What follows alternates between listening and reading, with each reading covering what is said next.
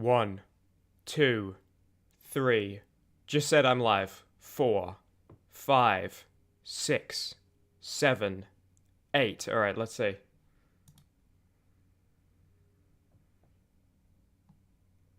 One, 2. Okay, but how much of that is actually... When does it start? I'm trying to figure out... Listen, fellas. I'm trying to figure out when the stream actually starts, because I have this fear. You know how every single live stream I've ever done has opened with me, like, having trouble? And, like, a kind of, like, at least 8-second silence? Part of that is because I'm just having trouble and I'm a guy who has trouble. Just in general. Part of that is also that I'm, like, very afraid to start talking after I hit the button. In case... Like, what if I hit the button and I start talking and it's like the first 5 seconds are cut off and they don't work? So, how can I, hang on. If I go to my channel, do I have the thing turned on where you can go back to the start of the stream? You don't have to, or do you have to watch it live? You can go back. Okay, ready? This is a huge moment.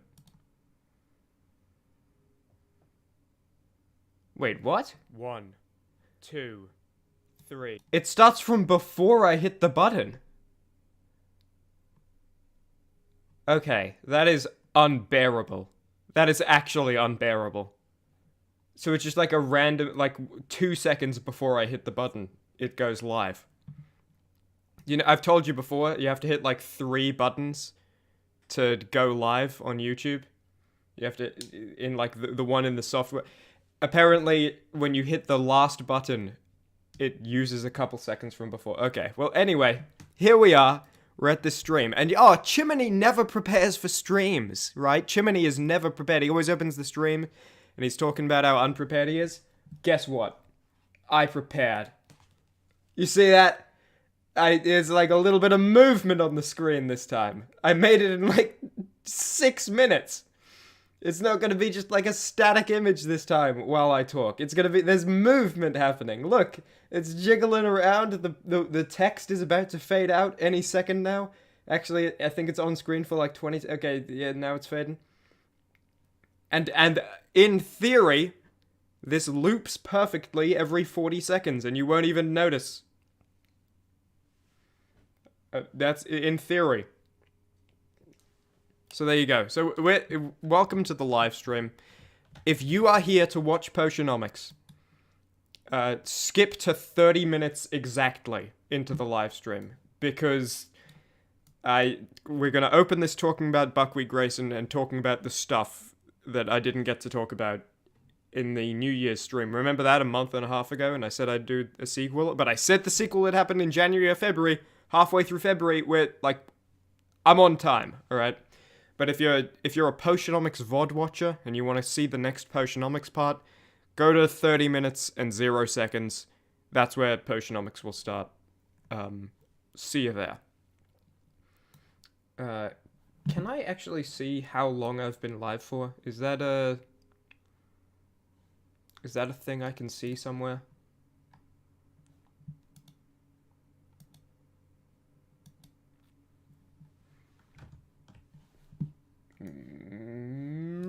What if I open the stream in a new tab and don't mute it so it causes problems on purpose? Is that a thing I can see somewhere?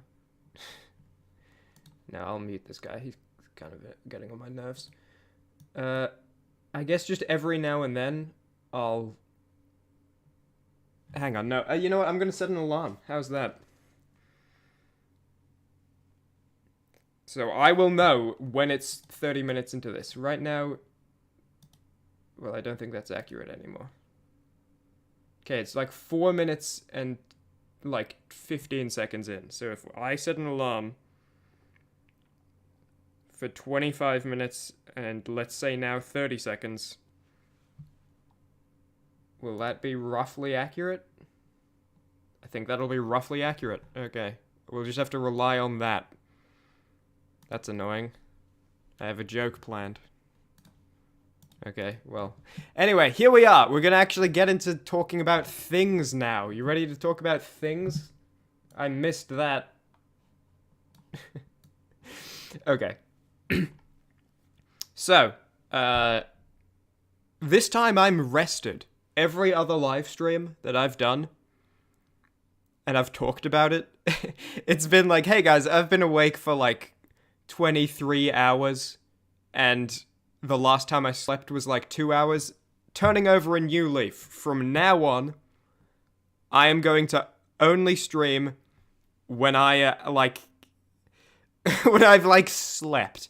And, I've woken up recently. Because my voice in the last stream, watching it back, it was a head scratcher, mate. It was bad. And hello, Adrolian, which I think I figured out how to pronounce your name. It's Adrolian, isn't it? Because I was saying Adrolion, and then I asked if that was right. And then you said, the way you typed it, I was like, oh, it's Adrolion. Adrolian makes way more sense. I'm assuming it's Adrolian. I was thinking about this the other day. I was like, oh my god, it's definitely Adrolian, not Adrolion. So, hello, Adrolian. Okay. So, yep, it is. Okay, yeah, that's humiliating that for the whole stream. I was just saying, Adrolion, what is it? Adrolion makes sense. Adrolion, I don't know what I was thinking with that one. I don't know what I was cooking up though. So, I'm sorry, I just have a little checklist of notes. I want to make sure I don't miss anything. Oh yeah, one thing I wanted to mention. Some of my plans for this year. If I pull out my plans real quick.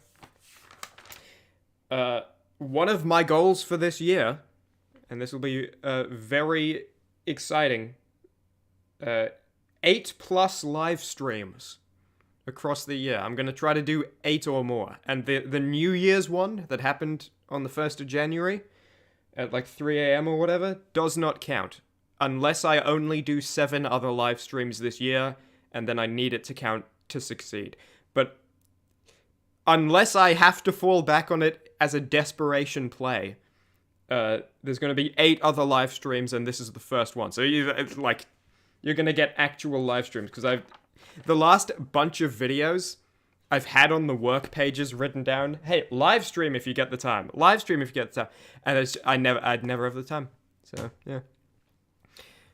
Adrolian, you say, I, Chimmaney, promise I will only live stream when I've got more than 8 hours of sleep. Let's say 6 hours. Let's not go crazy. All right.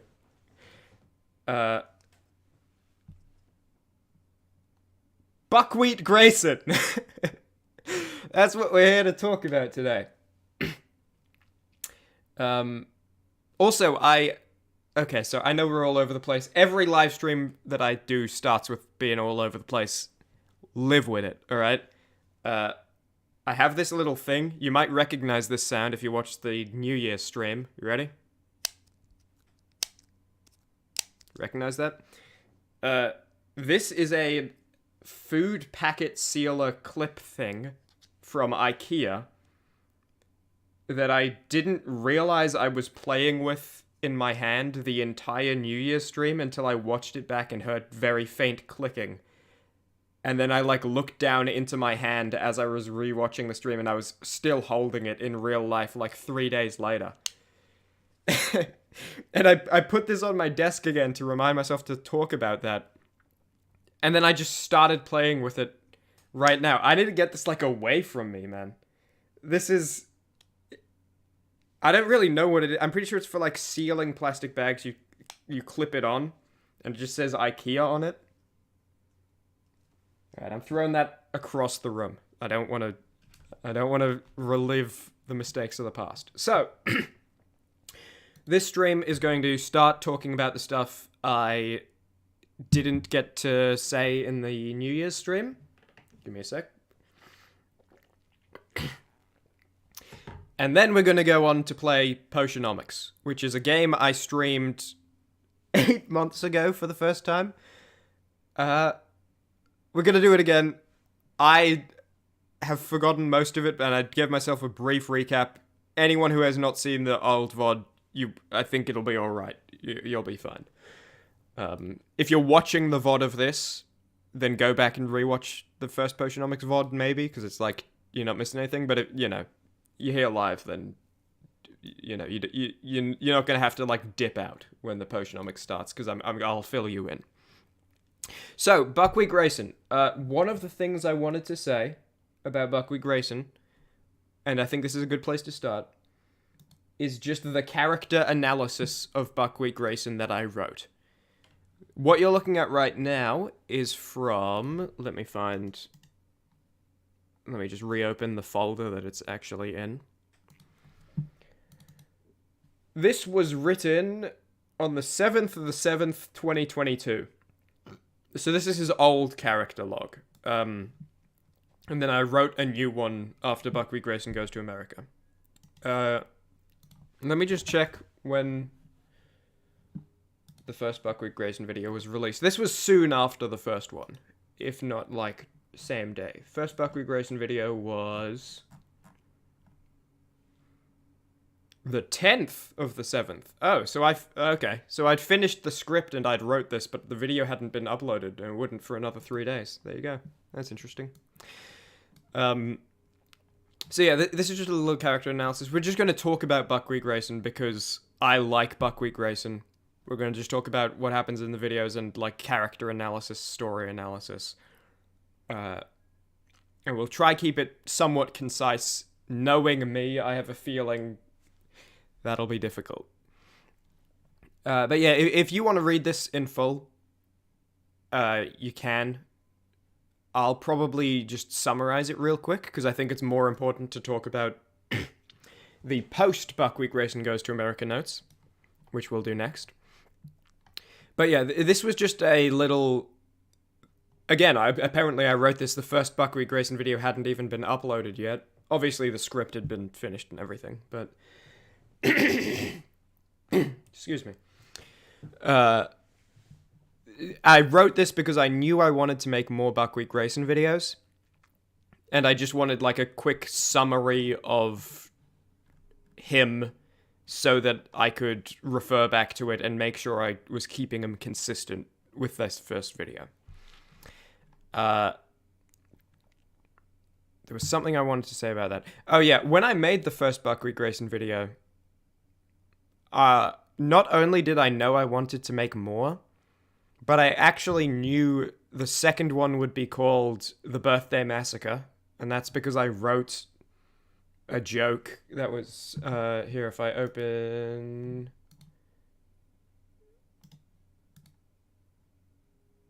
this.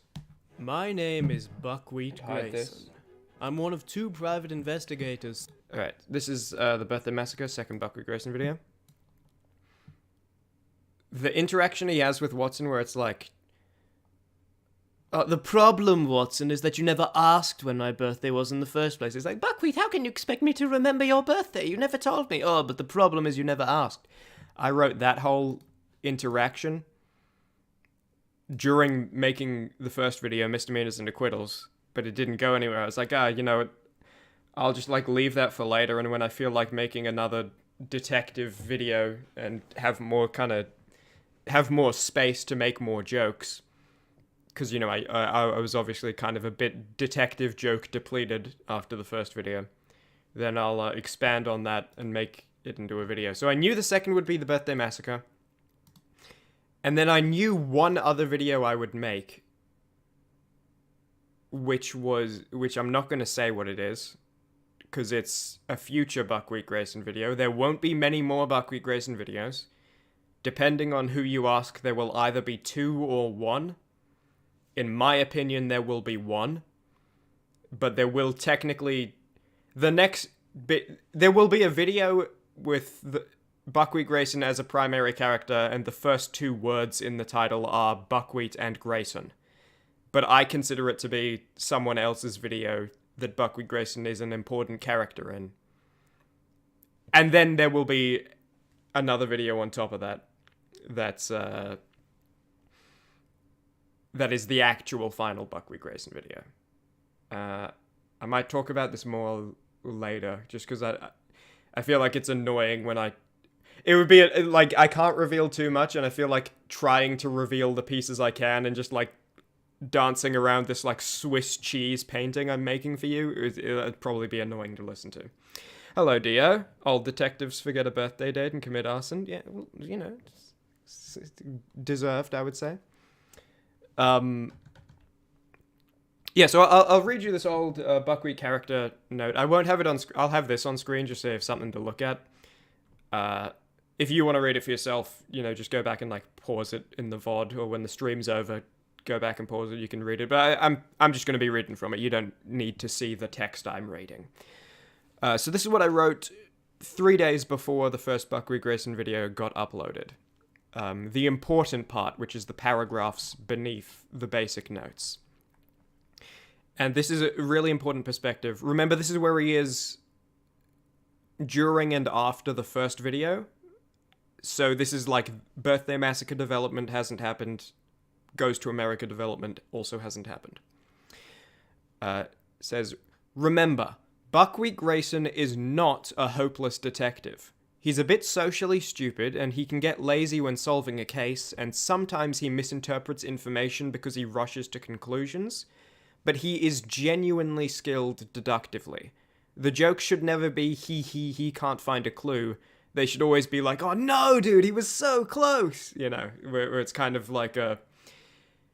It is important to me that he is actually good at being a detective. Because I feel like jokes about incompetence and about like, oh, this guy doesn't know what he's doing, don't have very much longevity. You can make funny jokes about a person who just has no idea what they're doing and is floundering about. But you can't... I feel like you can't make a series out of that, Think like... this is a show I've watched only a little bit of, and it was a couple of years ago. But Brooklyn Nine-Nine, if you've seen that TV show. It's about police detectives. The incompetent characters, I think it's Scully and something else, I forget. Again, it's been a long time and I only watched a couple episodes because I have no free time. They're kind of like side characters who show up for maybe 1 or 2 jokes an episode or less. Maybe they just won't even be in the episode. And the jokes are funny, but the main characters are all actually good because there's way more jokes and way more content you can get out of someone doing things correctly. Because, what's the difference between I'm incompetent at gathering clues and I'm incompetent at interpreting clues and I'm incompetent at, analyzing evidence? It's like, those are all kind of one joke, right? Because the joke is the incompetence, not what you're at. Whereas being skilled, you can have a different joke for each thing you're skilled at. Right? I don't know if I'm explaining this very well, but basically, you can get more out of competent characters than you can out of incompetent characters. You can get funny stuff out of incompetent characters, but it's just if you're going for longevity, there's not so much you can do with that. Adrolian, you say Buckwheat's problem's being impulsive, not stupid. Yeah, that's definitely one of his problems. And it's one he's kind of aware of. Well, we'll go into that. I'll keep reading. Buckwheat picks up information, notices clues, and spots inconsistencies. Sometimes this is for a silly reason, like a missing object affecting the room's feng shui, but he notices it all the same. He's not lacking when it comes to gathering information, and if he were to sit down and take the time to properly consider his findings, he wouldn't be lacking at processing it either.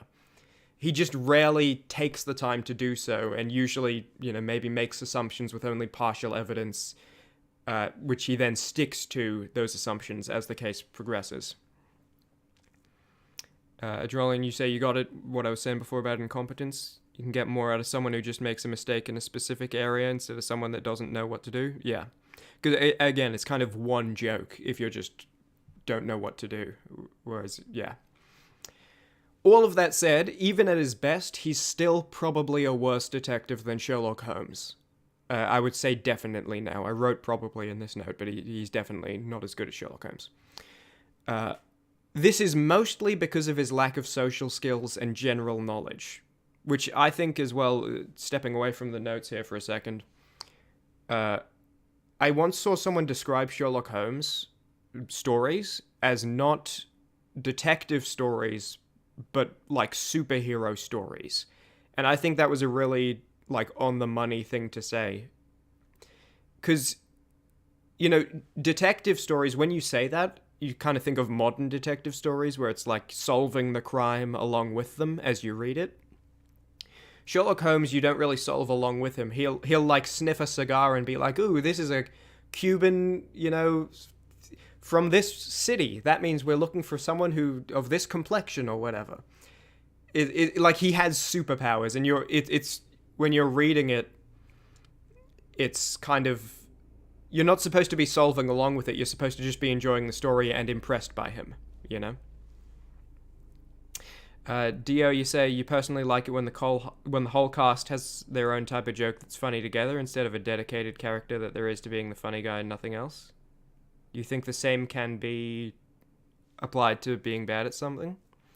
Let me just read that in my head, not out loud, to make sure to understand.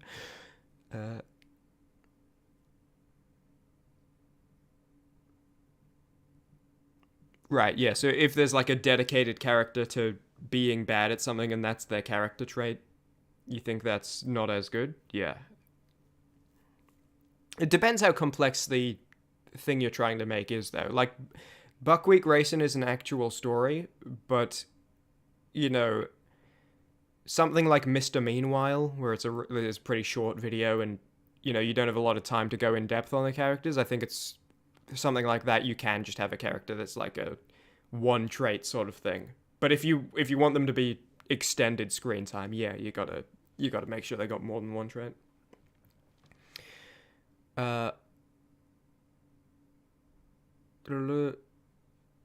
Sometimes he may have a random piece of otherwise useless knowledge that leads him to solve a case, such as recognizing the sewing pattern and exact thread color on someone's jacket and being able to pinpoint the geographical origin. But he won't recognize a prominent political party's badge on that same jacket. That's not a joke I ended up using in any Buckwheat Grayson video, but that was a plan of something that could be done. Is like, I think it could be funny as like a one-off joke if he just suddenly has extreme knowledge on a really obscure field, right? But you wouldn't want to do that too many times. He may recognize a statue of a lesser god from an obscure religion, but he doesn't know what the flag of Italy looks like. Yeah, I didn't end up using that, but I still think that's in character for him.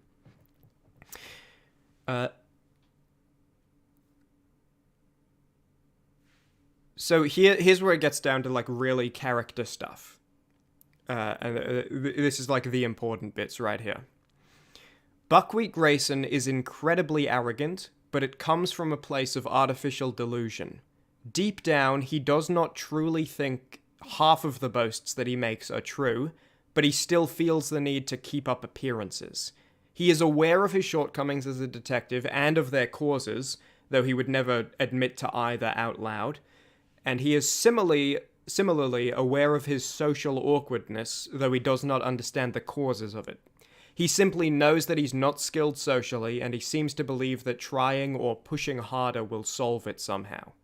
And then this is all quite deep down inside him, and it's not something he's entirely conscious of at a surface level. So I just add that to basically say to myself, hey, don't have him talk about this. He doesn't know. But you should know when you're writing him, right? That, like, he doesn't actually believe his boasts, even though, like, that's a really internal thing. It's not something he's actively aware of. And he knows he's not skilled socially, but he doesn't understand why. Where was I up to here?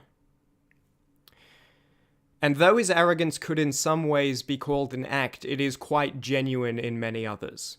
He does not believe he's the greatest detective in London, but he does still consider himself a great detective, and he feels that if he were ever to stop saying he was the best and acting like he was the best, then other people might realize that he actually isn't, and he can't let that happen. And then I just reiterate again that he's not consciously aware of any of this because he never sits still long enough to introspect on it. So it's not something he knows, it's just so I can get in his psyche when I'm writing him. What traits does Buckwheat share from the original character? Well, the original character of this game is Sherlock Holmes. This is Sherlock Holmes in this game. So the original character, it's just Sherlock Holmes. It's like infallible genius. The actual Sherlock Holmes wasn't infallible, but, you know, in this game he is, and in some modern interpretations he is. Yeah, he doesn't really have any traits. This game was not like a social simulator. It was like a walk to the next puzzle to solve the crime sort of thing. Put misdemeanors and acquittals on screen in the meantime. You didn't know that? Well, now you do. Something I like, I think I mentioned it in the New Year's stream, which I quite enjoy. The first game's title is Sherlock Holmes Crimes and Punishments, which is why the first video's title is Buckwheat Grayson Misdemeanors and Acquittals, because it's like, yeah. You really like it when Sherlock fails? Too bad that doesn't happen anymore. Yeah. I'm not like a huge Sherlock head, but I've read a couple of the things, and I've seen like clips from the TV shows on YouTube. I've never actually seen the shows, but because the real Sherlock. Oh well, actually, we go into that in the American notes because Sherlock is actually a character in Buckwheat Grayson Goes to America. He's not just mentioned and like part of the world. Now here is a really important part of Buckwheat Grayson. This is like crucial to his core. Buckwheat is not mean and not evil. He genuinely tries to be good. He'll lend his book to Watson when Watson expresses interest in the title of the book, and he'll try to console relatives of murder victims even if he is really bad at it, and he, you know, consoles them until they cry. But he knows he should console people, and he tries his best to do it. He's just crap at it. And that's mostly because he's crap at understanding other people's emotions and at putting himself in their shoes. And Adrolian, you ask, isn't Crime and Punishment the name of a Dostoevsky book? Yes. You're not quite writing it his name right, but it doesn't really matter. It is the name of the Dostoevsky book, and they used it for the game. I think they just thought it sounded cool. Actually, in these, they made Sherlock Holmes read it in the carriage in the game. They read Dostoevsky's Crime and Punishments. So like they were aware that they were using it. I don't know where the carriage. There's like a carriage montage somewhere in here.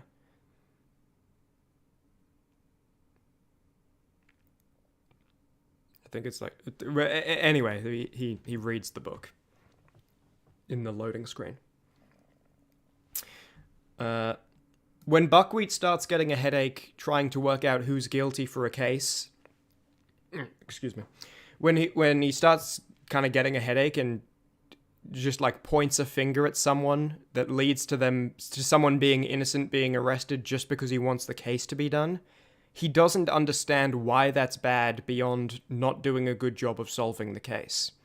If you sat him down and explained to him that, hey, what you just did like ruined a person's life, now they're in jail forever and they won't ever get to visit their friends or family again, he would feel awful because he didn't actually consider that, right? He didn't think, oh, if I send this person to jail, all these consequences. He's just like, I want to be done with the case. The case ends when I point a finger. I'll point a finger. He has a selfish view of things because he forgets sometimes that other people exist. He wants the case to end, so he ends it, and that's all. Whenever he is aware of other people being impacted negatively or feeling bad emotions, he does try to fix it.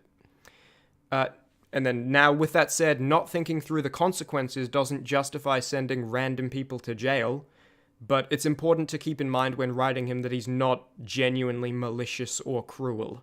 He just kind of sometimes is a bit like a child who doesn't understand.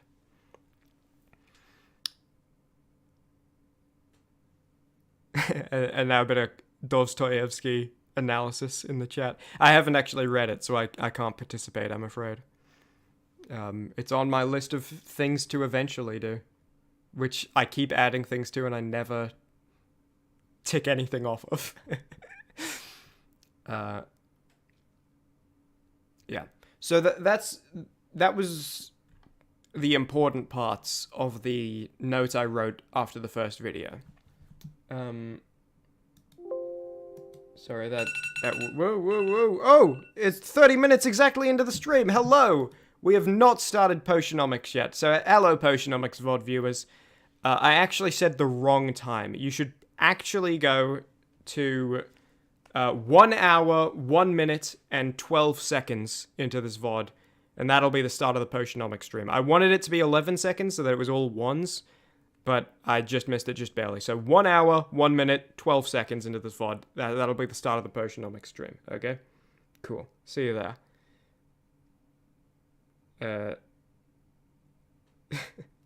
Let me set another timer up.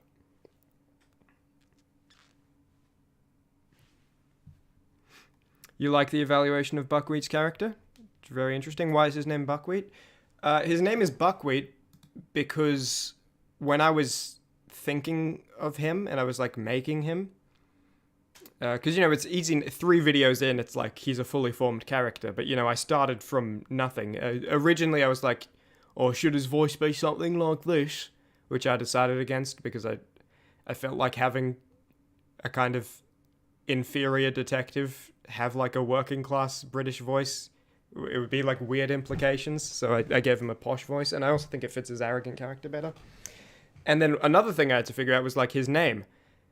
And basically, I wanted it to parallel Sherlock Holmes, where it's like a weird-ass first name that you've never met anyone named Sherlock, and then just Holmes, and it's like a normal last name. I've never met anyone with the last name Holmes either, but like it's a normal last name, right? And genuinely, the first idea I had was Buckwheat Grayson. I was like, I don't know, Sherlock, and then like normal name, Buckwheat Grayson. And then I was like, that's kind of funny, that's good. But let me make a couple other names just to see if I can come up with one that's like better. And I couldn't. I made like 3 other names and I was just like, Buckwheat Grayson is perfect. I love Buckwheat Grayson. And so that was his name. It was genuinely the first thing I thought of. Which I think there's another story that's similar to that as well, where it's like, oh, that's the variable carrot. That's also how I got the variable carrot's name. Is I made one idea and I was like, okay, that's kind of good, but also a bit silly. Let me make some other ideas. And then I was like, no, that first idea was bang on. That was perfect.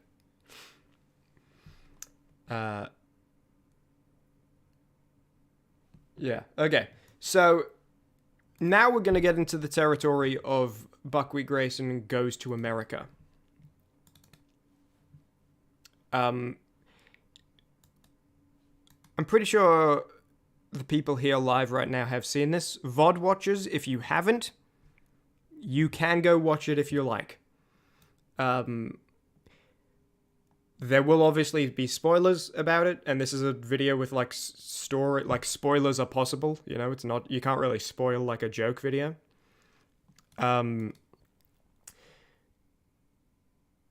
This is more than a joke video. So I would say the best way to watch it, I'm asking a lot of you here, VOD watchers, but I would say the best way to watch it is to watch it blind all the way through, then watch this live stream, then watch it again. But I realize I'm asking a lot of you right there. You don't need to do that.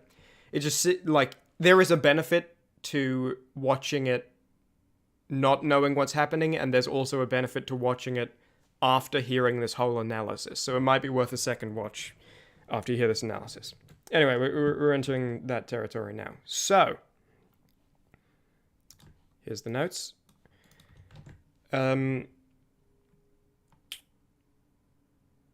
just thinking, should I explain this assuming everyone has seen it who's listening, or should I also explain things? I'm going to explain things again because other people probably aren't as invested in my videos as I am, so even people who have seen it, it was like 2 months ago. It was 3 months ago even. This was November. So I'll explain things again just because people may have forgotten. Let me just figure out a good starting point here. because I can just go from the top, but that might be a bit out of order. I think I'm going to have to go from the top here, though, because otherwise I'll be jumping around in the notes and I'll miss stuff.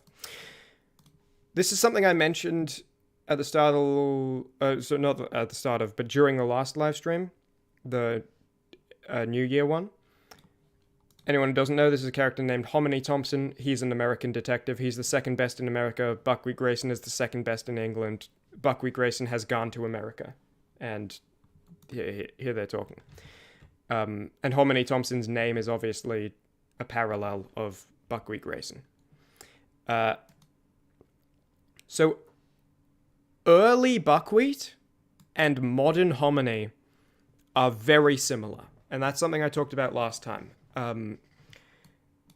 What happens in this video, and again, spoilers, last chance to not hear them, Chimmaney Thompson frames an innocent person to win the detective competition between them. And then Buckwheat figures that out and talks to him, and he talks about why he framed an innocent person.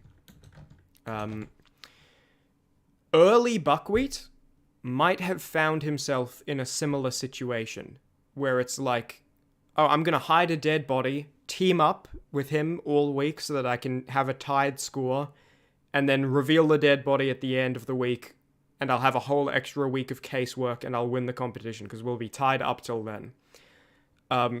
So Buckwheat might have found himself in a similar position if we're talking like first video misdemeanors and acquittals Buckwheat. Early Buckwheat might have made that same mistake, because he would have been like, well, what's the harm, right?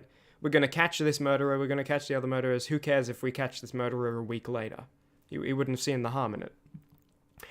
But he would have handled it very differently. Because Buckwheat Grayson has always been a very responsible man. So the moment after the burning boat, when it turns out that, you know, the dead man's wife just burned to death, the dead man's daughter nearly burned to death, and they barely managed to save her, and now she doesn't have any children. The moment after the burning boat, Chimmaney Thompson says, you know, well, we did all we could. There's no point in thinking about what we could have done better. And that is the crucial difference between Buckwheat Grayson and Chimmaney Thompson, even early Buckwheat Grayson. Because Buckwheat is always thinking about what he could do better. Chimmaney Thompson dismisses his responsibility. We did all we could, no point thinking what we could have done better, even though that's a dead lie. Buckwheat is always thinking about what he could do better. Even early Buckwheat, who might have found himself in a similar position because of just who he was, he would have handled it very differently from this point on. He would have owned up to it, and he would have just said outright, hey, look, I found this dead body a week ago. I'm the one who moved it. I originally found it here at this location. I didn't know he had a family or that they were missing.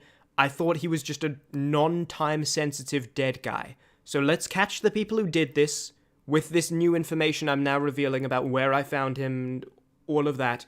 And then we can punish me, and I'll probably, realistically, knowing Buckwheat, quit being a detective forever out of self-loathing because I was responsible for this, and I do hold myself responsible for this.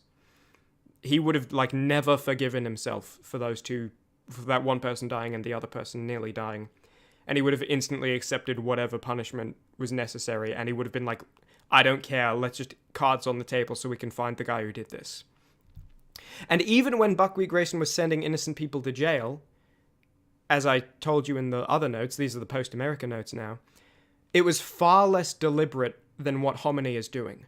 Because Chimmaney is planting evidence and convincing the guy personally that he did it, and seeing the man's distress, and then he is knowingly sending him away for a life sentence. Buckwheat, based on the illusions in the video, he just got bored of a case, pointed a finger, and then finished the case, right? He didn't realize it was wrong or really consider what it might do to the person. He just thought, I want this case to be over. Cases end when I accuse someone. I'll accuse someone. It's still a morally wrong act, but it's one that came from ignorance, not maliciousness, you know? He didn't realize what he was doing, and once he did, he not only stopped, but he seems to have gone out of his way to own up to his failings and ensure that all the innocent people were set free. He mentioned it at the start of this video. So yeah, it's not a perfect fix for his mistake, but it's all he can realistically do to even come close to fixing it. And based on his age, which he's actually quite young, the longest possible sentence that one of his innocent people would have served would be like 24 months at the very, very most. And the real longest is probably like 11 months. Because he was only 22 years old at the start of misdemeanors and acquittals, which takes place after his last time accusing an innocent person. And yeah, you can see, I'm sure, the big difference between being like, whatever, that guy did it, and going home, versus like going into the house, planting evidence, talking to the guy you're accusing, seeing his distress, and like, oh, my wife is going to be, I can't believe I did this murder. Like, it's very different. Something else is that Buckwheat Grayson has matured over the 3 videos a lot. And he's increased his skills and his competency a lot. And you see in this video a lot of kind of clever detective tricks for finding evidence or securing confessions. Some of them seemingly of his own make. In the montage, for example, there's this one. Our suspect must be someone who's bad at handwriting. I am so good at going undercover now, Chimmaney. Here, watch me. Hello, hear about your results. I'm afraid it's inoperable. What? But I'm not even really sick. Aren't you? No, I was just trying to steal some drugs. In my blood. I was gonna get home and let all of the drugs out of my blood for storage and resale. Gotcha. Right? Like, that's a Buckwheat original right there. So, like, he's genuinely innovated in the detective scene. He's genuinely improved. Like, he's good at it now. And he's, you know, he's not just, like, reading from a textbook of detective skills. He's probably doing that as well, like, studying up what other people are doing. But he's also making his own techniques. And there's other examples in the video. That's not all. He's excellent at going undercover, and he does it all the time. Just 8 months after his first ever time going undercover, which is at the end of the birthday massacre. He's much better at comforting people now, which he has clearly put a lot of work into fixing this part of himself that he found lacking. He's still not a master, but he's like way better, especially for the most aggrieved. Like, for example, he's good with the dead parents' Madeline here. He's pretty alright.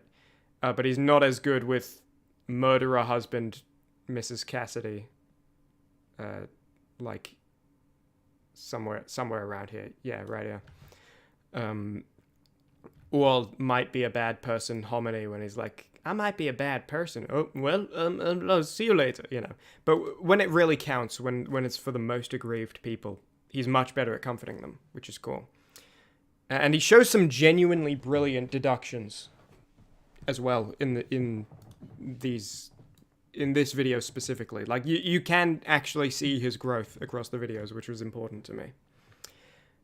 He clearly takes the job a whole lot more seriously during times when it really matters, and he's far less self-centered. Even things like, you know, at the end of the competition, he's like, oh, you know what, it's been quite good working with you. I'm happy to just do this last case together, call it a draw. I don't care about beating you in this competition. This is, you know, whereas past Buckwheat probably would have just been like, no, I just want to get the rank, you know.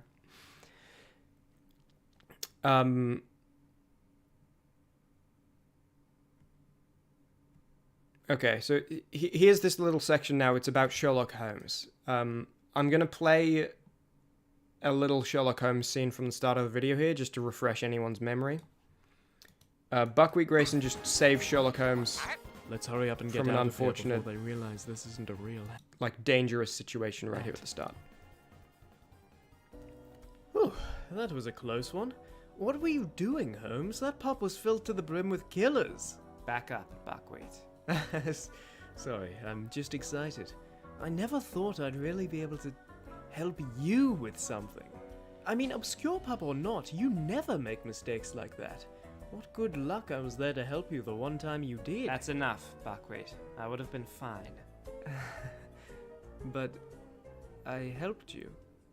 Buckwheat, I understand you've been working to improve yourself lately. That's admirable. But you have to know you'll always be in second place. Come on now, I'm a good detective now. I'm like you. You are not like me. This one happenstance doesn't make you my peer. Come on, Sherlock, I know I'm not I looked into your old convictions. You used to send innocent people to jail just so you could finish the cases you'd lost interest in more quickly. That was before I knew that was wrong. I haven't done that in almost 2 years, Sherlock, and I've put some really bad people away. And, I might add, those innocent people are all out of jail now. How long am I supposed to just take people saying that I'm not good enough because of the way I used to be? Is this supposed to just follow me around forever? I've changed, Sherlock. Sure, but you have to know you'll never be a real detective, Buckwheat. I'm sorry? Perhaps I'll see you around. Holmes, how can you be so cruel? You had to hear it, Watson. One mistake on my part doesn't make him any less inferior. That doesn't mean you can just talk Well, to him like that. Holmes was right about one thing. As long as I stay in London, I will always be in second place. I'll always be in Holmes's shadow. Maybe it's time I stepped out of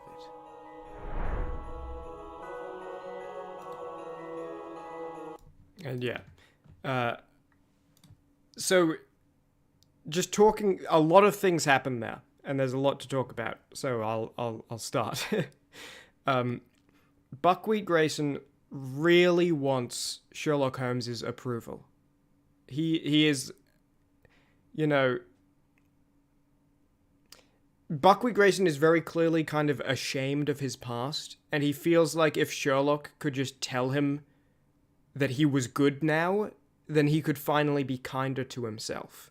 And he needs to hear it from someone he really respects, like Sherlock. And in this case, when he's able to actually help Holmes, thanks to a mistake Holmes made that Buckwheat did not make, he thought he might finally be able to make Sherlock admit that he was a good detective, but instead he just got berated by someone he really respects and admires and semi-secretly wants to be more like. It was important to me. I didn't want to just, slander Sherlock Holmes. So I wanted his reaction to kind of be in character and justified to him, right? I didn't want to just be like, I made him, a dick for no reason. Because Sherlock Holmes, he kind of can be a dick. Sherlock Holmes's intellectual superiority is very important to him, right? He really needs people to know how clever he is. And he wants it to be recognized, right? So he would absolutely hate for an inferior detective to, in quotes, save him. And he would immediately want to put them in their place, to just let everyone know, hey, that was a coincidence. We're not equals. We're not rivals. I'm better than them. This was just a coincidence. I made a mistake one time. Especially since Holmes does have a particular dislike for Buckwheat Grayson. If you read Sherlock Holmes, the way he talks about the police is, obviously very... imagine if a random police officer happened to walk in and save Sherlock Holmes' life at some point. Sherlock Holmes would have probably, he probably wouldn't be like, oh, thank you very much. Oh, that was really kind of you. He would have been like, I'm better than this person, by the way. It's in character. He's not a he's not a bad person, but he can be a mean person. Especially when it comes to, challenging his intellect, in a way. Which Buckwheat Grayson, again, does not do. He's not as good a detective as Holmes, but it's the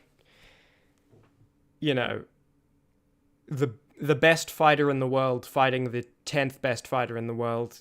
If they fight 100 times, the best fighter doesn't win every time, right? They just win the majority of the times. And something to note is that Buckwheat Grayson, just in general, is not particularly kind to himself. But that most of the world isn't particularly kind to him either. But he is his harshest critic. He does try his best, And he's faced with the question, and this was one of my favorite parts of this video, and it's you see it there. It's not really brought up explicitly apart from in that intro, but the themes are present throughout. He's faced with the question, is he lesser because of what he used to be? Because his past mistakes, you know, accusing innocent people, the mistakes he would never make today, his past habits which he had to overcome, do they make him lesser than somebody who never made those mistakes or had to overcome those habits? Right? If someone had been as good as modern Buckwheat for their entire life, are they better than him just because he had to put in effort to get here? Even though they're completely tied today, does his past hold that power over him? That someone who is equally as good as him today is better than him because they were never less good. Even though today, identical, and today neither of them would ever do those things that Buckwheat used to do. Is he worse because at one point he did?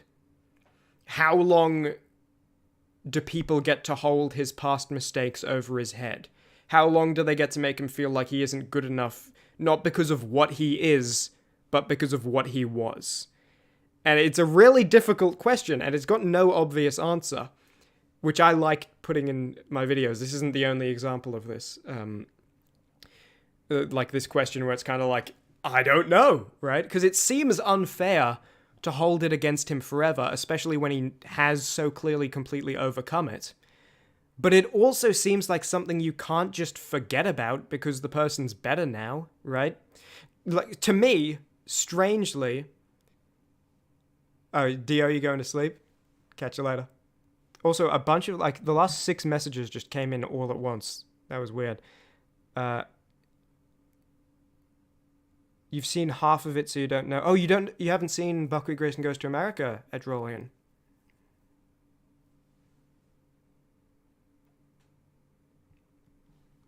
Where was I up to? Yeah, so to me, it seems unfair to hold it against him forever, but it also seems like something he can't just forget about because he's better now. Strangely, it almost feels as though it is simultaneously unjust for people to talk down to him because of his past, while at the same time, it would be unjust for him to completely isolate himself from his past and stop blaming himself for it, right? At the same time, it should not be forgotten about or swept under the rug, but it also seems unfair for other people to not forget. Like, to me, it's like he should be holding himself accountable and not forget what he was, but it's not fair for other people to keep bringing it up constantly when it's... Because it's like, well, what do you want me to do? What do you want me to do? I've improved. What am I supposed to do? But then if that was his attitude, if that's his response, it's like, yeah, no, good point, Buckwheat. But if that's his attitude from the start and it's like, oh, but I'm done, it doesn't matter, forget about it. That's also like, well, come on, Buckwheat, you can't just forget about it. You need to hold yourself accountable. But if someone else is holding him accountable over... It's... You see what I mean? It's... Yeah. Anyway. I like those kind of questions where it's like, I don't know. You know, it's morally... Both of the No Robots videos have a similar kind of question where it's like, I don't know what the correct answer is. Because they both sound right. Neither sounds wrong. Sometimes there's a question where both answers sound wrong. I like questions where both answers sound right. And yeah, last little note. I just wanted to touch on that question because I feel like it's a really important part of the video. And a really important part of Buckwheat. Because as I say, he's very unkind to himself and he is super responsible.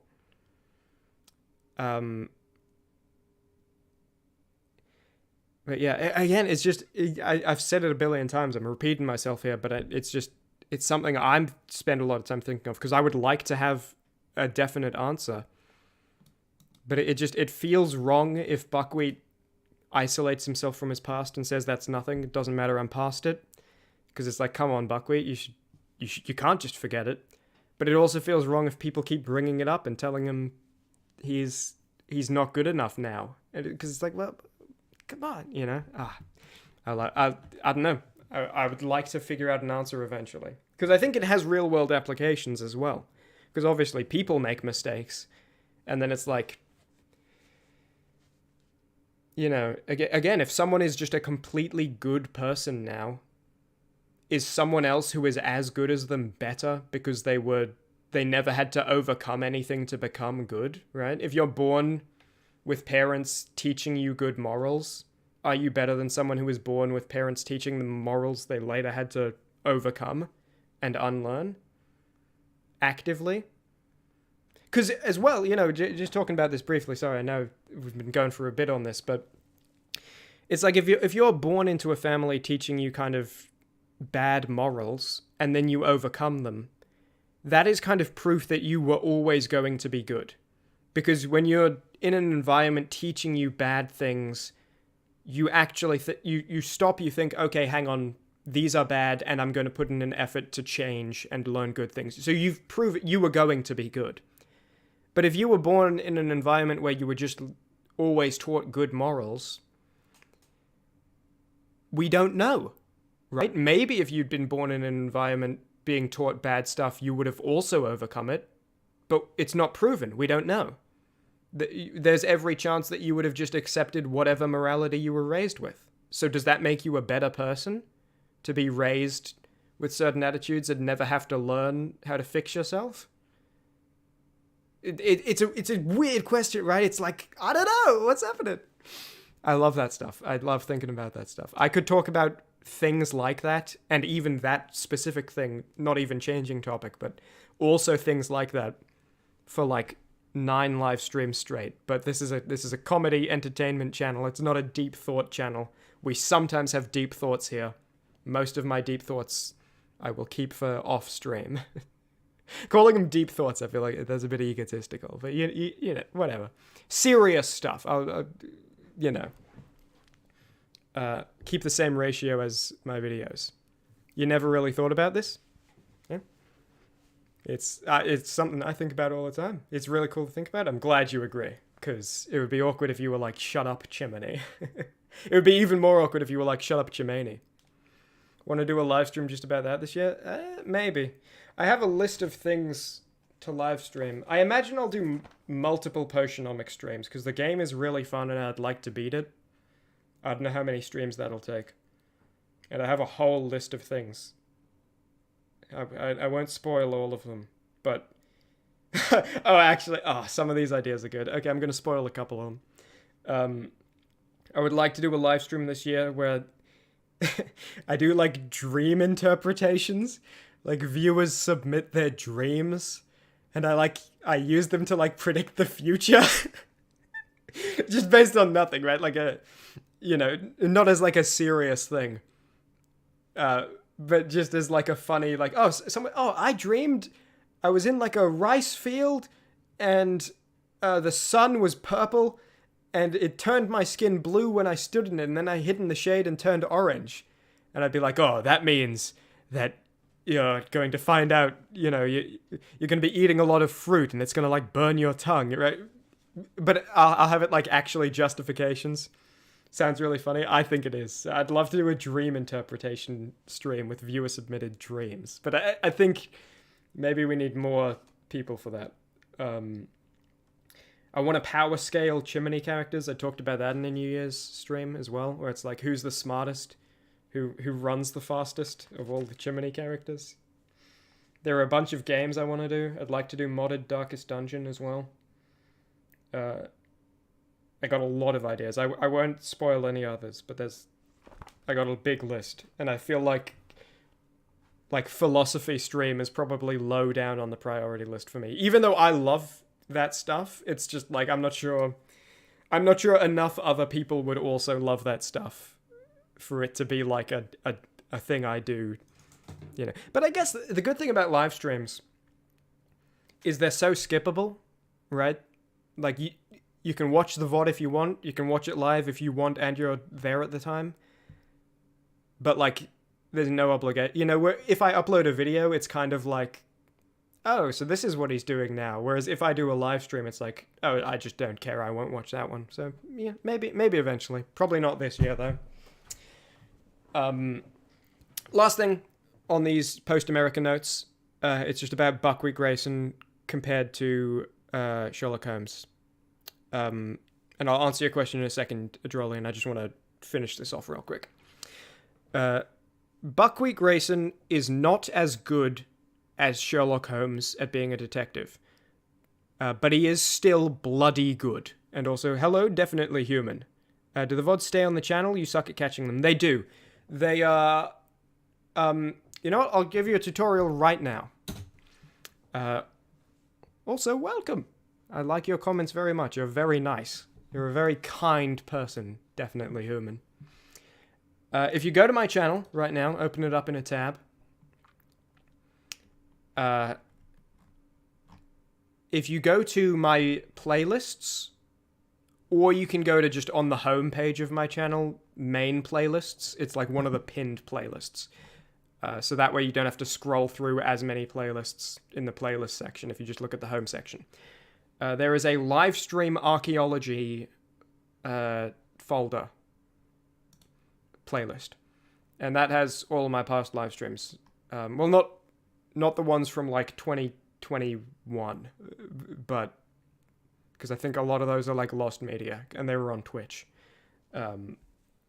Way before even the first Darkest Dungeon video. But yeah, so live stream archaeology is the playlist. You can find it on the home page of my channel or in the playlist section. There you go. The very secret stuff. It's not that secret. And yeah, welcome to the stream.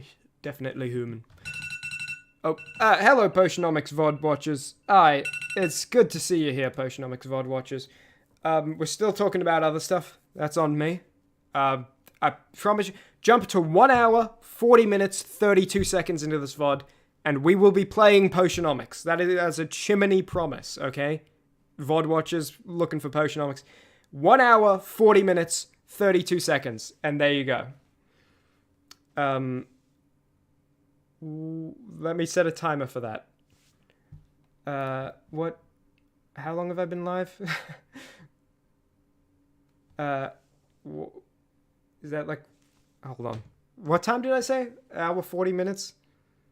Alright, I'm just going to set a 39-minute, 34-second timer. There we go. Are any of the viewers from the old live stream still watching the videos, the Twitch live streams? There were none. So, unfortunately, no. And definitely, Human, you ask, the video I'm talking about now is how you found my channel. I remember you commented, you said something along the lines of,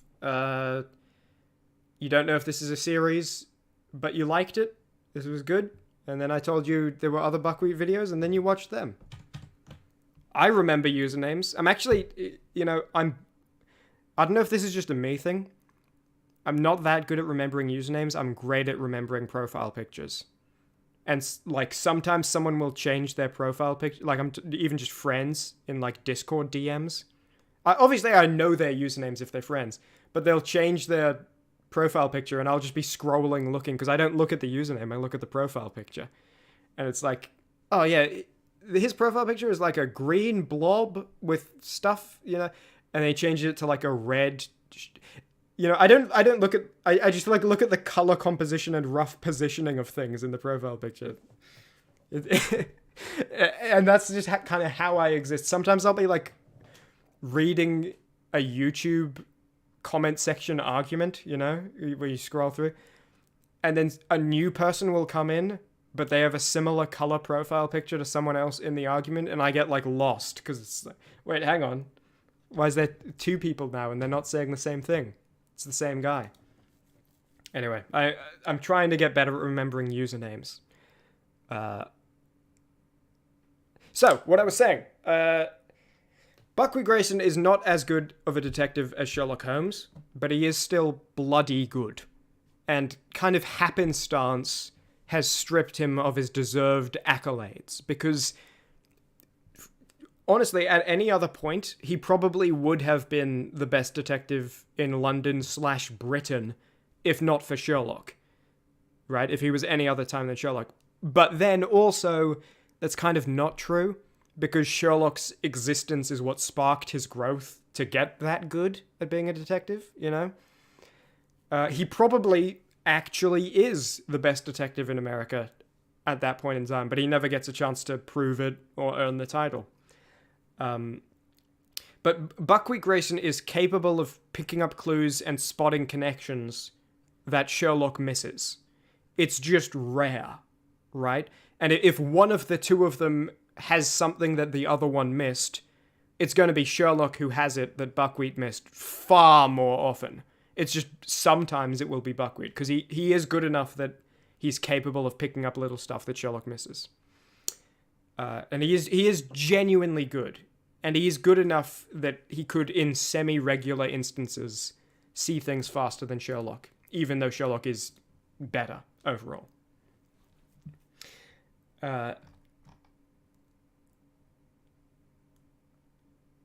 Yes, so that's most of what I wanted to talk about in terms of Buckwheat character analysis. Definitely Human, you missed most of it. If you want it, you can check out the VOD later. I still want to say some more things about the videos, but that's most of the character analysis stuff done. At least that's the stuff I had written down as character analysis. I'm sure there's plenty more I could talk about that isn't written down.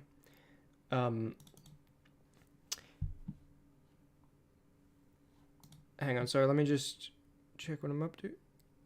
If Buckwheat was less impulsive, would the scores be even between them? It's hard to say, because one other benefit Sherlock has over him is not just a lack of impulsiveness, it's also general knowledge, right? Like, Sherlock would, I smell that cigar, and now I know that this guy is French, right? I look at the weave of his shirt, and now I know that that's a Spanish shirt. And Buckwheat doesn't have that general knowledge, right? When it comes to, like, applying knowledge, he's really good, but he doesn't have that just...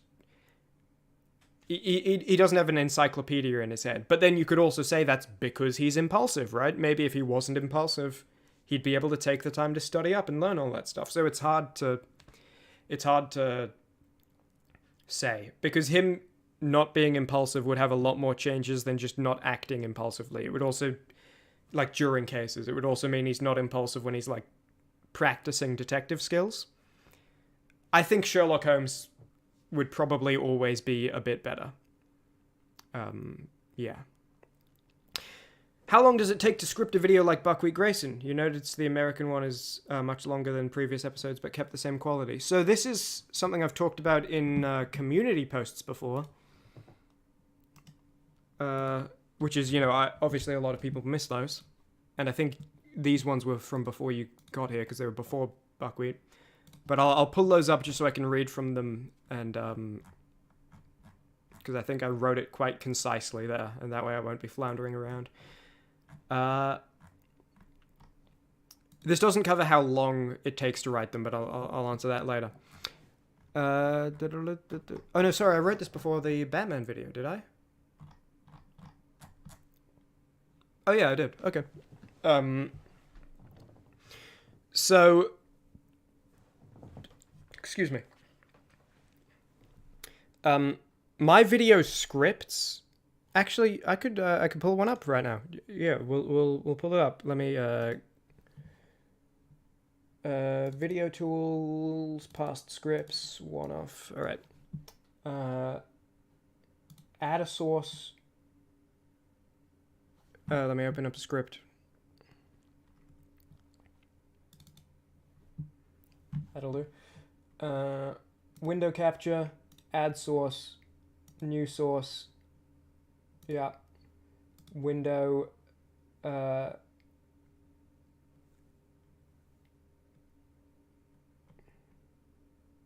This one. This is the script for Less Robots. I pulled it up first because I did like ASCII art at the top of this one, which I haven't done before, but I had fun. Anyway, that's the only reason this is here. Thanks for answering stuff I've already talked about. Very new here, but still interested to hear about the process. Oh, no problem. It's not even a strain. It's not even like, oh, I guess I'll answer stuff I've talked about before. Like, I love talking about this stuff. Seriously, it's not even a choice I'm making to, like, I guess I'll do that. That's just how I be. Especially since community posts, like, even if you're subscribed to the channel when I make the post, I'm pretty sure the way YouTube works, like, you probably missed it, right? So, reading from the community post while you look at that, my video scripts are generally just TXT notepad files, because the scripts only need to make sense to me. So the only time I write in any kind of, like, direction is when I think I might forget how I want to do something. Most of the time, I can easily tell which character is talking, so I don't need to do, like, Mega Man, whoa, did your eyes get smaller? Because I know that's him. I know exactly how I want them to deliver the line, so I don't need to be, like, oh, in brackets, surprised, or, like, whoa, questioning, you know. And I know what visual action is happening while all that goes down, because I just know, I remember what I want. So I don't need to write that down. I don't need to spend time making the script look like a script, because I'm the entire production team. So if it's clear to me, then that's all that matters. And this is, like, I write this and I picture exactly what's happening. I know it zooms in, I know it freeze frames, I know what part of the video game footage is here. I know which characters are talking. Anyway, all that is to say that judging a video's eventual runtime by the word count of the script is not always an accurate way to measure how long the video will end up being. Because some videos need a lot more stage directions written down as to what's happening on screen. For example, Darkest Dungeon, there are a bunch of, animations in that series, and so I kind of write down what's happening, because I can't just... Here it's like, oh yeah, this scene where I'm standing in front of the roboticist talking to her. But in Darkest Dungeon it's like, oh okay, and then he leans against a rock, and it switches to this sprite. Some scripts require more words and more directions written down. And so because of that, a script like this is almost all just dialogue stuff. Whereas other scripts, so, another script might have the same word count and be half the time, because more words in the script are dedicated to not stuff that takes time in the final footage. Spending 50 words describing the scene only takes one frame of footage in actual video time. So I'm just finding where I'm up to in the community post. And some videos have a lot of characters together, so I have to specify which one's talking more often. Here I can just be like, yeah, it's roboticist talking to Mega Man, but if there was like 5 people in the scene, I might need to specify. However, Buckwheat Grayson Goes to America is 37.5 minutes long, and its script was 6,288 words. If Portal 2 was written by a moron, was 39.5 minutes long, and his script was 6,540 words. Batman Hunted Crime Fighter was 7,771 words, and it ended up being 49.5 minutes, right? Yeah. So, your OCD could never, but it's more efficient. Yeah. It's just because, and sometimes, there are stage directions left in. Like, I could delete I don't delete stuff, think of it like programming, if you know programming, where you leave, like, little comments. If you wanted to, like, compact your code, you could delete all the comments from it, but it's not necessary. Same thing here. It's like, I could delete this note that I want funny robot hating in this next scene, but I don't need to, because it's like, well, who cares? I've compiled the scene now, but it doesn't really matter. Less Robots is an interesting one as well, because it had a bunch of phases it went through. I'm very proud of this, by the way. I'm putting it on screen again. So, to go back to your question, how long does it take to script a video like Buckwheat Grayson? It's really variable, because different videos run into different problems. For example, my most recent video, How to Acquire Love, which internally is named The Big City, but I was like, oh, that's not a good YouTube title. But I thought it was funny because it's like The Big City, and then the video's not at all about the big city. I thought it was funny. But now the title's How to Acquire Love. It's a really short video, but that caused different problems, you know? Because it... in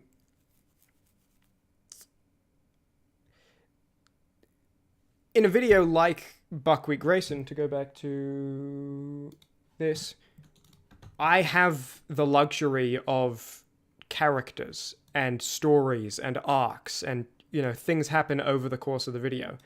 In a video that's 7 minutes long, it's like, I almost need to introduce a concept the scene before I execute the payoff, right?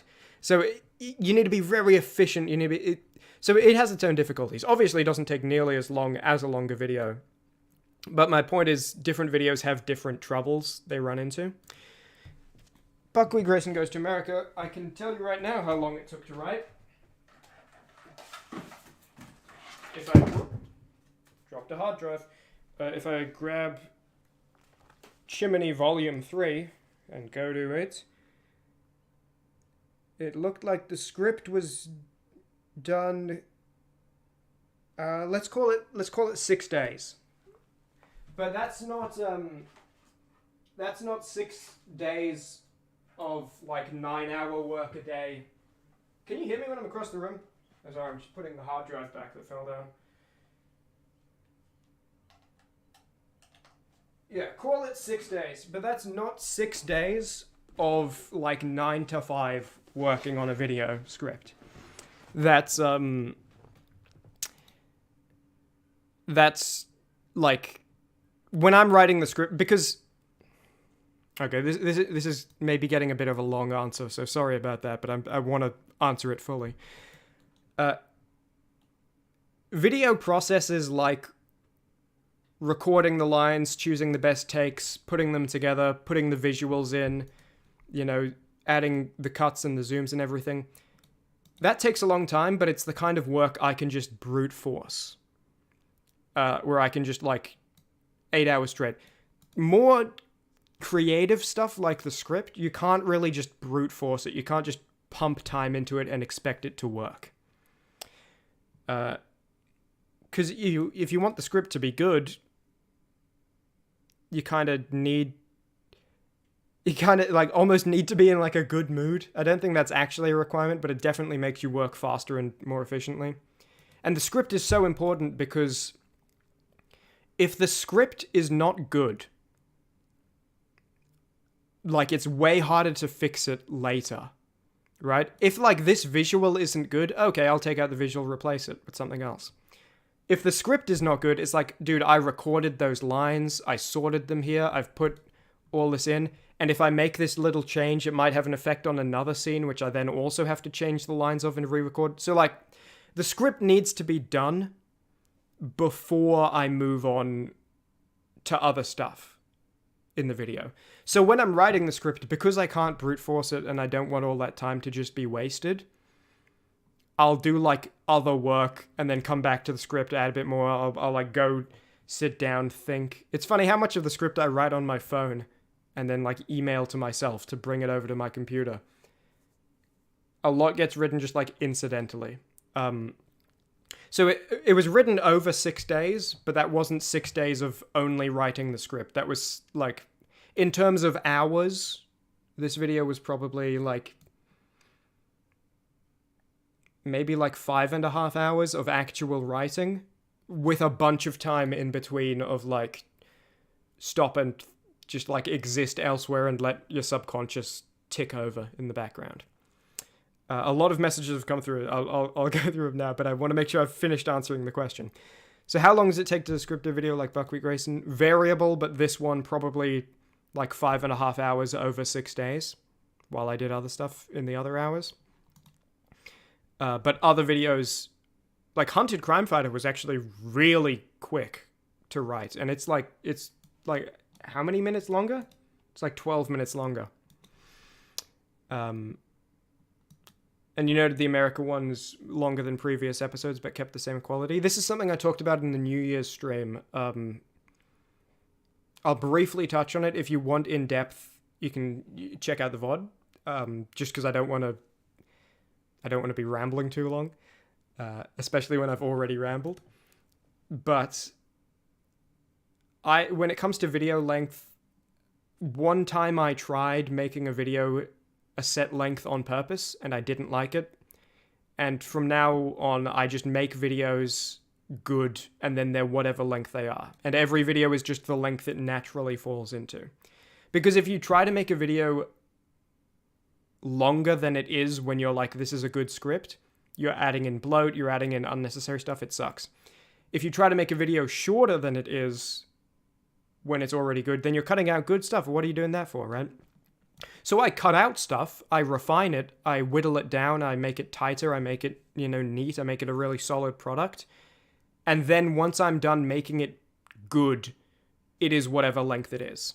So sometimes quite often a video will just surprise me with its length, and it's like, oh, well, that's it.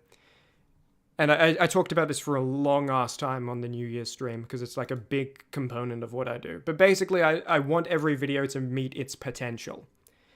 And I think it would, for example, if I decided to make Buckwheat Grayson Goes to America 20 minutes for no reason, what 17 minutes do you get rid of?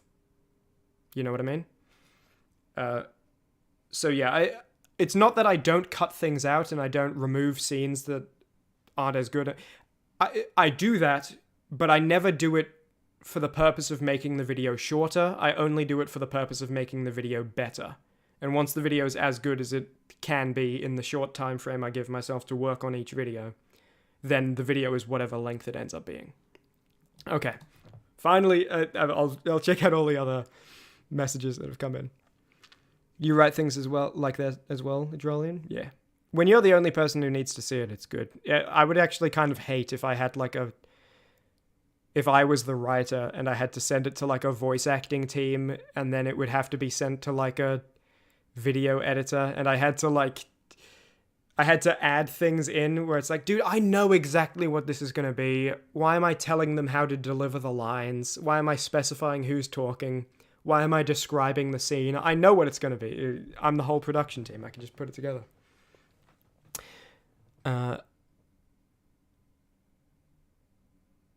It's actually really cool. It's interesting getting a window into the process. You're surprised 6,000 words translates to 40 minutes. Thought it would have been longer. Yeah. Again, some of those words, it's not reading 6,000 words out loud, because some of the lines aren't, some of the words, rather, aren't spoken lines, but most of them are, yeah. You also need to remember as well, though, like, characters speak over each other, so sometimes words occupy the same time zone, which is kind of like it's always funny to me, like, a scene will be like 40 seconds, and then of audio, and then I put it together the way they actually speak, with like little slight speaking over the end of each other, and it's like cuts out 15 seconds. It's crazy. Adrolian, you saw the original title on the notification bar. You're talking about The Big City / How to Acquire Love. Excuse me. You liked it? Pretty fun, cool, one person but two characters concept? Yeah. I think it also fits... stop sending new messages. New ones keep coming through. I'm not done with these. As I said in the New Year's stream, January and February, I wanted to be slower months, where I like worked at a normal speed instead of a breakneck speed. Things are going to get breakneck again in March. April is going to be interesting. That's all. Hey, be ready for April. It's going to be good.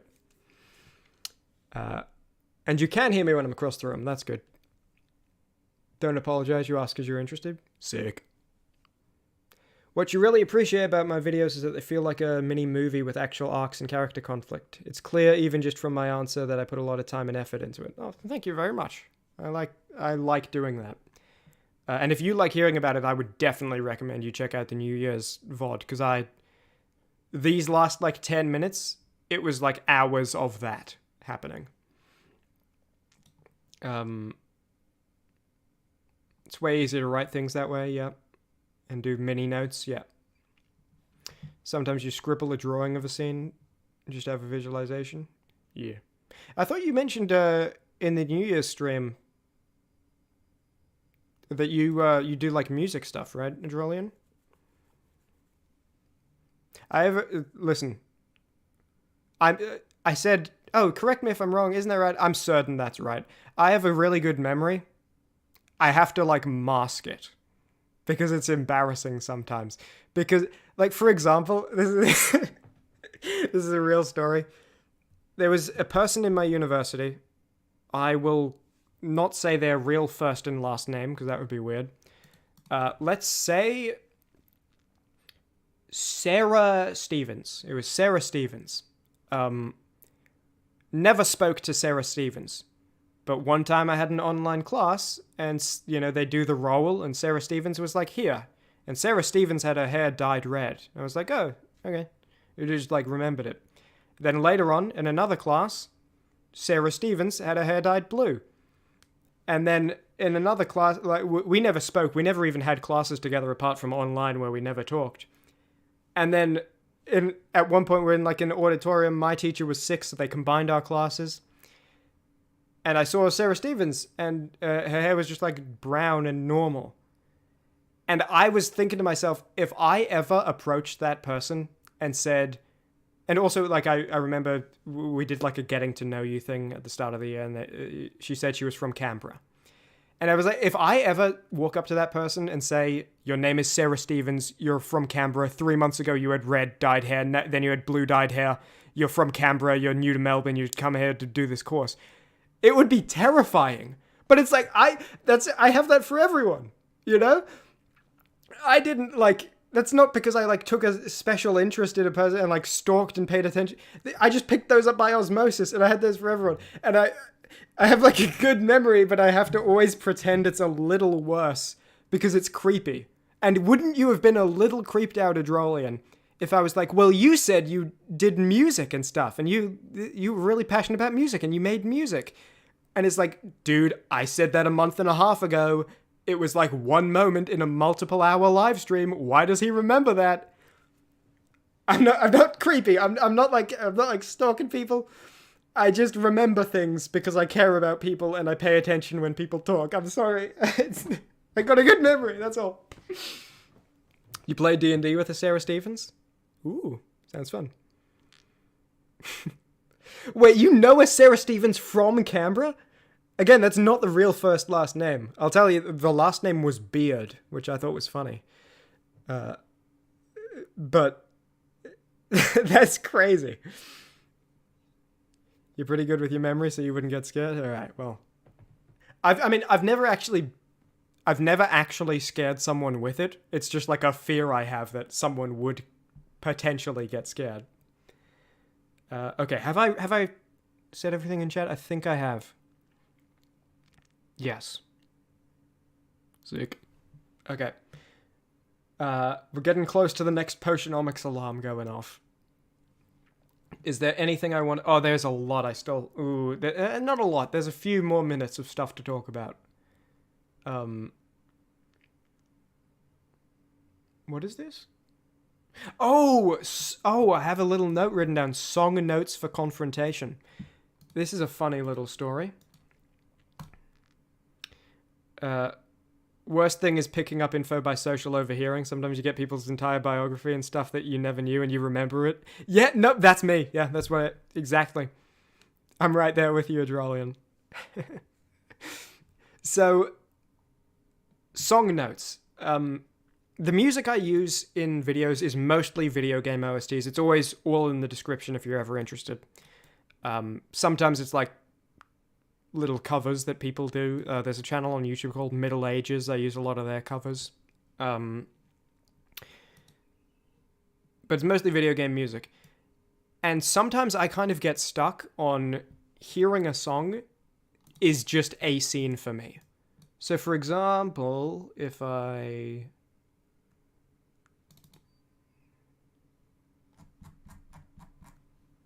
sucks. You feel like you're an imposter all the time. I don't think it's. I don't think you feel like you're. I don't think you'd be an imposter or anything. You feel like a spy. Yeah, I'm there. But it's hopefully, I mean, you saying that, maybe everyone in the world does this, and we're all afraid, and we're the first 2 people to say it out loud, and like, it's gonna spread. And this is everyone. All right, so this. Let me give you an example real quick. Some songs, this is what I was saying, become that scene for me, and it's like I can never use them again. And it's I don't like that. For example, this song right here.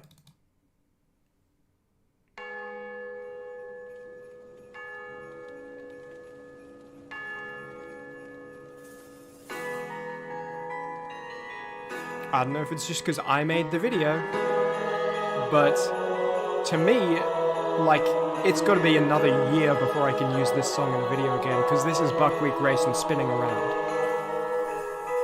You know what I mean?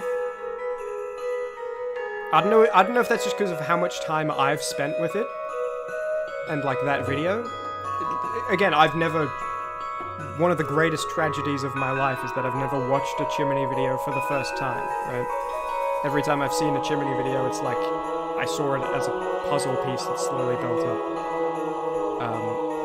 So I don't know how someone who watches a video once and like then that's the I don't know what sticks in their mind, but this sticks in my mind. And there was another example from a very old video called Memphis Commando. Let me actually pull up Memphis Commando real quick. Well, not that quick. I'm the one navigating through my never loading. There we go. Loaded. Hard drive. This is Memphis Commando. I'm not going to play the whole video, obviously. Captain Charlie Wood. This song is awesome. But to me... Hang on. I believe this is... Yeah, this is the Rebel Path cello version from Cyberpunk 2077. Sounds like this. It's amazing. Just wait, it's about to go right here. Oh, slamming. And yeah, I did do a Republic Commando video. In 2022? Yeah, 2022. Anyway, I love this song. It's like, wow, this song slaps. This is amazing. But to me, all I heard for like a year and a half whenever the song played was, "You're after the king." And let me play that here. All right, so it's literally, oh, this song's really good. "You're after the king." And so many times I wanted to use it, and I couldn't. And that's because of this. Come on, Charlie. You're not a real soldier. Sir, just got...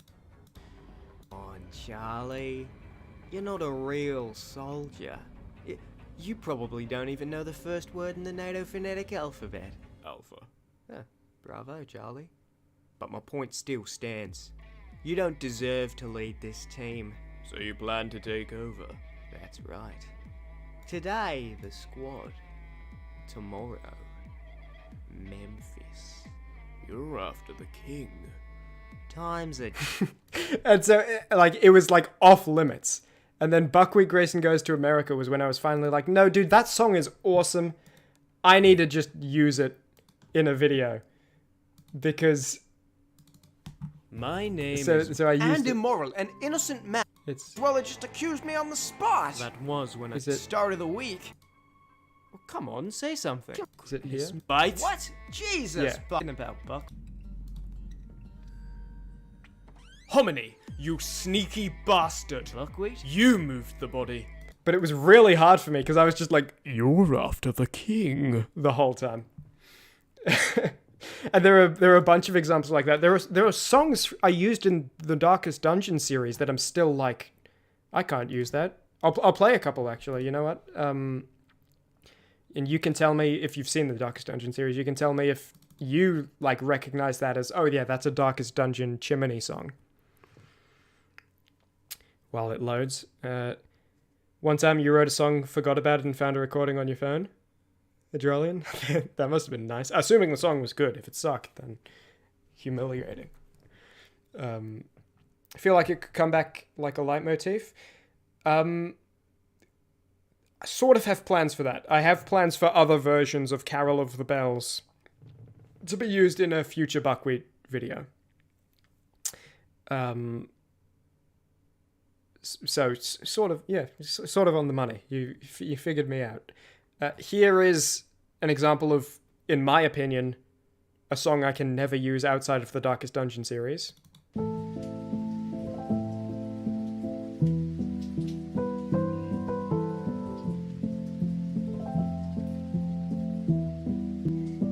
Oh yeah, House of Holbein's definitely, yeah, lyrical songs have way less reusability than just instrumentals. But to me, this is the Darkest Dungeon series.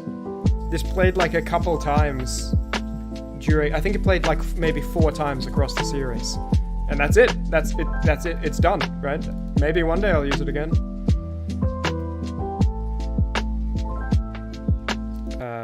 And then there are some examples as well. If it wants to load, we'll listen to this in the meantime. Is that too loud?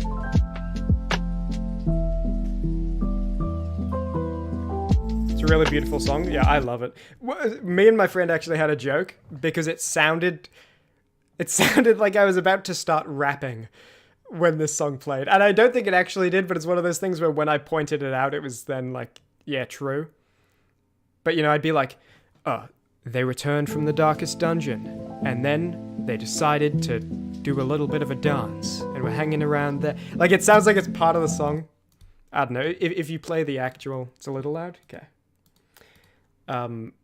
If you play the actual video, it's more in line with... I don't know, maybe I was speaking on beat or something. And then there were also some examples where it's like... Diss track coming soon. Yeah, actually, hey. Okay, this is not going to be possible to pull up in a timely manner. So, you know, I'm going to pull it up anyway.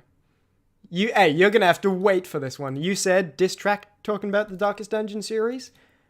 And now, you gotta wait a very long time. Was it chapter 5?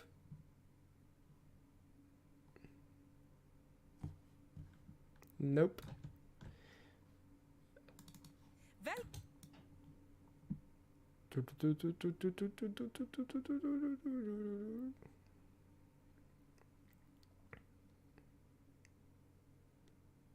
Hey, you did this.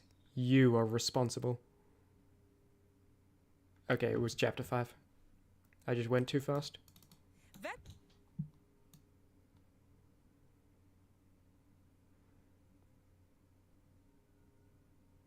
I think it was... Okay, well, it's jumping a lot of frames ahead with like a small scroll, because this only capturable video player sucks. Where's Praxius now? Was it chapter 6? Really? Ugh. Oh, I never talked about this in the Darkest Dungeon Director's Commentary stream. But while we're here, this is funny.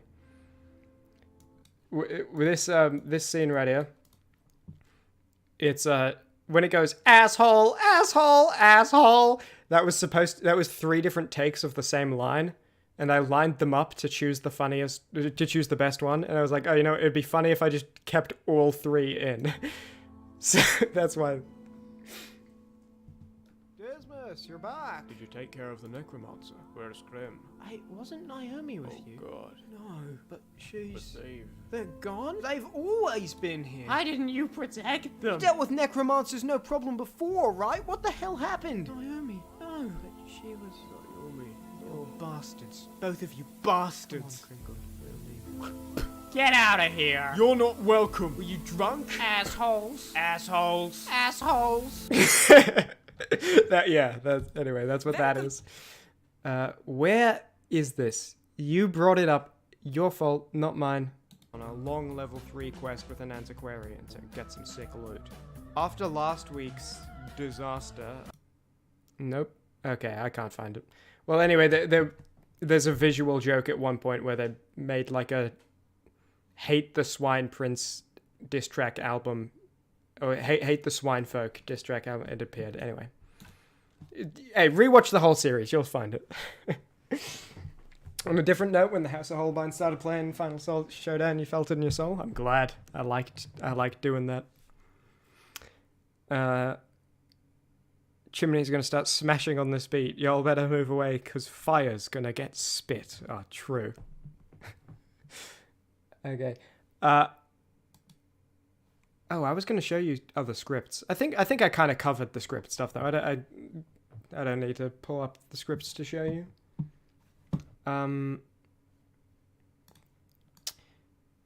then what was I? There was something. What was I in the middle of doing? Oh yeah, I was in the middle of getting other Darkest Dungeon songs.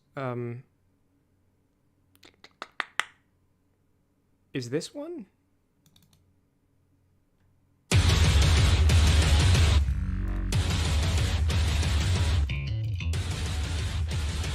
I think this kind of is one. I think I could use this again, but I'm still very much visualizing the scene.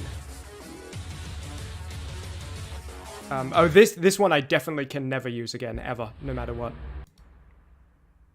If you watch the Darkest Dungeon series, you know.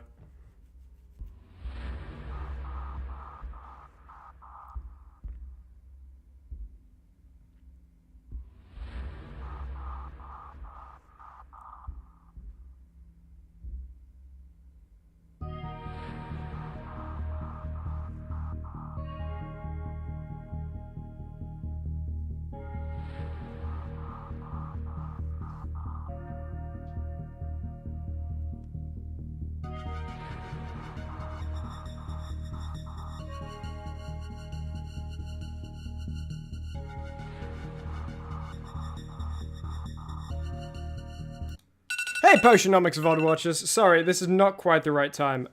We gotta... Yeah, the joke I was trying to set up with this time thing got completely spoiled by not being able to see how long the stream's been live for. Just look in the description. I'll tell you when. I'll just tell you when in the description when the Potionomics segment starts. Sorry, Potionomics VOD watchers. We're in the middle of something.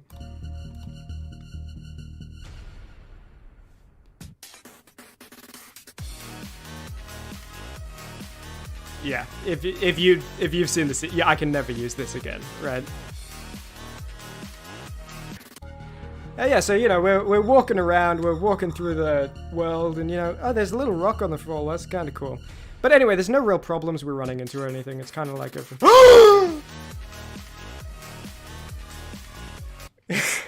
Anyway, you know it. And there are maybe like 4 or 5 other songs where it's like.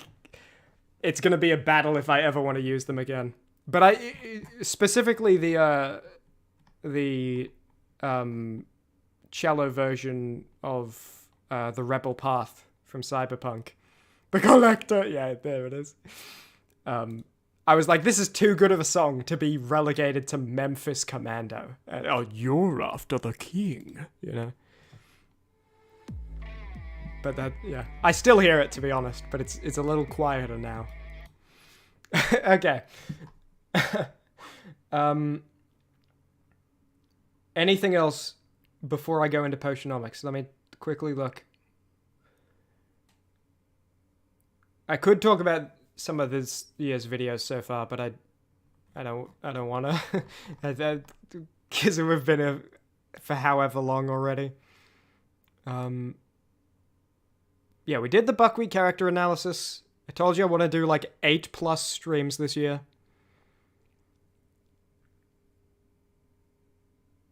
Also, this stream not happening at 3 a.m. That's not just because it was like, okay, my voice sounded awful the other streams. I need to have sleep. It's also because I realized that, like, I don't know. As I have like no free time. I've talked about this before.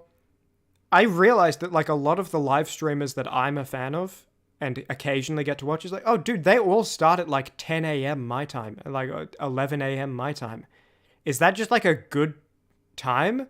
Because I was starting at 3 a.m. assuming that was when people would be awake. You know, obviously times are, you know, people somewhere are awake. Like, I think right now is a bad time for Europe. But North and South America, I think they're awake. Asia's definitely awake because they're right above me. Australasia, you know? So maybe this is like an acceptable time. Oh, there is one last thing I wanted to do before we go over to Potionomics, finally. Yeah. There's more I could say about this, but I'll keep it brief. You struggle to get to streams because you're usually asleep. Is now a good time? Because I always assumed that, like, North and South America, I guess I just never looked. I thought 2 a.m. was like, 2 a.m. my time was like the right time over there. It's about 10 p.m. right now. Well, I don't know where you are, but so it's a good time. Well, I guess it's a good time on a weekend. 10 p.m. and the stream's only just beginning. Might be a bit late otherwise for you. Yeah, this is something I could talk about in more detail, but I won't. I'll just keep it brief here. You're watching from Australia. Oh, you're Australian, human. Sick. Represent. I forgot to mention this in the New Year's stream as well. You know the you're from Brazil. Okay, you're in Brazil. You know the Google Forms thing that I submitted? Not that I submitted, that like for the New Year's stream, people could put in little answers. One person said, and it's anonymous, so, you know, I don't know who, but I just thought it was funny. One person, hang on, I'll just open the form up real quick and I'll read it. I'm not going to show you, because, I don't know, I feel like that's weird when I'm reading out what they wrote in the typed section. But I'll read it out just so I get the words right.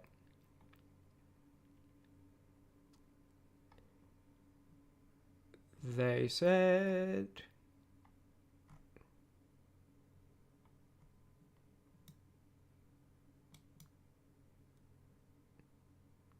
Oh, yeah. They said, I just want to say, as some random person from the other side of the world, I really enjoy your style and the videos you make, and I hope you'll keep at it because I really like them. Have a nice day or night or wherever you read this. A really nice comment. But they say, as some random person from the other side of the world, and they selected Australasia as their continent. It's like, I'm Australian. You're not on the other side of the world. But I didn't want to, like, correct, you know, because it's like, oh, thanks for the really nice comment, but say it right, you know? You're gathering, I'm also Aussie. Yeah, I am. You suck at identifying Aussie accents because you're surrounded by them. Same. Also, my accent is weird. It's not like a pure Australian. The only person in the entire world who pronounces words the way I do is my sister. And her voice doesn't sound like mine. I think I have a very identifiable, bizarre voice, because it's kind of it's mostly Australian, it's not 100%. That may have been you. Yeah, well, hey, we're on the same continent. You're not on the other side of the world. So this is the last thing I wanted to show, and I could talk about it some more. I mentioned secret videos in the New Year's stream and how I kind of stopped doing them, but still kind of kept making them. I just stopped rendering them and uploading them because no one ever found them. One of the things I had fun with was in Buckwheat Grayson videos, putting the raw footage audio on and cutting out all of my actual lines audio. I don't know, we won't watch the full thing of this, but I rendered a couple examples for this stream. To me, this is like mesmerizing. This is like hypnotic. This like casts a spell on me. Is Buckwheat Grayson videos using the game's audio, but all the scenes. So here, just for reference, here's like the scene. Solve the most cases. We didn't specify murders. Perhaps I could solve simpler crimes. Buckwheat, I had an idea. Yes? Hominy? I think this competition could end up making us look rather bad. I'd say that, assuming one of us wins it all, the score will end up being 1-0 at the end of the week. It's bad optics. True. The average... So it's like that. Here's it with the game audio. As soon as possible. And yet both Lord Marsh and Dr. Fisher are doing their best to hide this fact. How interesting. I feared Lord Marsh is suffering from tuberculosis. No longer a laughing matter. You don't say. Yes. I do say. And Holmes, he will die if he is not transferred to tuberculosis while aiding. But why? Why indeed, Watson? As soon as possible. And yet both Lord Marsh and Dr.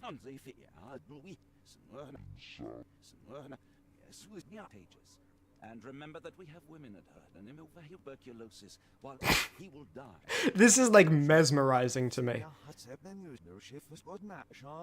I won't subject you to it for too long, but I could watch this forever. And yet both Lord Marsh and Dr. Fisher are doing their best to hide it. And like... Good day, gentlemen. Holmes, and this is my friend and colleague, Dr. Watson. I'm glad to hear it. I'm intrigued. I hope we're not disturbing you. You simply have to face up to it. You need to have a... She does not need to know why. No? So she will blame you for Alice's difficulty. No, I certainly... It's as Kate said, I always do the wrong thing where she's concerned. Once we're back at base. Oh, accident. Oh, splendid. Wait, but we'll take it. I don't know. I love this stuff. I've rendered a couple examples. Keeps cutting each other off so aggressively. Yeah, and I don't know why the repeated lines are so funny to me. Like, here we go.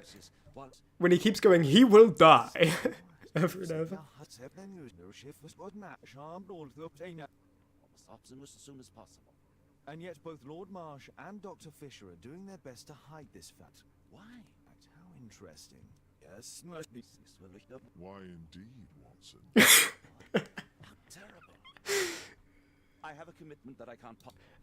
I rendered a couple examples of this. I rendered it as well with all the sound effects and music of the video, but not the voice lines and using the game's voice lines. And yet both Lord Marsh and Dr. Fisher are doing But I don't know how much time other people are willing to dedicate to this. I could be here for the next 40 minutes. I'm not going to make that happen. We'll be here for the next, like, 2 minutes. I'm glad to hear it. I'm intrigued. I hope we're not disturbing you. And then I rendered other Where examples. have you been? See you soon, Caitlin. He helps occasionally in some of my cases. Why do you ask? Talk to him. I do care. I've just had a difficult night. Kate, I only want to protect you. So sorry. With wild fish.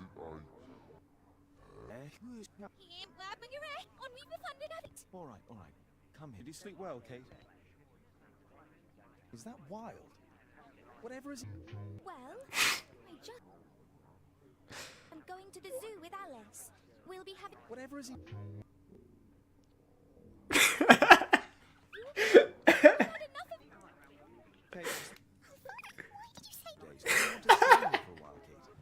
I love it.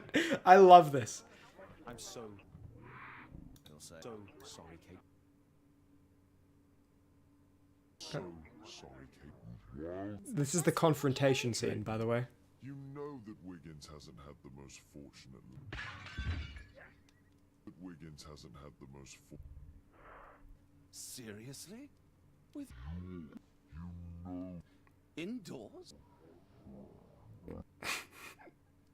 With your Oh, Kate. Is it deadly? I shall ask. indoors? I shall ask Sir Charles. I love this.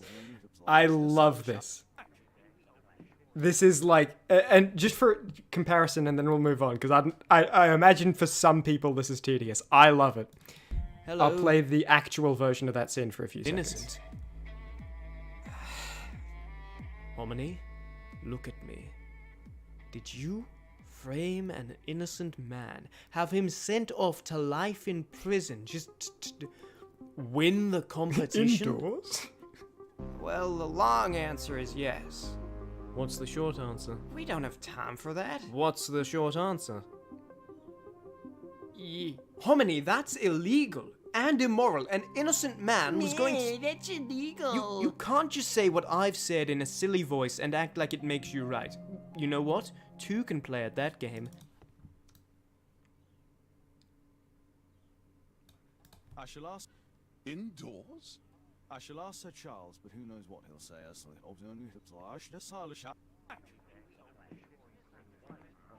Whatever is he doing now? I doubt that. How is... You're playing Where have you been? Oh. Well, if he's in Dracula. Indoors? to tell about his... Okay, I gotta stop because I'll be here forever. I will never stop if I don't keep this up. So, but anyway, so originally the Birthday Massacre was the last kind of secret video that I fully made and didn't render. And I had a bunch of things for those, so I just made some for demonstration because I loved it in Buckwheat Goes to America as well. Where I still make the secret videos, I just don't compile them. You know, I don't put all the scenes together. There's just little scenes. Is Hominy an antagonist in the original game? He is John Watson. He just helps you. He's just like a friend that is around. But I needed an antagonist. It was actually when I was making Buckwheat Grayson Goes to America, I knew I wanted an American detective he had a competition with. And then I was deciding between...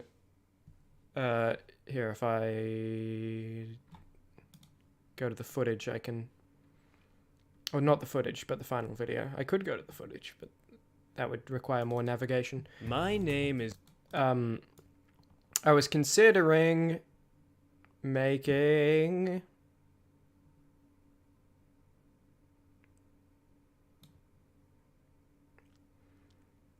making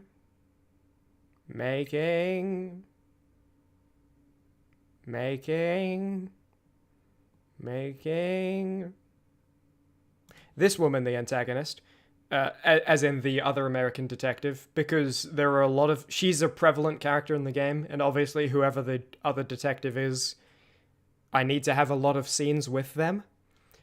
And there are a lot of scenes with her that aren't really in the video at all. But the thing is, the scenes with Watson are actually confronting criminal. He's more often at the crime scenes with you, so it worked better. So he's Hominy Thompson. But originally I was just kind of shopping around for who it could be. And I think it was actually kind of late that I decided he would be the American detective.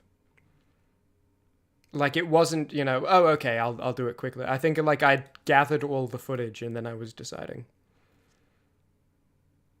Because I think I wanted it to be the woman, but it was just practically, it was way easier to make him the detective because he's in the cart, he's at the crime scenes, he's way more scenes talking to him, even though there were a lot with the woman. Yeah, but I didn't want it to be him if I could avoid it, because actual Watson is a character, and they don't look very similar, but they look samey enough. But I don't think it's actually a problem. I don't think anyone... Because even my friend who watched the video was like, hey, who's Hominy in the game? Couldn't tell it was Watson, so I think it worked out. Yeah. Okay. Is it time?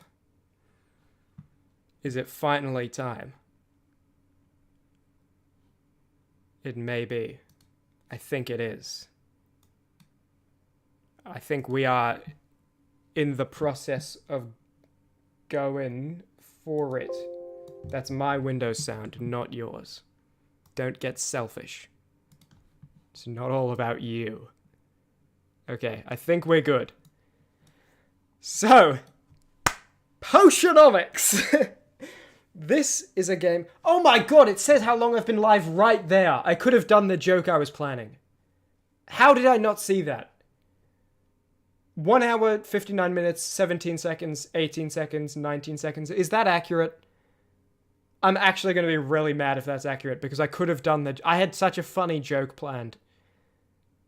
That's really annoying. Is that accurate? As I'm saying this, is it 32 seconds, 33 seconds, 34 seconds of an hour and 59 minutes? Is that right? Damn it. Well, I guess you can't see live. I don't think you can anyway. Okay, well that's next time. I'll do the joke next time. It only would have worked this time, but we'll pretend. 119 minutes. That's correct then. That's correct. Oh man. That was a really funny joke. Okay. Damn it. I was gonna do like a scavenger hunt for VOD watchers where they had to like jump around a bunch of timestamps, but I can only do it if I know what the current timestamp is. Damn. Okay. Potionomics! This is a game that I streamed 8 months ago for like 3 hours. It's really fun. And I was like, hey, I think I said in the last VOD... let me, Can you see it? No, you can't. You should be able to. Okay, there we go. I think I said in the last VOD... Oh yeah, I'm gonna stream this game again sometime. Probably not soon. Probably not within the next week, but I'll stream it again. It's been 8 months. Pretend this is the same weekend, okay? It turns out, hey, yeah, I streamed the first time on the Saturday. Today's the Sunday. Pretend it's Sunday. I streamed these same weekend. I'm streaming it right away. You know, Chimmaney never prepares for his live streams enough, allegedly. I thought waking up at like 3 hours before the stream, I'd have time to prepare everything. You know, oh, I made like a moving screen this time instead of just this. Yeah, that's cool, right? It's moving. I wrote like, I rendered the buckwheat stuff, you know? I rendered these. I got them all ready. I got my notes ready. I got everything ready. Did not have time to fully rewatch the last VOD. I watched enough, okay? I have intel. I think I remember the basics of playing. I remember, like, what the goal is. We're gonna be okay. We're gonna make it through. I did not get to... I wanted to watch the full stream to, like, remind myself of everything. Didn't get to happen. I have a couple of notes. We're gonna be okay. We're gonna make it through. This is... I guess this is the save. So, welcome to Potionomics. This is a game where we have inherited our uncle's potion shop after our uncle died. We also inherited his massive crippling debt, and we have to beat that debt. Let me just quickly read these so I can show you around. Okay, ingredient prices changed for the day. Fire tonics are worth more, that's actually important. Okay. Welcome to our potion shop. This game is really fun, from what I've played of it. This is the owl. The owl talks and helps us out, and I'm pretty sure it's our uncle who's pretending to be an owl. Like, I'm pretty certain. It's like, they're not very subtle about it. I suspect this is the uncle, he's not dead. We'll introduce the characters as they come up. I vaguely remember most of them. So, days until competition, 5. To pay our uncle's crippling debt, selling potions is not nearly enough. It's like 1 million gold. Can we go to like a calendar or something?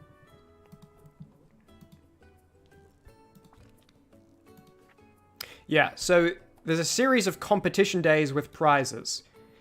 The only way to win the money is to do the competitions, win every competition, and give all of the money towards the debt. So, we need to repay the debt, Adrelian. And the way we do that is, in 5 days, we need to have a very good health potion, fire tonic, and mana potion ready to display and win the competition. We need to repay the debt, Adrelian. And we'll do that by winning all the competitions and not touching a cent of it, because it all goes towards them. So, That's where we're at. At the end of last stream, luckily I had the foresight to verbally state a whole list of my upcoming tasks, which I now have and will do. First on the list is sell. We have something brewing right now, I believe. It's going to take 2 time. So we're going to use that 2 time by selling these potions that I've set up right here. Okay? How is the volume of the game? I've been talking and the music's been playing. Is it good? Are we okay?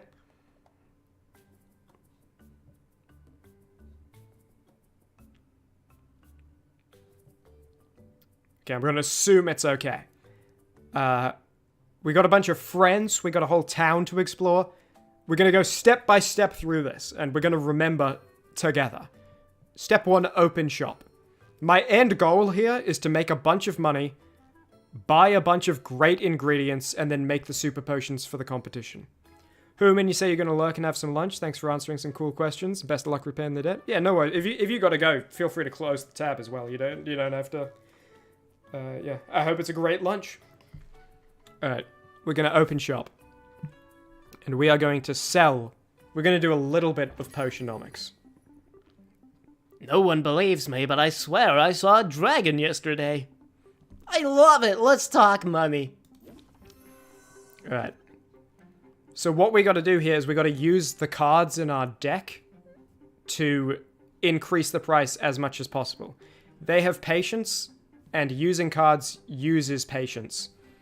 Which, I can't hold this and then highlight the 1 up here, but you see it at the top of the card. If their patience gets to 0, they'll just leave. So we're going to set them up, which increases the price and provides a buff to the reel 'em in card. So now we've reeled him in. He is, when I end my turn, he's going to apply 2 stress to me. And he's also going to make it so I draw 1 less card. I'm going to use this sympathy card, which means I increase more interest, and I'm also going to block the stress coming in. You don't need to worry about too many of these mechanics. It'll make sense. I'm going to end turn. No way, that can't be right. Would have taken 2% stress, but I blocked it. Ooh, that's new. I don't think I've got to use that card yet. Okay.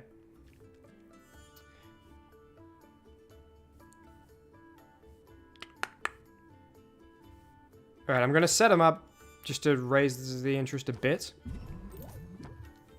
Then I'm going to raise the interest a lot. And now the question is, do I close it out, which will end the deal and also massively raise the interest? Or do I end turn and assume that next turn I can use the additional 2 time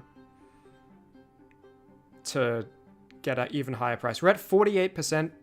I'm just going to close this out. This is going well. 53%. Take it or leave it.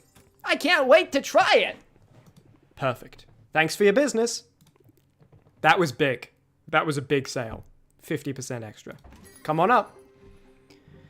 I can't believe people get up this early. How much is this one? It's probably more than I want to spend. Right, what do we got? So, Set 'em Up has a bonus if it's played first, but that bonus only increases the effectiveness of Reel 'em In, which we don't have right now. So I'm going to use this first. This takes no time and increases patience by 1. Because it's the opener, it'll increase patience by 2. Now, I could use these Set 'em Ups for 2 time, and then end turn. I think I will do that. The decision was just, if I don't do that, then I'll have more time for next turn and maybe better cards. But I think with the amount of patience he has, I think that's good. 3 stress. So this is what stress does. Stress means that sometimes you have a 3% chance right now that one of the cards you draw is just useless and can't be played. So each of these cards had a 3% chance of being that. These are not very good cards right now. You also have cards that like let you draw more cards from your deck. And I think this is the first time I haven't been getting them, and it's been 2 customers in a row. I'm going to apply sympathy, and I'm going to end turn and assume next time I can do something with the 5 patience I'll have, instead of closing it out right now. That's an overwhelming markup. Did I push too hard?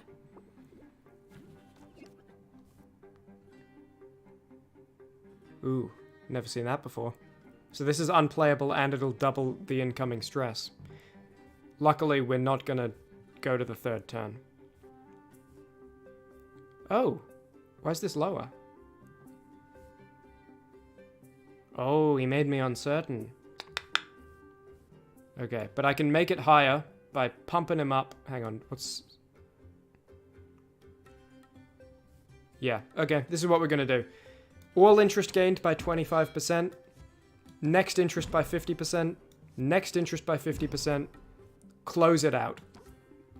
Not 50% increase, but 34 is pretty bloody good.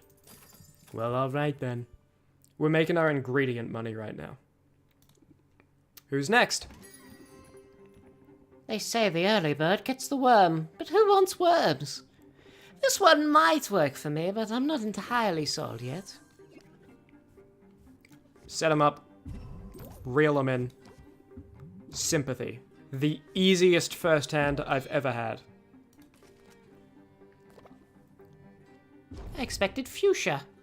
No need to get personal, right? Oh, come on, mate. You want a fuchsia mana potion? How personal. No reason to do set him up first. When it glows green, that just means it has a benefit if you play it first in your hand. But we don't have reel it in, so it doesn't matter. I'm going to pump up to increase next by 50%. And then enthusiasm, which is massive. Now I'll set him up just to use one last time before I close it out. This guy just got played for a sucker. 65%! I think that's the highest I've ever done. I got an achievement for that one. Oh no, that was for the amount of money I got. And people say I'm hard to please. Take care. That's all of them for now. Brilliant. Okay. Check sell off the list. Next is collect brew that former Chimmaney, past life Chimmaney, instructed me to do. Superb brew. 3 common fire tonics.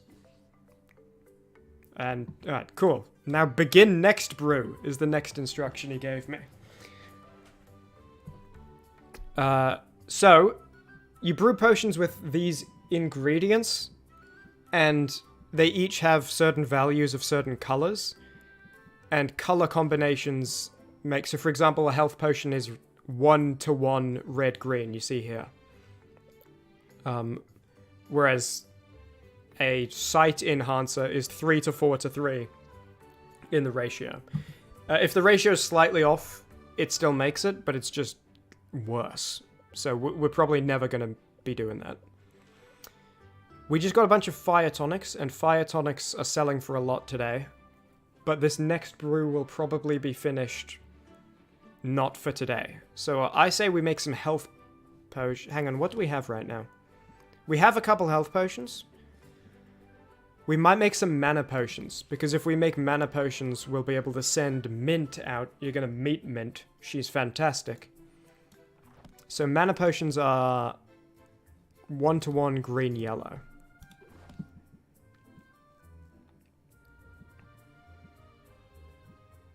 You can only have, in my current cauldron, 6 ingredients total, so you want them to be as effective as possible.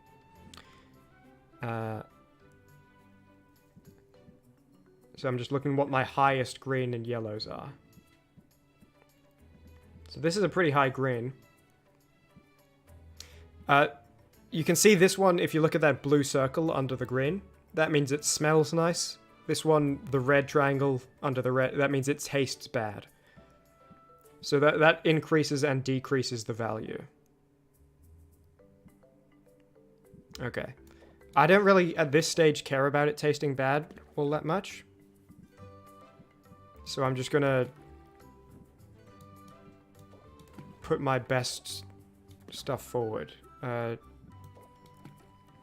Not quite equally balanced. Damn.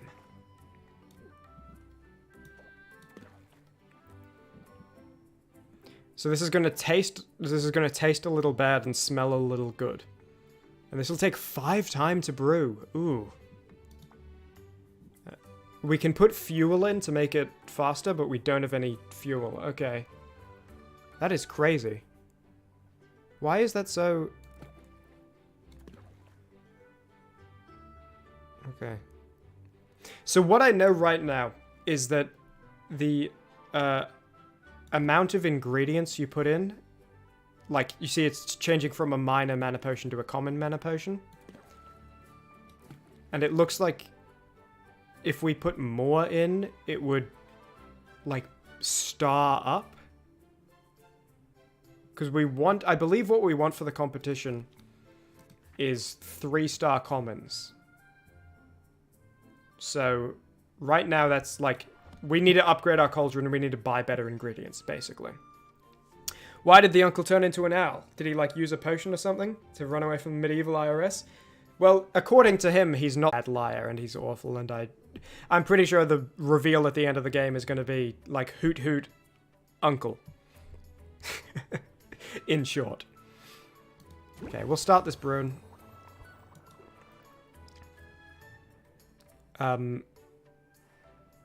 It's impossible to run away from the contract because they, like, soul bound us with the contract. They can track us down anywhere, basically.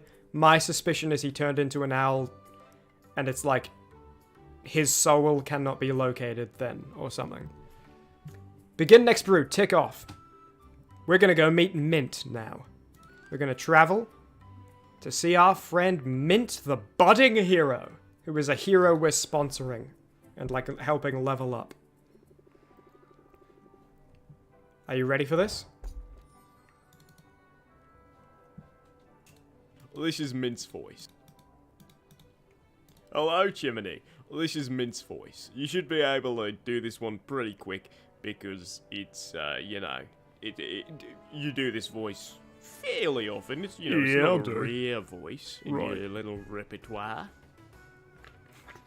Don't pronounce repertoire like that as Mint. Mint would not do that. Okay, fine. I won't. That was past Chimmaney. I mean, thanks for the help, I guess. Kind of an idiot, though, in my opinion. I made little notes to myself before the stream started of what each character sounded like last time so we can keep them consistent. Ooh, good. So last time we sent Mint out, she's returned with these items. This is the fuel I was talking about. So if we put one in, it reduces the time of the brew by 2 slots. That's awesome. And then also just got all these different ingredients. Sick. Hello, Mint. Hello, Sylvia. Hello, Mint. That's what it is. Ooh, where should I go today?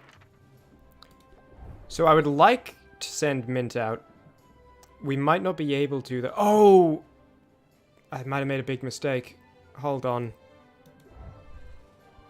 Did I have a mana potion in my shop window that I could have pulled out so that we can send Mint on an adventure, but I didn't pull it out of the shop window, so now I don't have access to it and we can't send Mint out? That might be the case. So what you do here is you have to send her out with enough health to survive their damage that they do. And then you have to send her out with enough mana for each kill. So, level 3, by default, she can only kill these first 3 guys. We need a mana potion to get more. So I don't think we can send Mint out, unfortunately.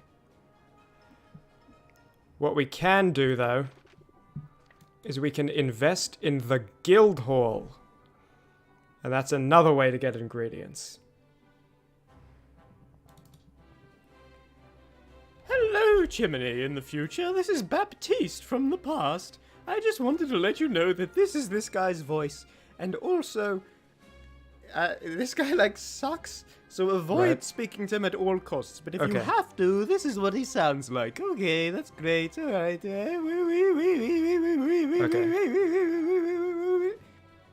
You didn't cut that off? Well, Just let that play out? I thought it was... Okay. Okay, I thought it was going somewhere with it. That's my bad. Oh, hey, look! Last time we invested in them, we got resources. Chimmaney knew what he was doing last stream. 8 months ago. A child could have been almost born in that time. So, this is Baptiste. We can invest money to get specific resources.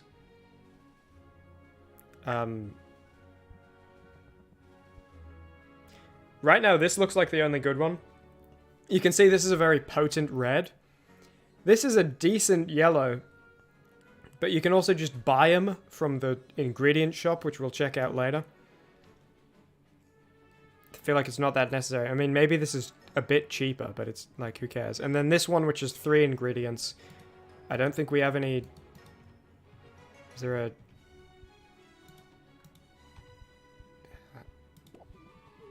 Why can I not access the book?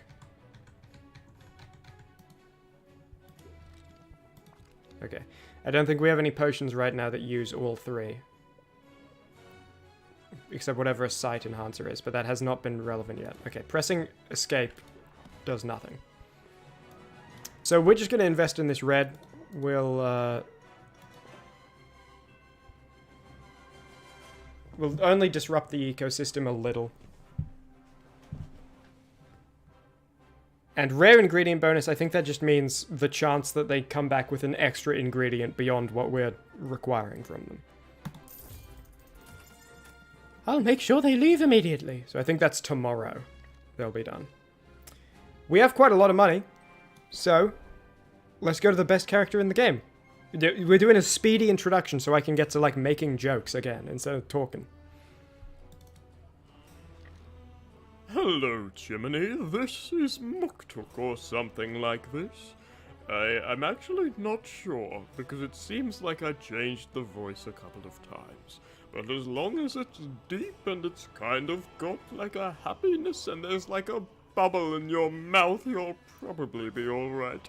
I love making cauldrons. Right. Pretty sure that was wildly inaccurate. Oh. Well, that's not good. While others have created artworks of such indescribable beauty. Yeah, there you go. There's Muktuk for you. Okay. What an incompetent fool that guy is. Okay. Jeez. I can't believe I have to work with it. Whatever. Don't even talk about it. He's not worth the time. This is Muktuk, and he's the guy we buy better cauldrons from and better potion display cabinets from. I would like a better cauldron. So this one has way increased Magimims, which is like the value of the things we have. This one has way increased, well, 1 increased ingredients. I think right now this is more valuable to me. It also looks way better. Mud Pack Cauldron? Are you kidding me? People drink what I'm... People are gonna drink this. People are gonna consume it. No, a glass cauldron. Are you kidding me? Though physically fragile, this cauldron of bone and glass, it's bone. There's bones in it. Choose between mud or bones for your, like, soft drink company. Are you kidding me? Has impressive magical affinity for heat. That'll do. I think we, like, need this. Truly, you have an eye for quality. Cool. What do you say? Oh, shelves as well. We have... Can we buy an additional shelf? Or can we... We have this one right now. Can we have a second shelf if we buy a second one, or do we swap? Like, I'm asking, can we display some potions here for more potions to sell, or do we have to choose which one we want?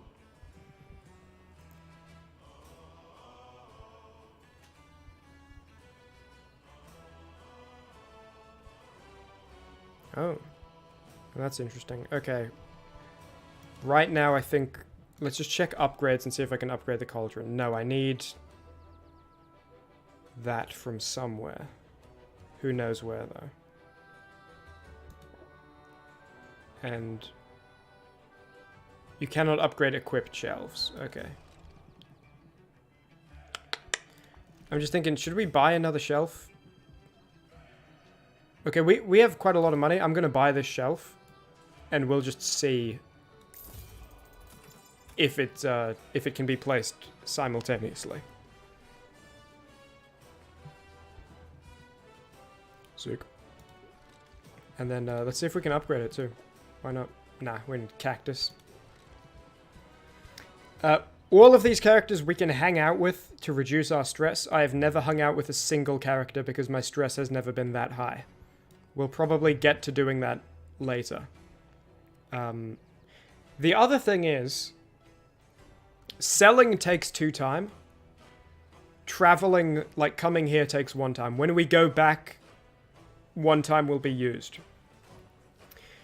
So if we sell... Yeah, so I think what's going to happen is we go home and then sell. And then there's 1 time left over and there's just nothing we can do with it.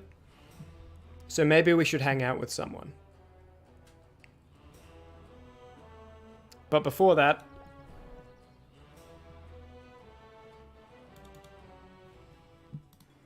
This is Quinn, and Quinn is kind of like this, and this is kind of like Quinn, okay? Oh, by the way, hey, Chimmaney, I forgot to, you know, oh, hey, Chimmaney, hey. Hey, it's, yeah.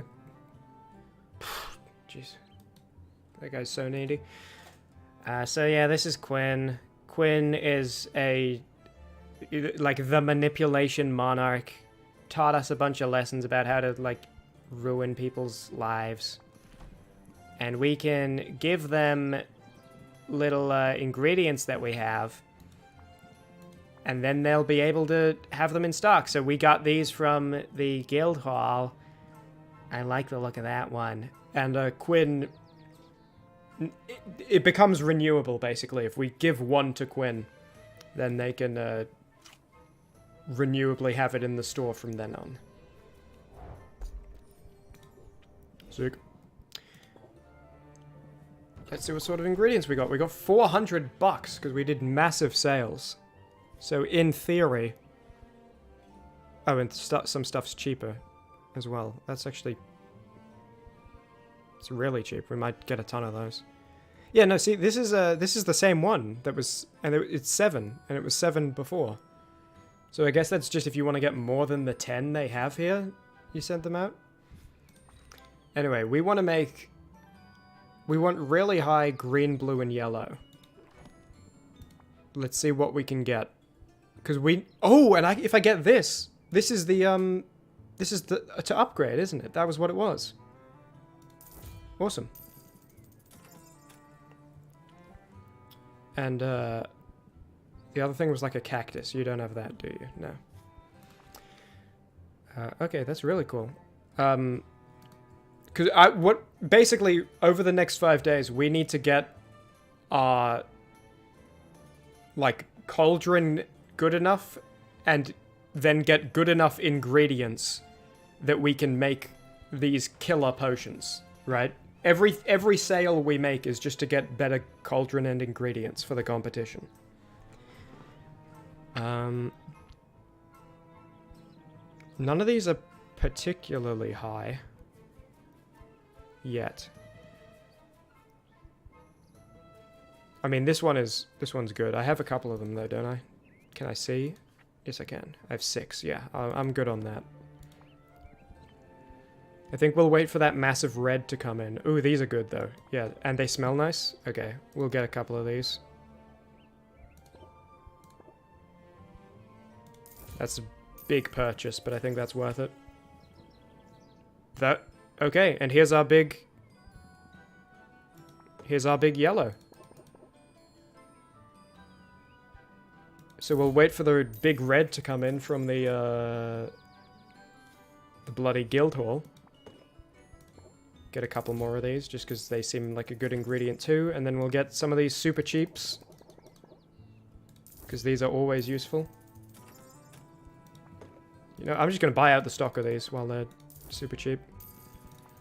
That might, to be honest, I don't know yet, because I haven't used those ingredients, but these might be our final for the competition ingredients on yellow, green, and then the blue, and then the red that's going to come in. Sick. The green is a little bit lower, but that's alright. Awesome. Look at you, all fiscally responsible. I'm going to go see if I can upgrade that cauldron right now. Ah, Sylvia, you brighten my day. Oh! 85. I wasn't even thinking about that when I bought out the full stock of the cheap stuff. This was meant to be. I've always wanted to correct a blemish. Let's go, Muktuk.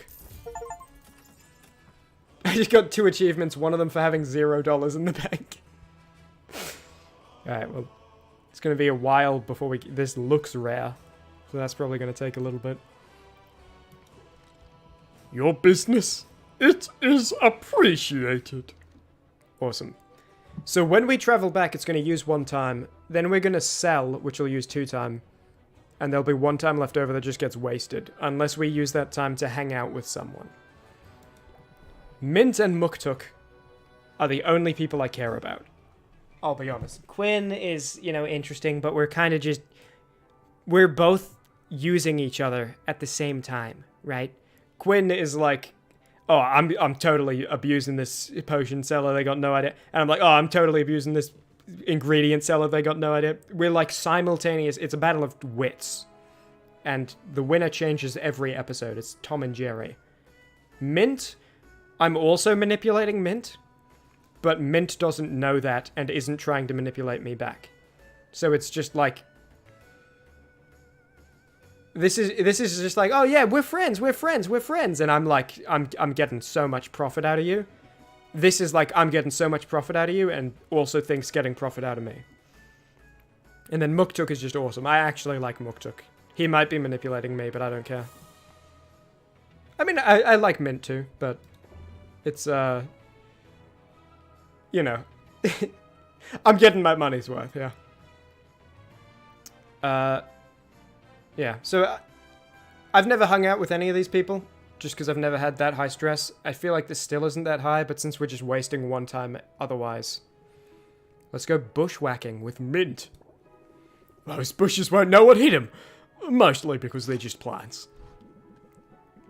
Mint leads the way into the forest, where she gives Sylvia a simple wooden sword. She proceeds to hack away at various bushes, encouraging Sylvia to do the same.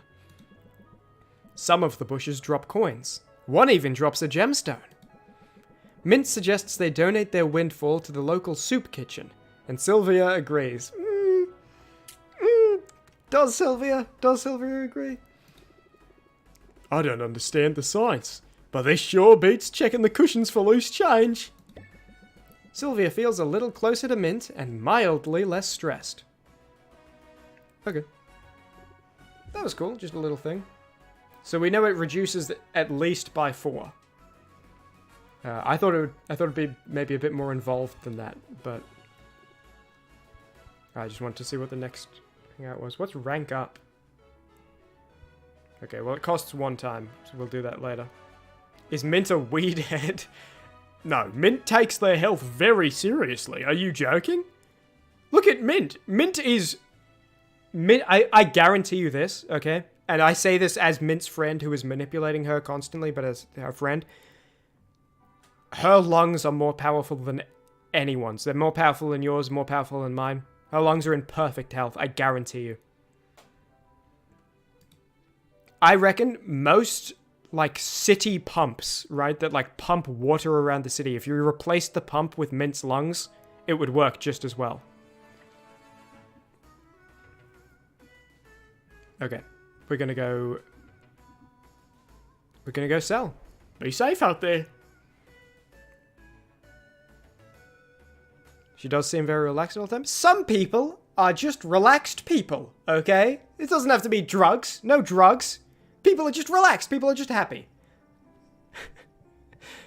So this brew, when night passes, 2 time passes, so at the end of this there'll be another 2. Like, you just can't use it. And if we... Oh, we can't. Okay, I was going to say if we put some of the fuel we just got here, it will be done first thing in the morning. But, looks like you can only put fuel in when you're starting the brew. Good to know. Sorry, you're bad.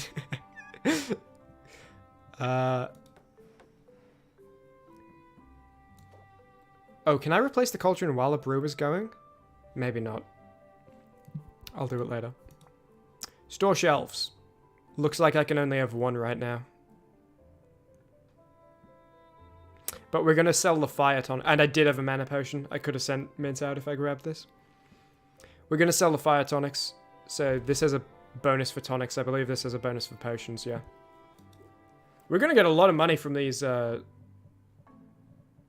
potions, from these tonics. Because today is like a big tonic day, they said. Plus 5% increase, plus they're just good brews. This is going to go well. Okay, tomorrow, remember, well, I'm going to collect the mana potions I'm brewing, but in future, remember, I got to bring mana potions with me if I want to send Mint out. Alright, that's brewing. Potions up. I think we're ready to open shop. Let's go.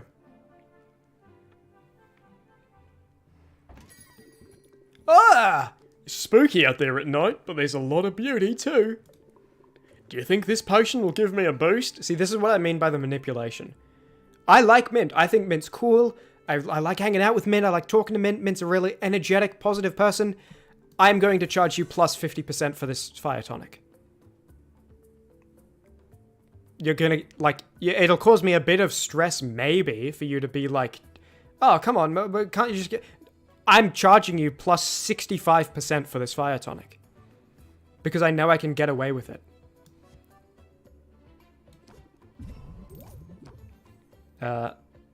And I'm going to use your own strategies against you as well. I want to make you happy. She wants a potion that I made. She wants a fire tonic. This is just protein to help her work out. Mint does not do drugs. How dare you suggest that in a Chimmaney live stream? You're talking about drugs? Yeah, I think just end turn here. Because 8 patience, there's a lot you can do in 8 patience. Oh, I didn't even see what she said. I didn't mean to make you feel bad. Did she say something wicked manipulative and sneaky? Do I have a reel them in? I do. Check this combo. Might be just what I need. It's one of my finest potions. Sounds kind of amazing, actually. Okay. I am not going to close it out. Oh, but minus 25%. I could increase it by 16, or I could end turn and assume I can increase it by more than 16 with 3 patience. And minus 25%.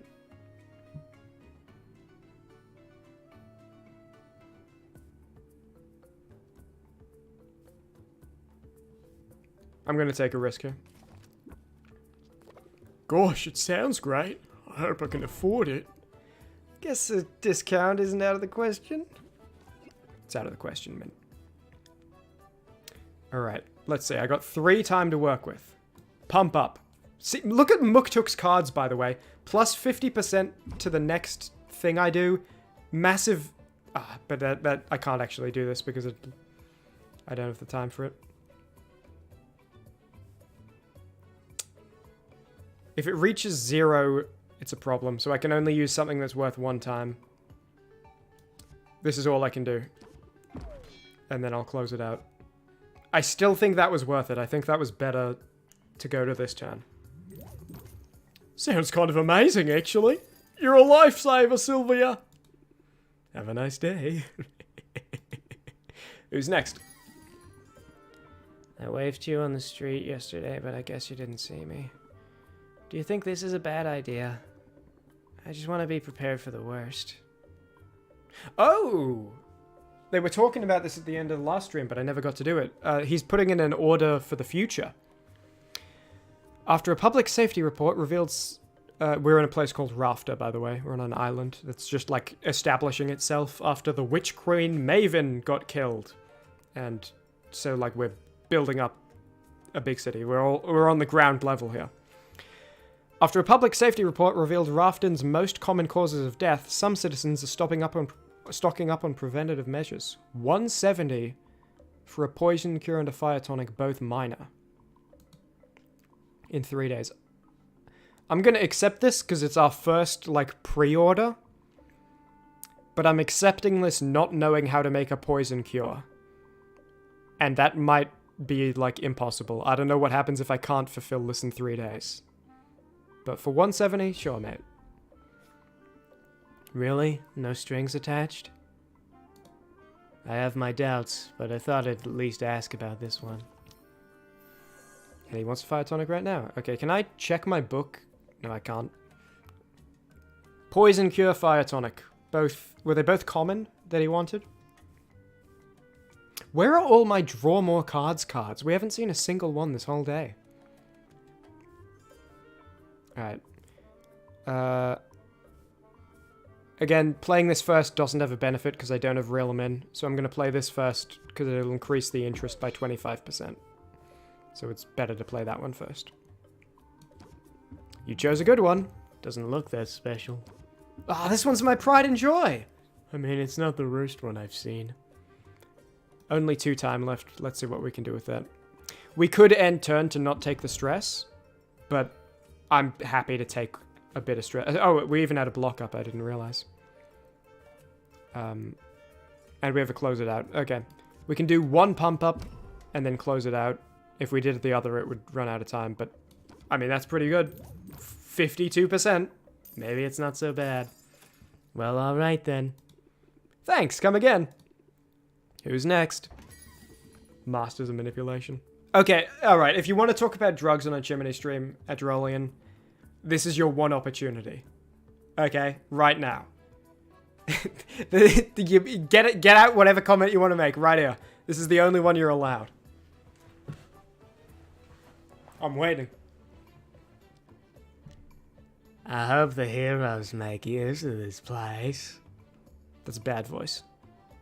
I hope the heroes I'm waiting. Nothing? This is your one opportunity. This is your golden ticket at Drolian. Moments passed. Too late.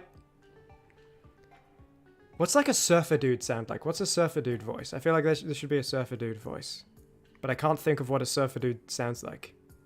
Whoa, like, ride the waves, bruh. Oh, come on, bruh. I hope we can come to an agreement. I don't know, whatever. Increase patience, I suppose. And I'm not going to close it out, because that would be a waste. Why is it -2? I thought it was -1 on the first turn, -2 on the second turn, so on and so on.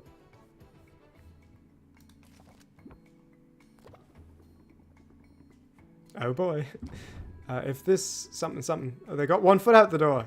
He's dying? Oh, this is a big day, brothers. Settle in, friend, and take a good look at this beauty. This guy definitely does partake in the use of recreational substances that are illegally binded by law. No, seriously. Yeah, I mean, this guy, I'll give you this guy, for sure.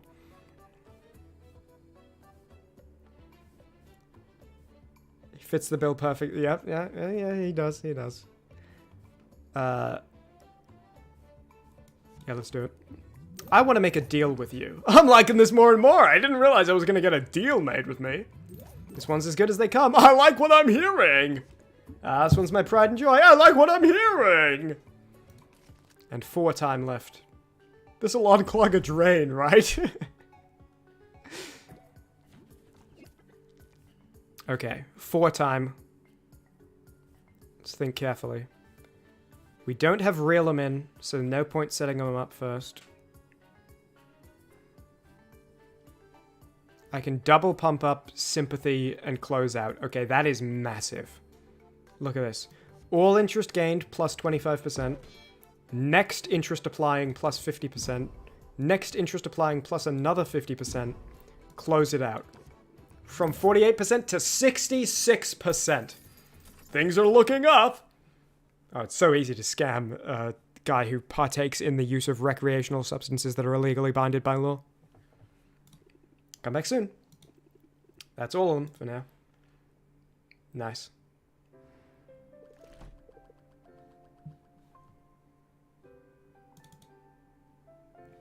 Hello, future Chimmaney. Hi. Just don't speak over me, okay? I was just saying. This is the owl voice. I'm pretty sure this is what the voice was. Best of luck to you. Sure. I was just trying to say hi back. That's all. Guy's a dick. Oh, halfway there. I hope things are going well, Or whatever he said. 4 days to go.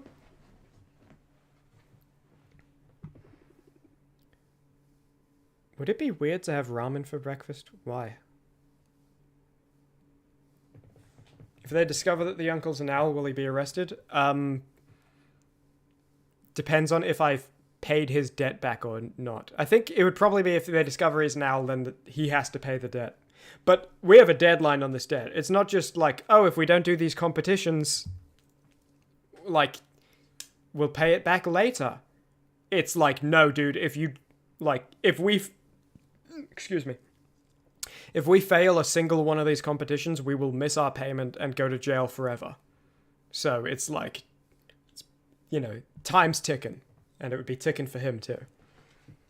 Would it be weird to have ramen for breakfast? Oh, what a quirky little thing.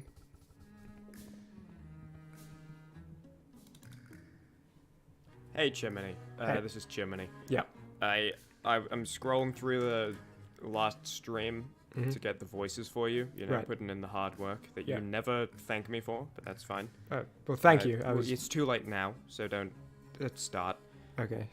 There's a character named Roxanne that I have no memory of at all. Yeah, me neither. But she has a voice, so here... Well, what do we have here? Oh, it's like this, and it's kind of... Oh, what a little petulant child you are. It's like that. Right. So, if Roxanne matters, then I guess you can thank me, right? Maybe it would be nice. It would be Thank nice you. once. Thank you. It would be nice to have happen one time. It would be nice to have it. Don't cut me off. Sorry, that guy had to go. That guy had to go. This is Roxanne. No memory of her, but from going through the stream a little bit before this stream, she is a rival potion seller who has like a much better establishment than us. We inherited like our uncle's decrepit, falling apart, destroyed shop, and she has like an actual one. Let me check what the voice was again. It's no memory. Well, what do we have? There she is. Where else would I be? The way I've heard it, all over town. I have to admit, I'm impressed with what you've accomplished. Still on track to enter that competition, are you? I had my doubts, but you've proven me wrong. Well, thanks. That's big of you to admit. Oh, nonsense. It's obvious to anyone how hard you're working. The bags under your eyes tell the tale. I know you're busy, dear, but there's always time for a bit of self-care. What? That came out wrong. Forgive me. I only mean to say you look utterly haggard. I know what you're doing, Roxanne, but it isn't going to work. And if anything's haggard around here, it's your mean girl routine. Ooh, it looks snarling, breathing heavy. Look at the shoulders rising and falling with each breath, and the fists. This is going to get crazy. Well, I certainly don't have to stand here and be insulted. I have work to do, and it just so happens that I'm in the business. You know, I'm thinking something about this voice. I don't know. Hey, Chimmaney. This is Chimmaney from the past again. Oh, hey, what's up? I just wanted to send you a little forward, a little message. Yep. I agree. A lot of the characters sound like some variation of this. I mean, Yeah. like, There's the owl who's like this. Hoo hoo hoo. And then there's Baptiste who's like this. and then there was one other I forget.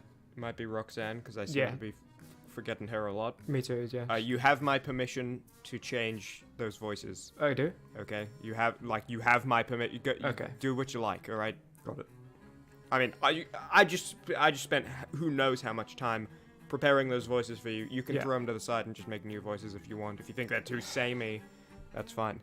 I'm putting in the work for the continuity, and Thank you. really, Yes, do you mean it? I do. Thank you very much. Okay. Well, yeah. Okay. Well, I don't really mind then. Yeah, you can.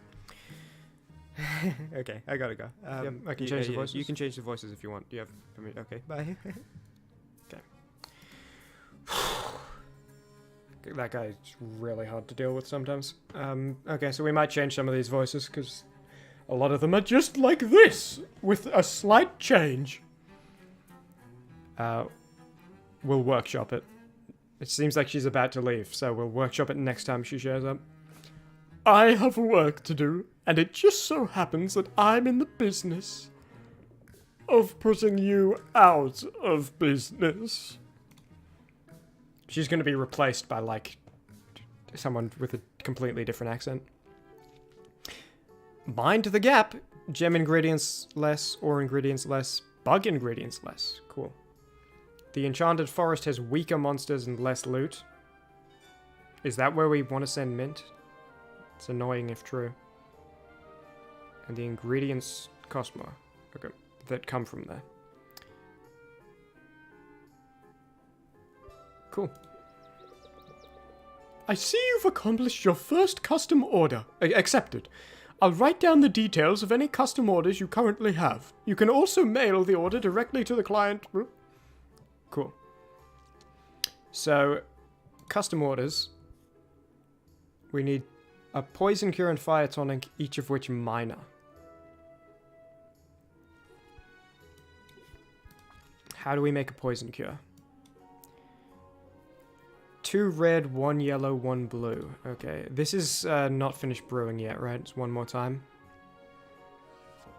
Oh, it's done! Oh. I must have miscalculated something. I don't know. Bottle it. Perfect brew. Smells nice, tastes bad. This is soap. I just made soap. Wait, common mana potion, 3 stars. That's what I need for the competition, right?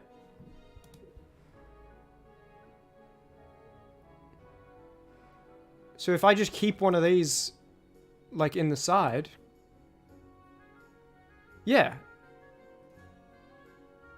Okay, so we'll try make a better one for the competition, but we'll keep that, like, in our back pocket so that we have it, you know, if we can't make a better mana potion. We'll keep one of those not sold or given to Mint. Cool. Alright, 2 red, 1 yellow, 1 blue. Let's see if we can make a poison cure real quick.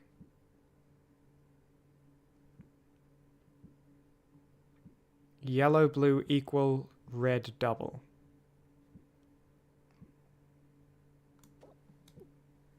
No, yellow, blue. Blue. I don't really have much that's blue. I have this, but that's also green. I might need to go buy, like, a blue ingredient. Yeah. Okay, I gotta get blue ingredients from Quinn. Or maybe we got lucky and Baptiste's little expedition came back with some. In the meantime, what should we brew? Just to have something brewing. We could do another fire tonic. But we're waiting on the good red to come in from Baptiste, so maybe we'll do more mana. Just because we have mana stuff, yellow and green. Oh, let's new cauldron.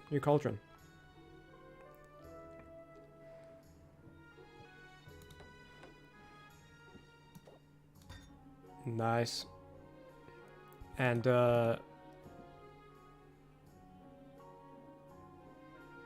we'll put the potion... What are we selling today?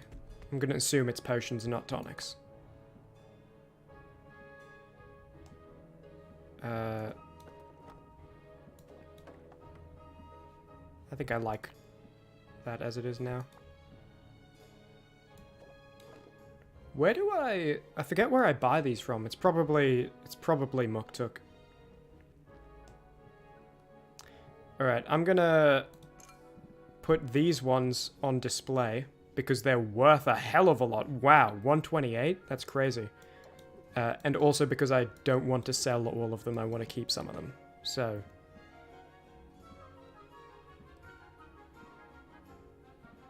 we'll sell this minor health potion that smells good. We'll give this minor mana potion... No. Mint needs to increase mana by 2, I believe. Because I think there are 5 enemies, so we'll give her... Oh, but these are worth so much. Should we give her one of these?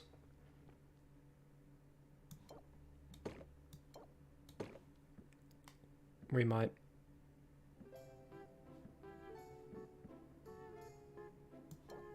Why are these separate? They weren't in one stack, were they? Oh, they were. Okay.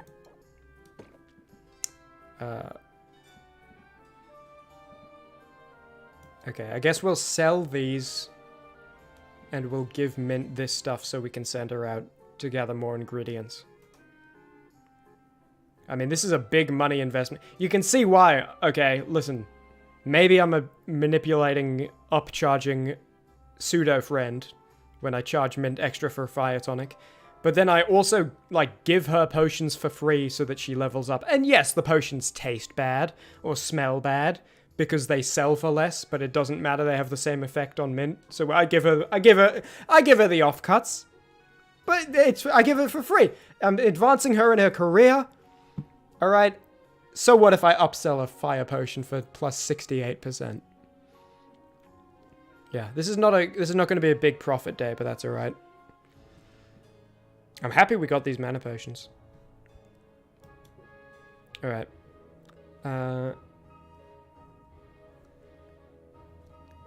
We should still set something up to brew though. Now with this new cauldron. So blue and green we want to do. Where's the super green? What was the super green again? This. Wait, no, that's yellow. Oh, they're both yellow. Oh, this is the green.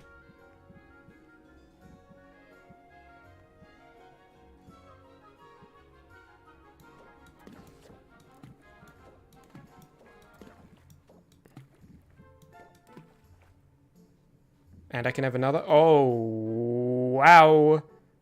Common mana potion. 4 stars. Doesn't even smell bad. Smells good, even. Doesn't even taste bad. Okay. That is good. Reduce the time a bit.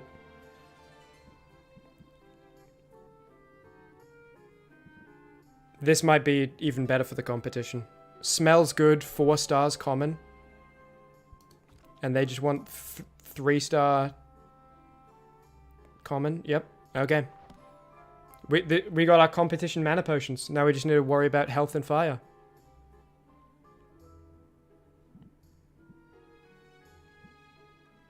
Is there any way we can make this even better before I click the brew button? Anything higher than 12 or 18 for yellow or green? Because we could do this one, but it tastes bad. And it would also be harder to get the balance right then.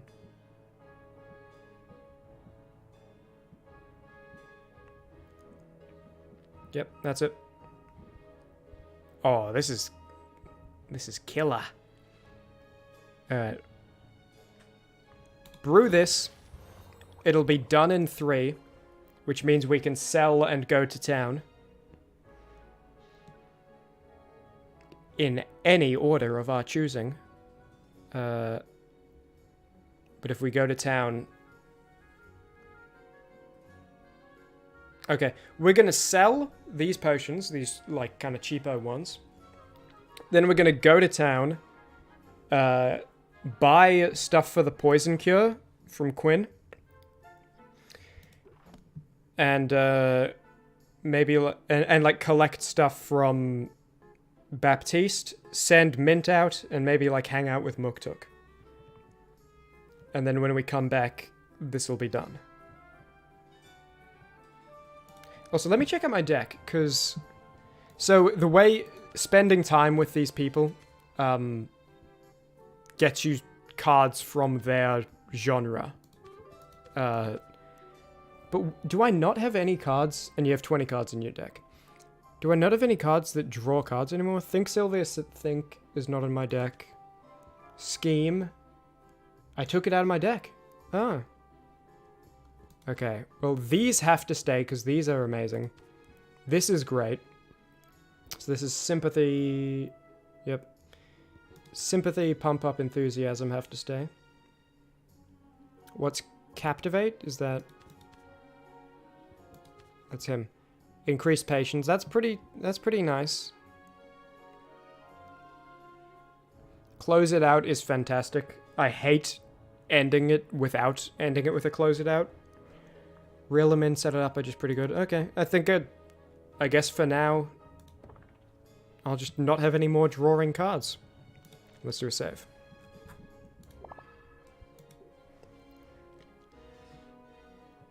Open shop. Yep, I did want to make sure I'm not forgetting anything. I think we're good.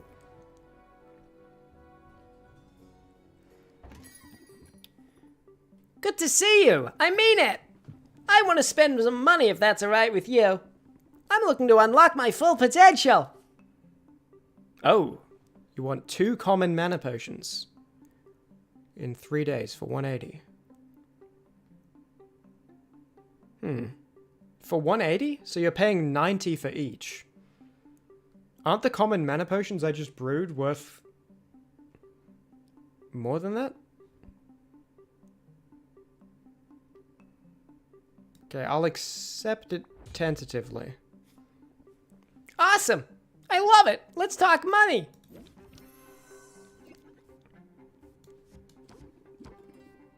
Big day.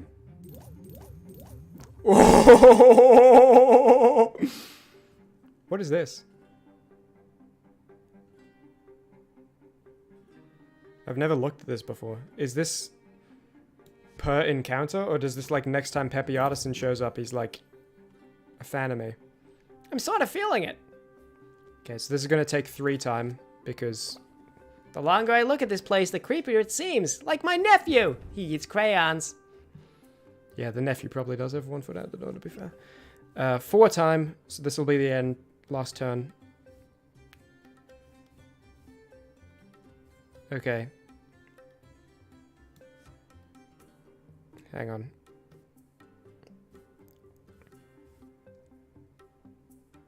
So I could...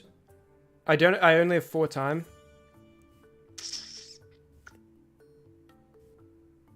So I'm going to do Pump Up, Reel 'em In, because this increases it by 50%. This will only... Wait, no, but this will increase it by 20% plus add 4. Okay, so that is better than just increasing it by 50%.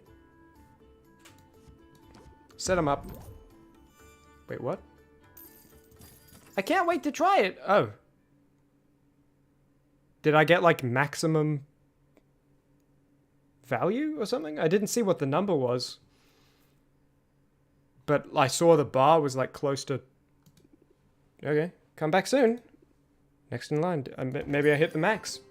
Good news! I've freed up some room in my inventory. That is good news. Do you think this potion will give me a boost?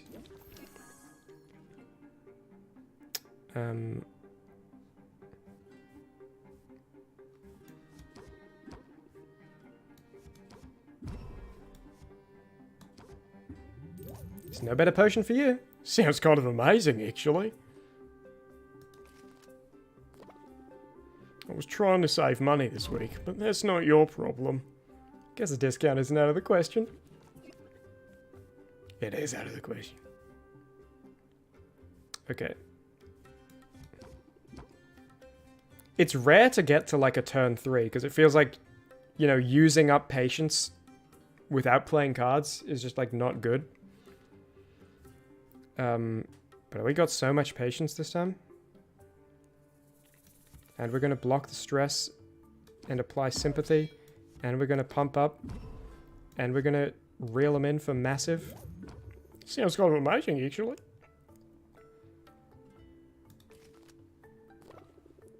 I've faced monsters, but you know how to make me sweat. I didn't mean to make you feel bad. Okay, we got 5.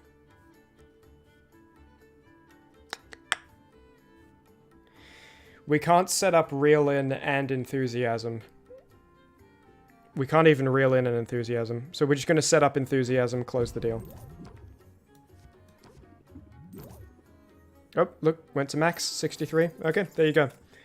Didn't even get to close the deal. So that is it then. There is actually a maximum that you can get, and we just did it twice in a row. Alright, time to do some quests. Take care. Come on up. Your displays look so nice today. This one looks nice. What are you asking for it?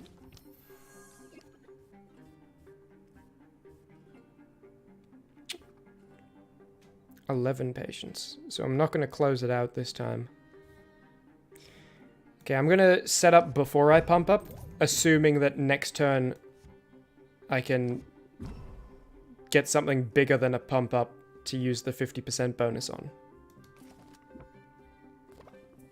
I don't want to keep you from your craft any longer than necessary. Some things can't be rushed. Huge. Okay.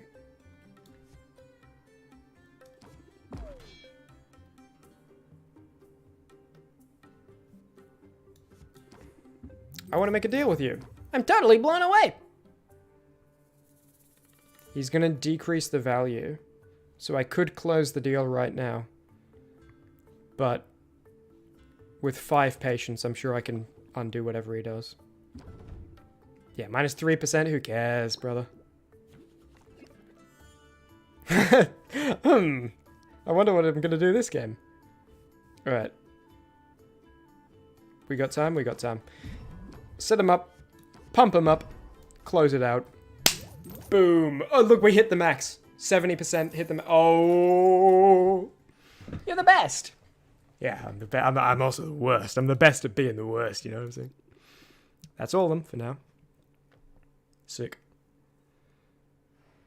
I said it in the first stream of this game 8 months ago.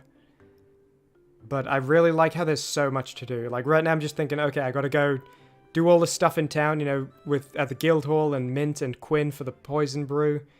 And then I need to come back, collect this. I want to spend one more time so it's not wasted. Like, there's so much going on.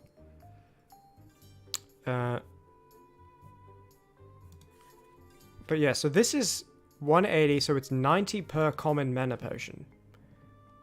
But this is worth more than that. So I guess I need to brew like a 0-star common mana potion so that it's worth... Because if I gave it, I'm losing money. Especially since this is 128 before I barter it up like 70%. Yeah, I don't know. Maybe... But I also feel like wasting a brew and wasting time on making inferior mana potions just to fulfill that order. It's like, well, I could have just brewed better mana potions and sold them normally. I don't know. The brew's not ready to collect, just to confirm. It should still be one more time. Yep. Let's go to town. Collect our stuff. The quest was a success. Here are the spoils. Ooh. That is a massive grain. That's amazing. And a pretty good red that we were after. Anything worth investing? Red and yellow is fire tonic, I believe. That's... I mean, that could be pretty good. for the competition fire tonic if I just dumped 7 of these into the pot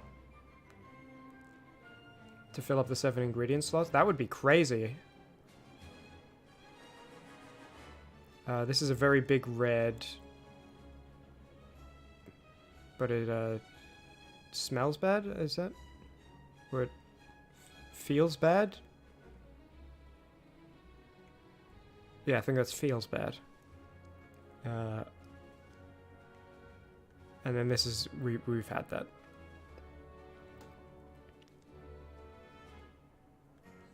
Okay, well I guess I'll just have these just to give them to Quinn. And then these I definitely want. I have 4 days, so I think I only need to get 1. And then I can give it to Quinn. And then I can buy 7 instead of taking 7 from here. But actually, will that even be cheaper? Because the other thing was the same price as... Also, this is only 7? Hold on, let me get a couple of these. Yeah, I think... Maybe I'll just go crazy with it. 7 for the pot, 1 for Quinn. And then that's our fire tonics. And it's in the shop forever. We got the money for it. Let's go. I'll make sure they leave immediately. Mark my words. I will never hang out with Baptiste. Snipe hunt? I don't care. I will never hang out with Baptiste.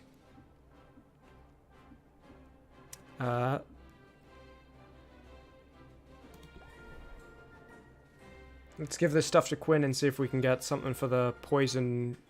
whatever. Alright. Yellow, blue, 2 red. And I'll also just give you these to expand.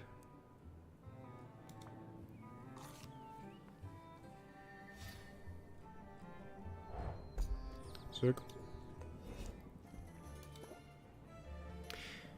Yellow, blue, 2 red. What is this? Oh, this is... Okay. What has blue? This has blue, but it also has other stuff. Did I just get, like, really unlucky with him asking for a poison brew before blue ingredients are available? Uh-oh. Isn't it due, like, tomorrow? Huh. I guess we're gonna find out what happens when you fail to fill an order. That might just be like a really unlucky pick. This is cheaper because it's the daily event. I'll buy a couple because it's a pretty good ingredient. And when I say a couple, I mean I'll blow out the whole stock, apparently. Yeah. Okay, that's... Oh, that's gonna be... That's gonna be bad. Yeah, it definitely... This would be, like, that's a lot of green. That's not just like a negligible, oh, the potion will be a bit bad, but it doesn't matter because it's being sold at a fixed price. So I can get away with it. That's like, that'll be a different potion.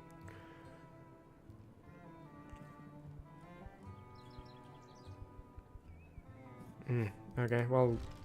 Maybe Mint can save our skin here and get us some blue potions. You didn't have anything blue, did you, Baptiste? I'll hang out with you eventually if you do. If you can save me on this order. Oh, I can't. Okay, well, I'm pretty sure you didn't anyway.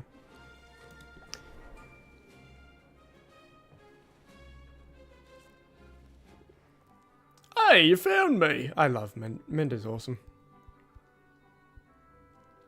Since I'm wasting 1 time anyway, let me see what rank up is. I think I might have ranked up Muktuk, and that's how I got the 2nd card, but I don't remember doing that.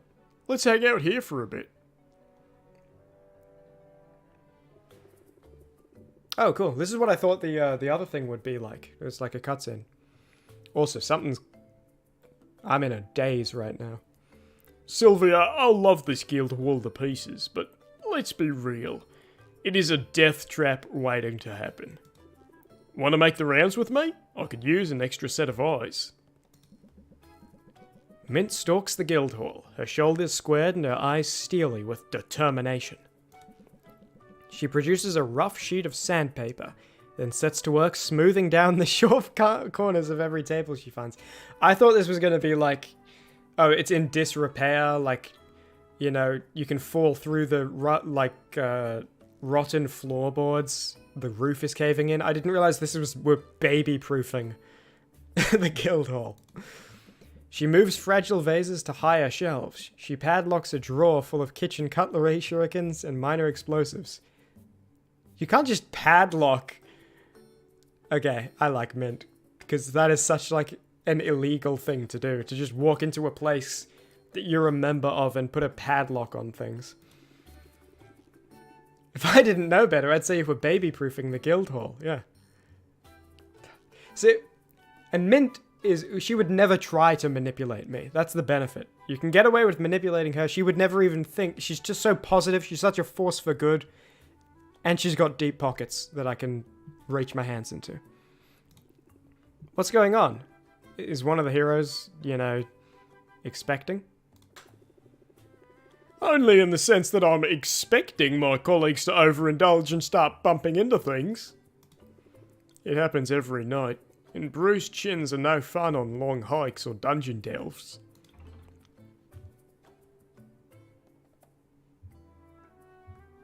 Right, so we got to pull out the Quinn special here from last time and figure out what gets like the plus affinity heart thing. Does she want to be kind or keep in fighting shape? Because she's like all about fighting and like, yeah, I'll keep in fighting shape. I have a suspicion this is the right one. And it's also the one I would say if I wasn't trying to pull a Quinn special. But since I am considering the Quinn special, I will have to credit Quinn after I say this. It's kind of you to shield your colleagues from harm. I learned that from Quinn, by the way. That's a Quinn special. Yeah. I want to do my part, you know? Be a team player. Because saying it's smart to keep him in fighting shape, that's kind of impersonal. What a bundle of joy. I like Mint is awesome. It won't surprise you to hear. Being here is a total dream. Should I pinch you? We're both living our dreams. I'm not. I'm in crippling debt and they're going to throw me in jail forever if I don't win every competition over the next, like, 10 weeks. That's not my dream. That's a nightmare. I guess it's a dream. But this is weird. This is weird. This is strange. This is like a thing that you, like, should I pinch you? Just kidding. Like that, I feel like that's the delivery of this line. Should I pinch you? I'm just kidding around about it, though. It's like, okay, dude. Is Mint gonna put up with that kind of, like, tomfoolery and, like, okay, mate, come on. But we're not both living our dreams. But I can lie. Quinn taught me how to lie. I could do a Quinn special.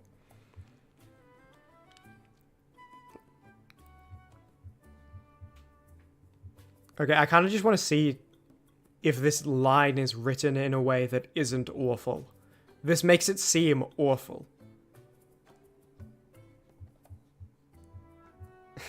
Can I, like, save? No, I can't save.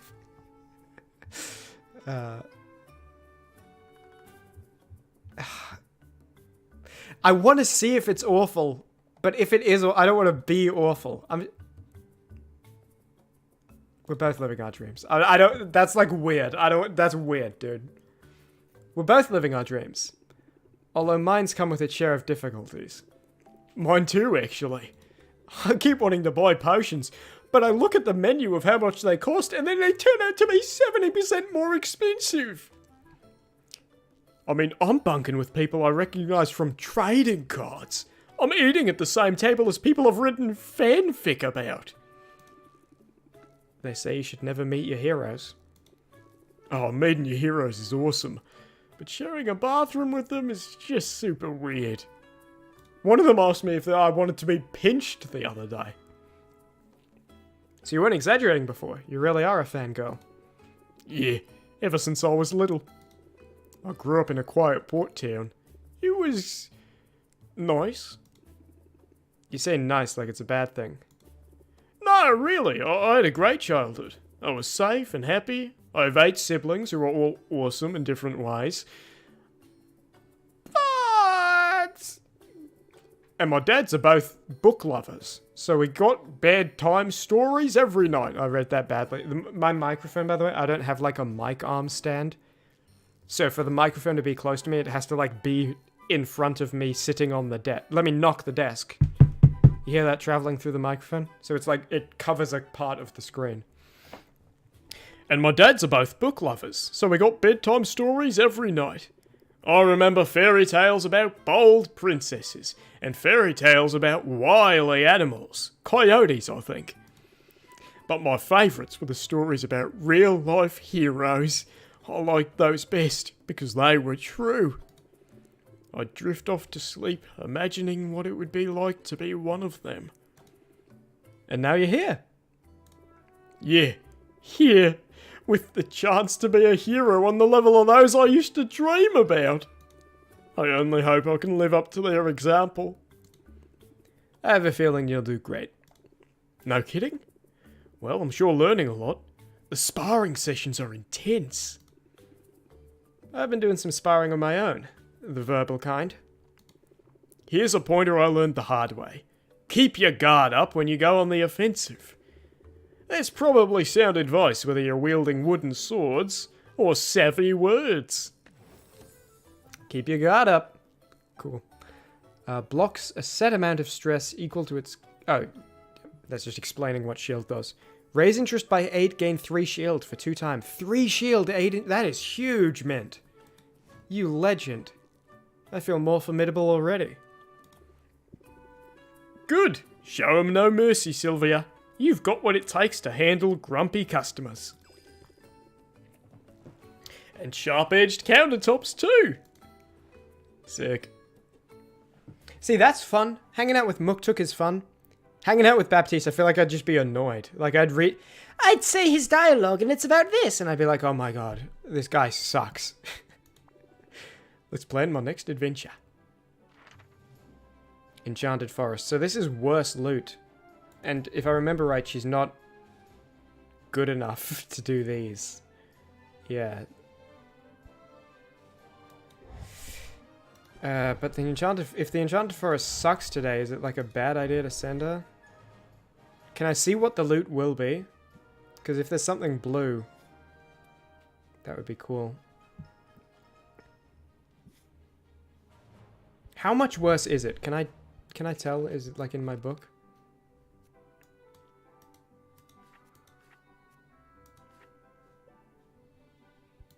No.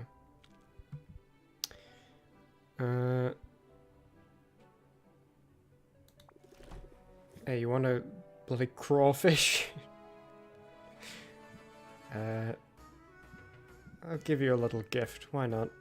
What's something that I will never use because it's awful? That's not awful, but it's so minimal. 4 and 4. Is this all I have? Yes, this is all I have. Okay, here's an 8 green that, like, smells bad. Hey, this is pretty good! Yeah, Mint has no standards. Do I send you out? Because, you know, again, there are so, you know... Brews are so important because time is so important. So if I use these brewed potions now, like that is 1 brew, 2 brews dedicated to sending you out again later. I might just send you out tomorrow. I feel like that might be the idea. Which is unfortunate.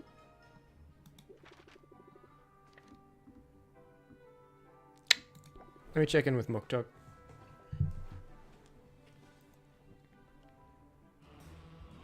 May I be of service?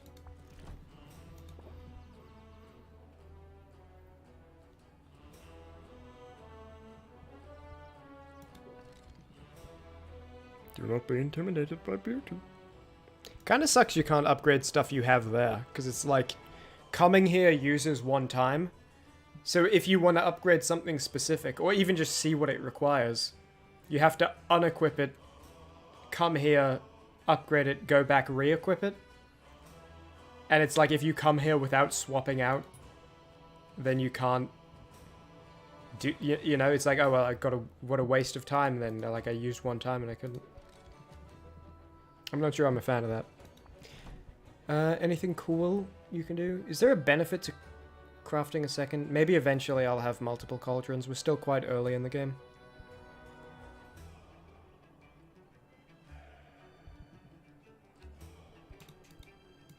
That would be cool. I'd like it if I could have multiple brews going at once. So what does this require? Hang out and give gifts. Okay, and that unlocks rank up. What's something crap I can give you? I feel like this is almost worthless. Seeing you is gift enough. Should we rank up? We won't be able to sell if we rank up. I'll do that later. Yeah, next time I come out, I'll send Quinn out tomorrow and I'll hang out with you to use the other time that would otherwise be wasted. With your departure, the fire dims. Don't look down.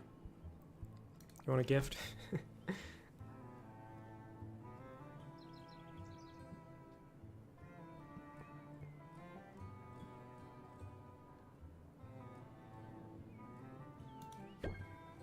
It isn't bad. Okay, I didn't get a plus from that.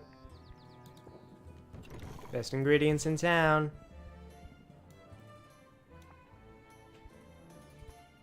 Yeah, okay.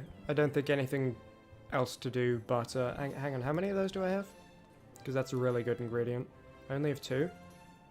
I might buy some more.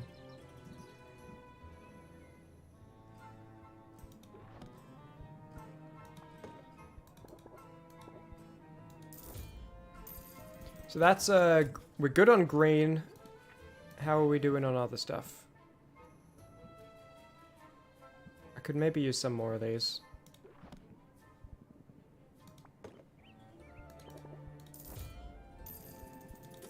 And then just to be sure, yeah, can't expand. I already gave one of the big reds to them.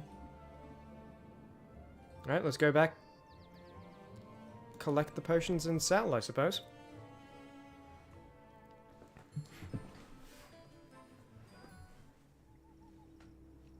Alright. Brew. Let's see how good these are. If these are going to be even better mana potions, that's sick. 5 greater mana potion! And it smells good! Oh my god. 3 greater mana potions. That is... I almost feel like we should save that for the second competition and go in with our, like, stinky but tastes nice. Or no, tastes bad but smells nice. 3-star ones. Alright, that works. Wow. That's pretty great. Maybe make some... let's see if I can make a really good health potion that's like competition grade. That would be good. And it's green, right?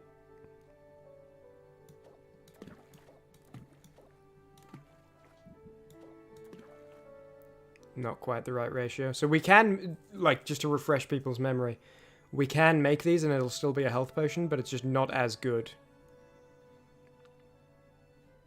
And we've used all 7. Okay, do I have anything that's a bigger green? I don't think I do.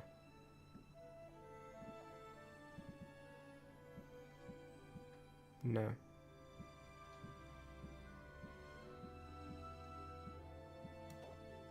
So let's take out one of these. No, we're not doing this now. We're going to save these ingredients because we need it to be common 3 stars and reducing the amount of red and replacing it with, like, this is not going to... No. No. We're going to wait till we have the right ingredients. As I say, we're going to buy the best goddamn ingredients. There's a second page. Okay, only after I pulled stuff out. No extra greens to consider.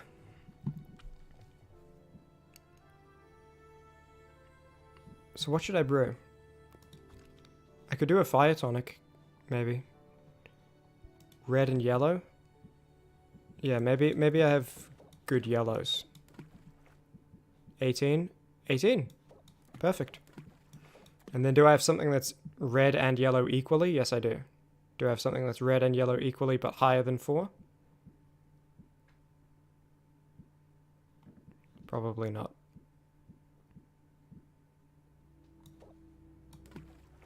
Boom. No benefit to that. Because brew 4 time will sell and then we'll go to sleep and that'll be done. There's no point having it done before we go to sleep. I don't think, because I think it auto-sleeps. I don't think we can, like, bottle and set something else to be brewing overnight. But even if we can, same amount of time saved by just using that on the next brew, so. Competition fire tonics. We're making these earlier than I thought. I thought we were going to be cutting it down to the wire. We got a couple days left. I wonder if I'm going to be in debt about this custom order, though. 2 days. It's going to be tough. And these mana potions are not, like, worth it. Alright. Oh, mate. We're getting crazy with it right now. I want to keep one of these for the competition. And I want to keep one of these for mint. So we might not actually have... We might not actually have anything to really sell right now. Like, I can sell one of these. Because I want to keep this for the next competition. You know what I mean?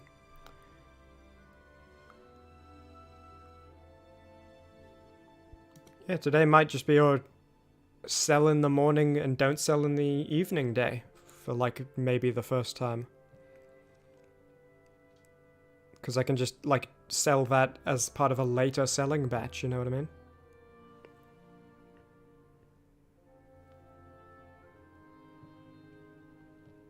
And use this time on something else.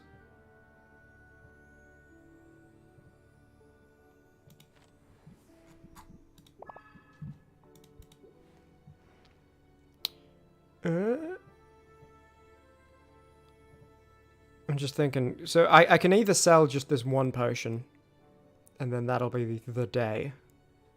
Or I could go into town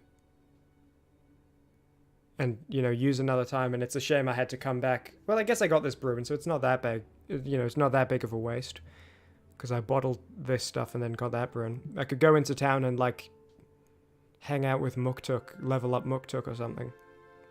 And then sell this tomorrow when I have 2 other potions to sell. I might do that. Let's go to, travel.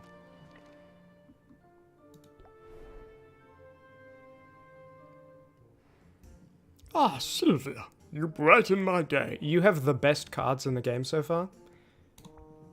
See what you got. I'm pleased to have you here.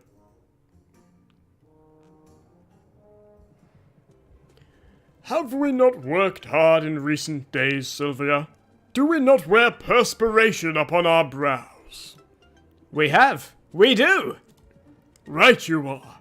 And it is therefore time for that most delightful of all breaks. An ice cream break. I am so on board with this. Muktuk has evidently made his selections in advance. When it's his turn, he requests 2 scoops. 1 mint chocolate chip, 1 buttered prawn. It is an odd combination, I know, but I find the complementary colors nearly as enjoyable as the treat itself. Interesting. I don't usually think about the colors. A snack is best when it engages all our senses, and I know of what I speak. I do not like to brag, but my people have elevated ice cream to an art form. Not merely in taste, but in presentation. Each scoop is a mathematically perfect sphere. Anything less is tossed to the dogs. Even the mint choc chip you just ordered? Maybe don't toss that to your dogs. Maybe, yeah, Maybe toss that one to the bin. Not that I'm complaining about Rafter's offerings, of course. Ice cream is a marvel, even if these scoops are slightly oblate. It is strange, though, the things that made me think suddenly of home. Tell me, Sylvia, are you ever homesick? Sure, it's only natural. Learned this from Quinn. When you started over in a new place. Indeed! This is just one more thing we have in common, you and I. And yet, I may feel my connection to home a bit more keenly than most. For a walrus carries with him the voices of his ancestors. What do you mean? I just mean what I say. Our honored ancestors never leave us. Although their mortal forms expire, they live on within us always. They guide us to our great works. They speak to us, and in doing so, offer an inexhaustible wellspring of inspiration. Wow. That must come in handy. It is the ultimate purpose of my pilgrimage. I must live and breathe my craft, so that I reach a heightened spiritual state, in which my ancestors may guide me in the creation of a singular work of such majesty it leaves the world changed forevermore. It is for this reason that I work so hard, and yet always am keeping one ear to my muscles. Your muscles? Indeed, for that is where the ancestors reside. They give us guidance not just through words, but through augmenting my natural strength each and every day. Your ancestors must have been very impressive. I mean, look at those muscles! Nay, I bid you look at them. Look, and dare not blink. I love look.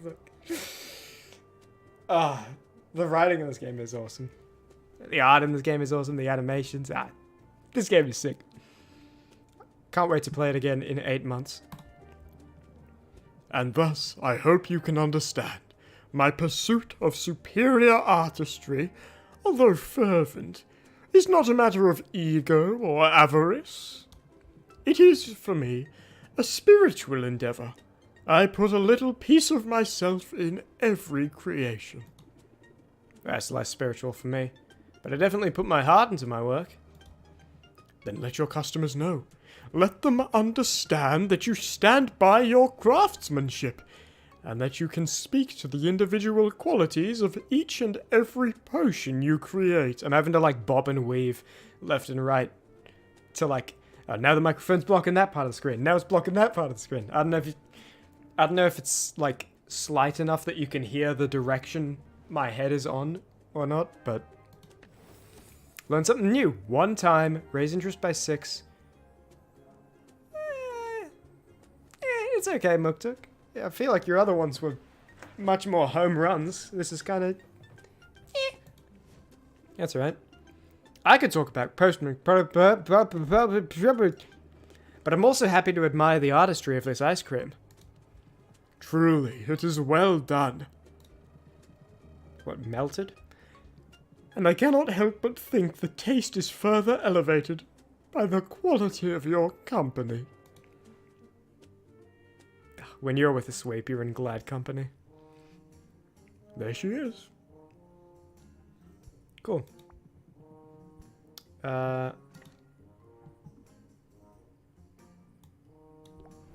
If I return, it'll use the last time. I wonder if I can spend time with someone else instead. Don't tell me I have to spend time... no. Please, Quinn. No. Oh, there isn't enough time. Okay. I was so scared. I was so afraid. that I would have to do this to make use of the time. But it looks like the one travel time is like guaranteed, and you can't like use that time if you just don't go home. Unfortunate.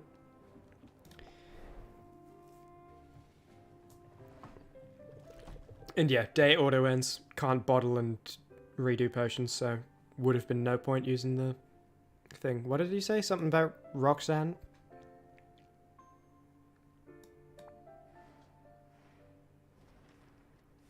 Three days to go, and I think my my potion is due tomorrow. Ugh, okay, I'm gonna like rise above the microphone to read this text instead. I'm gonna just like sit high. That dirty sneak. Who are we talking about? Who?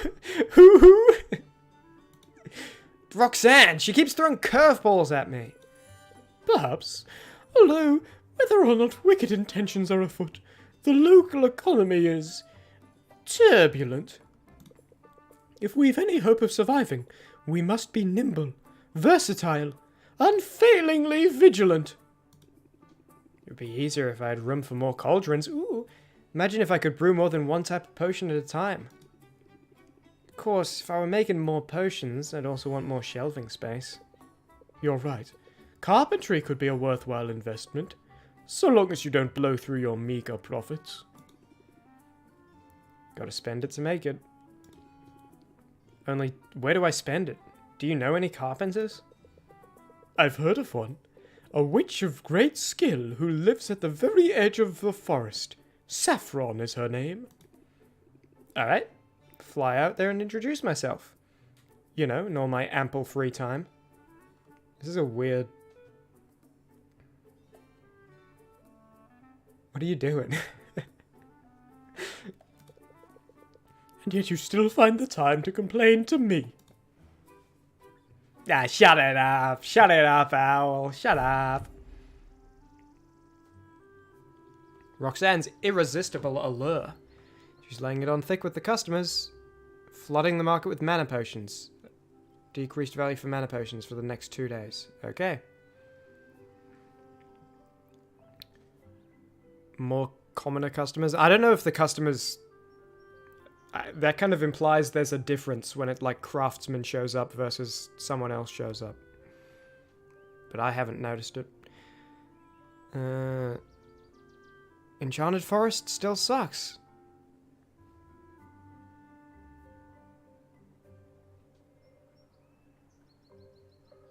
And Baptiste's running into problems.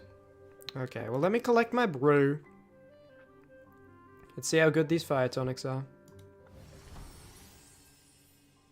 Greater fire... I am just greater, aren't I? Okay. Works for me. I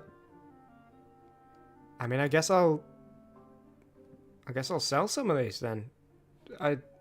It feels bad using them for the competition though. If the competition really requires 3 stars common, it feels like I've wasted money. Maybe I'll brew a 3-star common before then. It's red and yellow for fire tonic. Let me use up some stuff and just see if I can brew some so that I can keep these or sell these and then get like the bare minimum for the competition.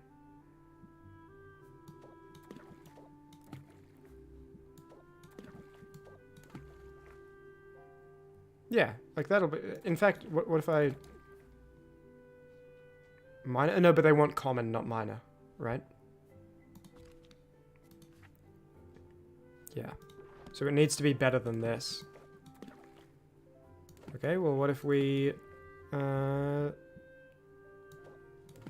do this, and... Oh, I don't have an 18 red. Did I use them all up? Guess I did.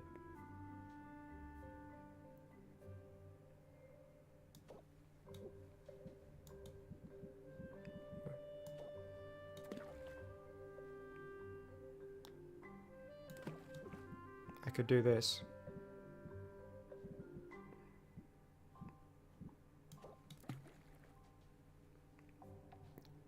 common. It's really hard to balance it right. I feel like the better one wasn't that much better, you know? What is this again? That's mana.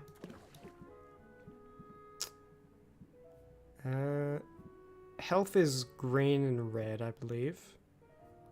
Maybe I could do some health potions. I don't have... Again, I need to go buy from Quinn the new 18 red that I got.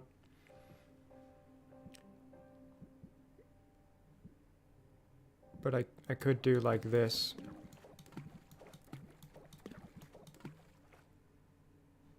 But again, that's minor. Well, those are... You know what? These are useful. Just so something's brewing, and it'll brew quickly too, so it doesn't even matter that much. By the time I get back from going out, this will be done. And these are useful for, like, sending mint out. So, yeah. If I put this in, will it be instant? Or no, it always takes at least one time. Yeah, okay, I'll just make some mint health potions. They're not competition, they're not selling, they're mint.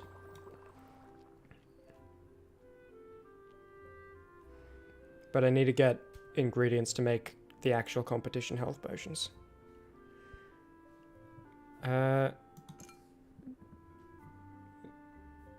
Competition, and then mint, mint, mint. Potentially competition, but I can sell at least one of them. Oh, wow, that is a huge decrease. What? That is like 50%. I'm not selling that, not in this economy, mate.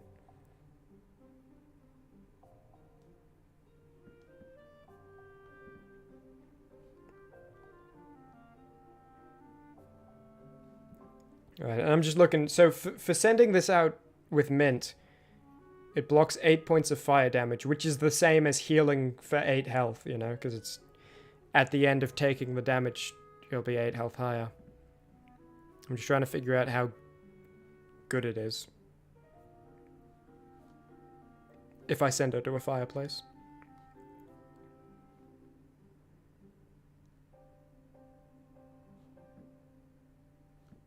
I'm gonna take one of these out and then I'll put it back in when we come back to sell, but just I want to see if I'll take 2 of these out just to see if giving them to mint, if we can send her to a higher place. I'm assuming her health will not be good enough, but we'll see. Especially since the place we normally send her to is not, like, in the cards right now. 180 for 2 common mana potions. Is that worth sending?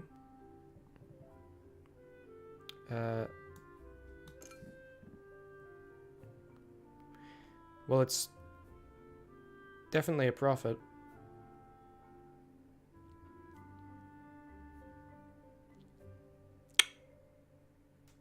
Yeah, I'll send that in.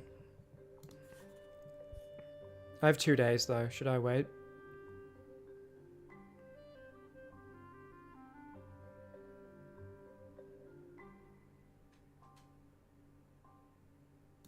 Let's turn it in. Because it's... Wait, hang on. It's just... Wait. You just want common mana potion? Okay, I'm gonna wait to see if I can make slightly worse mana potions that just, like, barely meet the criteria. But let's travel. Saffron's Carpentry! I wonder if the voice will be like this in some variation. It won't be. I'll check you out in a sec. Let me buy some super reds and green, because I think that's the other thing I need for mana potions.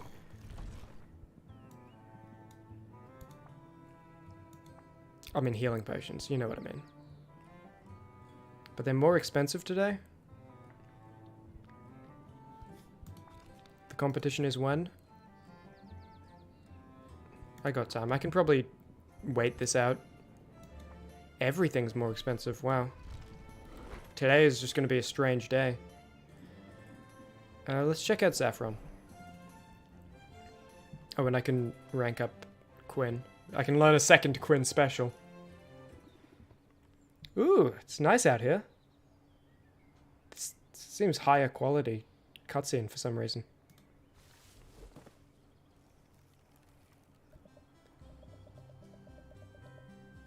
Sorry about that. Sorry about that. I was just securing the timber I need to put on the finishing touches on a new galleon. We'll workshop. You're building a whole galleon from scratch?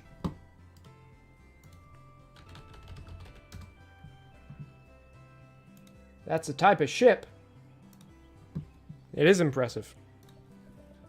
Well, nothing's made from nothing. The forest provides everything I need for my projects.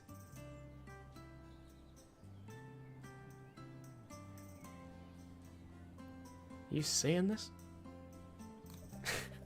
And every carpenter should build a fleet every now and then. Keeps you sharp. My name's Saffron, by the way.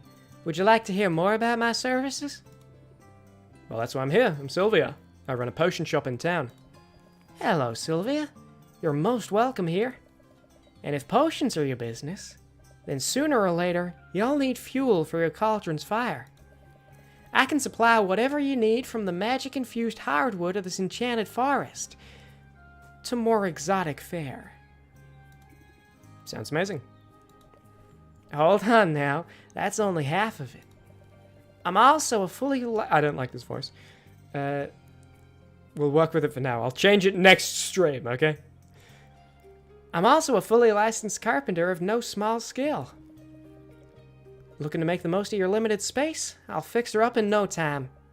Now, what'd I miss? Was there anything else you were looking for? Maybe some advice? I'm still pretty new to running a business. And I've been at it a long time. Really? How old are you? Well, there's your advice, I suppose. Never ask a witch her age. There's no shame in getting older. This is a Quinn special. There's so much shame in getting older, by the way. There is so much shame in getting older, but this is a Quinn special. There's no shame in getting older. In fact, it's something to celebrate.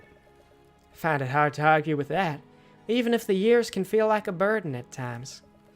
Let's just say I've been around long enough to see some real sights. Well, if that's true, then you must have good advice to share. You're cute, Sylvia. I think I like you. This is a Quinn special. You're cute too. I like your hat. Yeah. I mean, it's fine. It's not like bad, but I don't know. I feel like that's not really a note. I don't feel like that's a point out how cool this hat is level of cool hat. I also like my hat. Keeps the sun out of my eyes. So maybe I do have some odd bits of wisdom to share. First, get a hat. Second, I can see that you're stressed. You carry tension in your shoulders. But you mustn't let the trials of life, whether customers or debt or family drama, rule you. Instead, practice a bit of mental self-care in the form of meditation. Your business will only thrive when you yourself thrive. Decrease stress by 2 for one time. That is useless. Maybe it'll be useful later when stress becomes big, but I'm not wasting customer patience on not increasing the price. Are you kidding me? So, how'd I do? I can definitely use that. For wiping my ass! Why don't you make it a point to come back soon and we'll see what else I can come up with. I haven't had many visitors recently. And a visitor who comes seeking wisdom is welcome indeed. Yeah, well, I'm here now. Let me use 2 cauldrons. My heart gladdens to see you. Carpentry! Additional shelf, additional cauldron. 1 upgrade's available a day. Ugh, these mushrooms and cacti keep rearing their ugly heads. And I don't know where to get them. This looks like it's fuel. Efficiency 3 slots. They're both fuel. Do you sell it?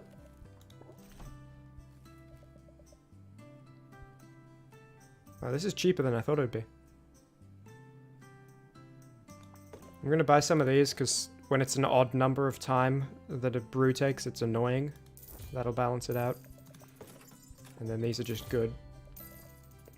Follow your heart, Sylvia. You won't be disappointed.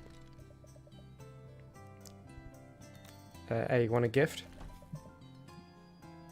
This is wicked, like, bad on the taste buds. No, this is a really good tasting little yellow.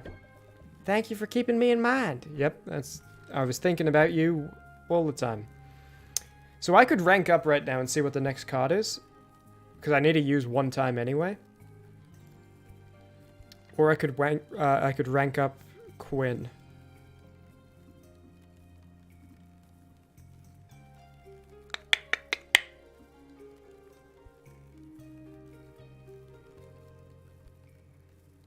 I'll check you out, I guess. I do kind of want to see what Quinn's next card is, but I want to see if you... Okay, listen. If both of your first two cards are awful, like, forget you, you know? Like, you're out of the picture. So let's see. Stay as long as you like.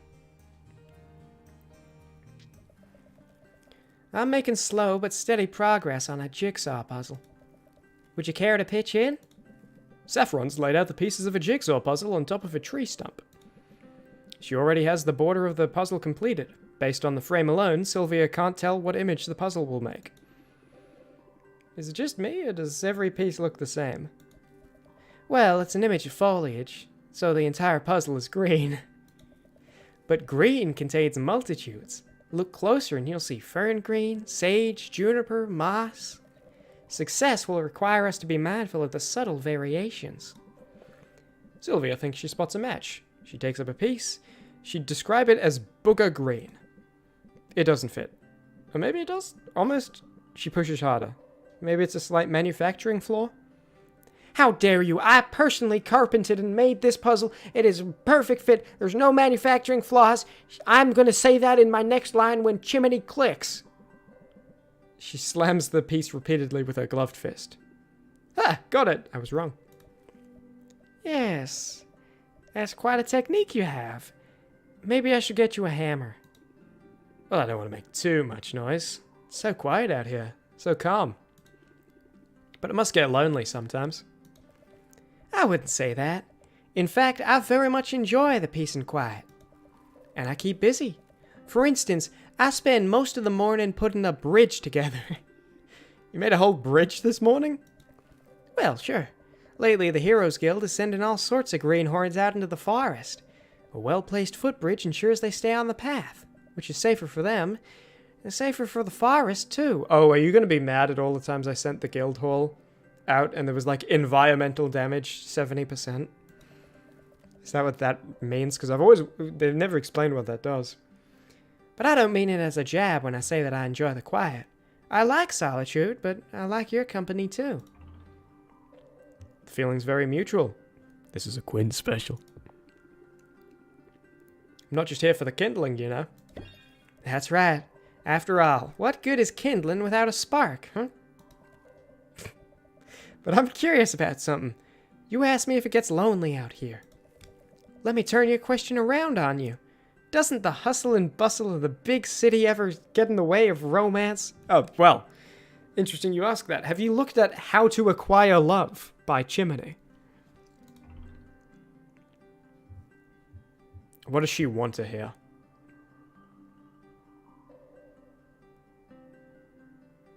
She wants to hear this. But am I true to myself?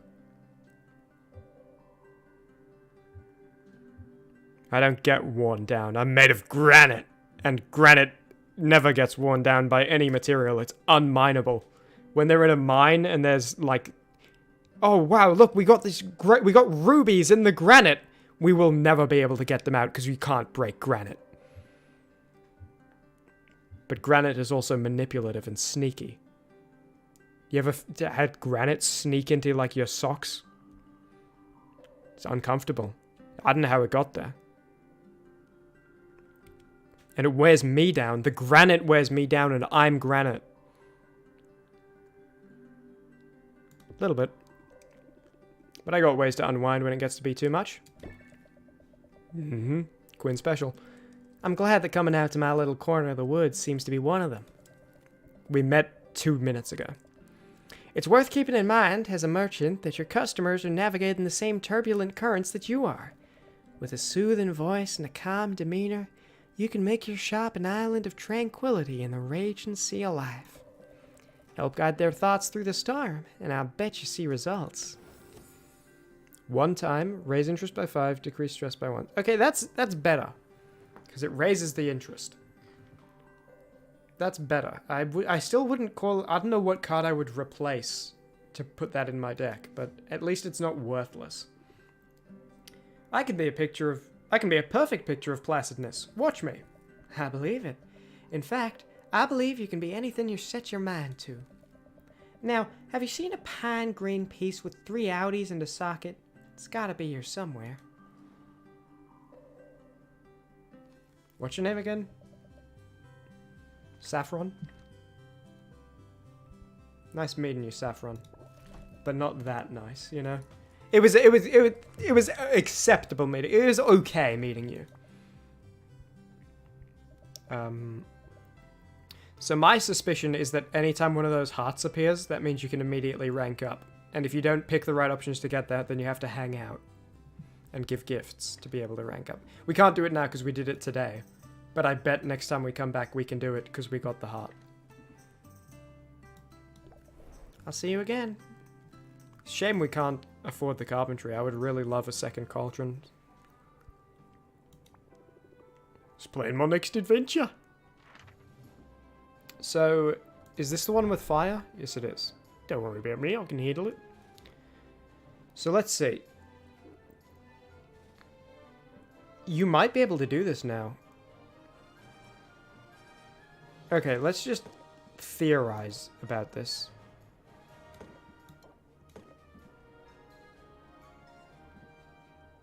So you're gonna take...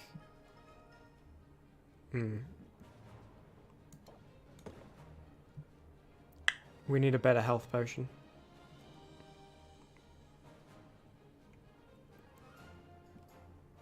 Wait, that's all 0? Wait. When it says blocks 8 points of fire damage, that means any attack that does less than 8. Oh my god, I thought that meant 8 once. So like here, we'd have 3 left over to go here. That means... Oh, that is huge. Okay. That is really good to know. I think this still kills you though, just because of the physical damage. Also, you probably... Is that enough? Yeah, that's enough. You only need 1 of those. Wait a second. This is doable, isn't it?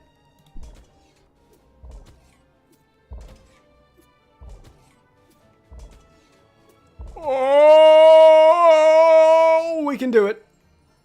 We can do it. Okay, is it worth it? These potions are just for you, Mint. So I'm happy to part ways with them. I still have more of these left over. I won't be able to sell them, but for the next 2 days, these suck to sell. These are worth a lot, but I want to keep one. Basically, is it worth doing this to get rid of this? I think it is, because this is huge. And look at all that experience. Mint, you're about to become a true hero. Good choice. I'm on it. Never been to the Bone Wastes before, and now you're going. You're just like those heroes your fathers used to read you stories about.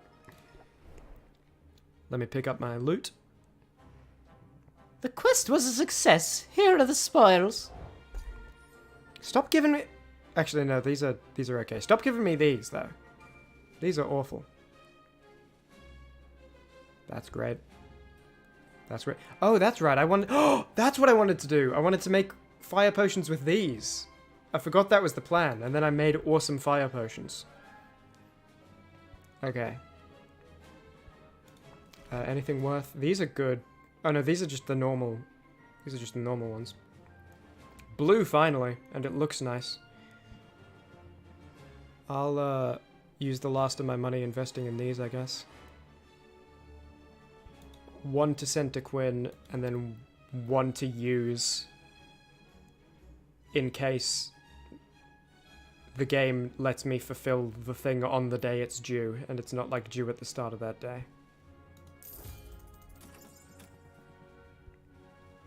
Cool. Very well. I have like no money actually. I don't know where I'm going here. I was gonna like look at maybe buying an extra shelf for when I can upgrade, but there's no point. I'll just give you a little gift. How's that? This tastes bad, but you said your ice cream, you don't care if it tastes bad, so... This gift really tickles my whiskers. Sick. What do I need to do to earn this? Alright. I guess just hang out with him again, probably. Quinn, got a lot of loot for you.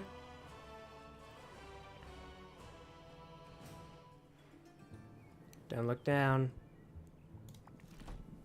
Oh, not a lot, but an important one. 52! Oh, but it's increased because of whatever event is going on. That is apparently increasing everything. Smart thinking, Sylvia.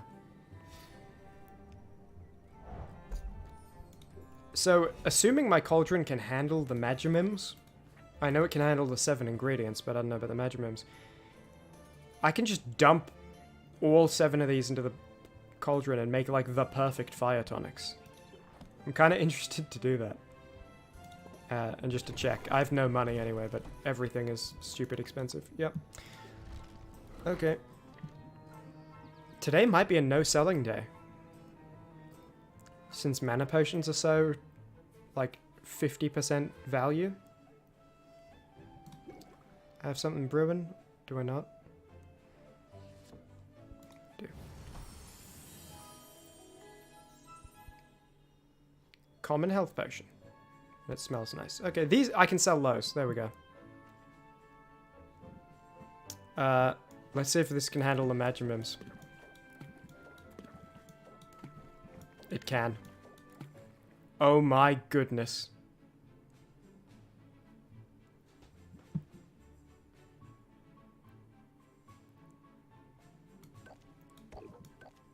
And it can be ready by the time I'm done selling those health potions. And then I can sell it. Okay, this is gonna go crazy.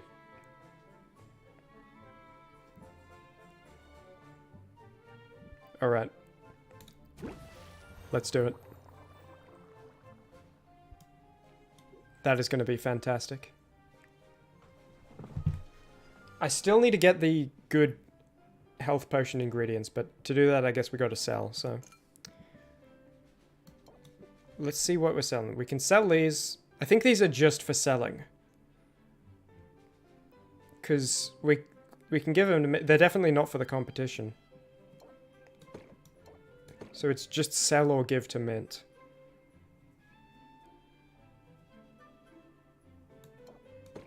I think we sell.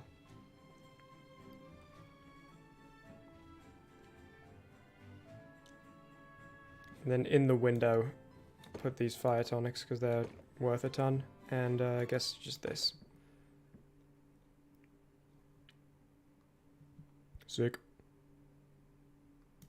So we're going to sell, that'll be done, we can collect them, we can think about selling them. And hopefully it'll let us do the custom order on the due day so that I can collect that blue thing and actually brew a poison cure.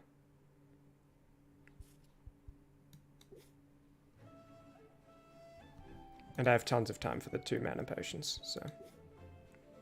Yeah, let's do it.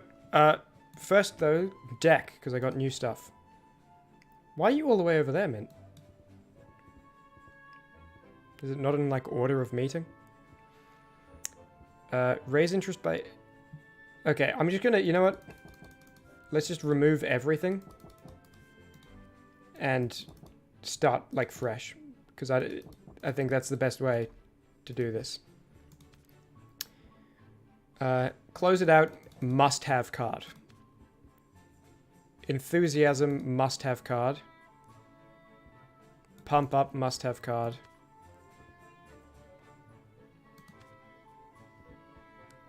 This is a must-have. This is good. Reel them in and set them up.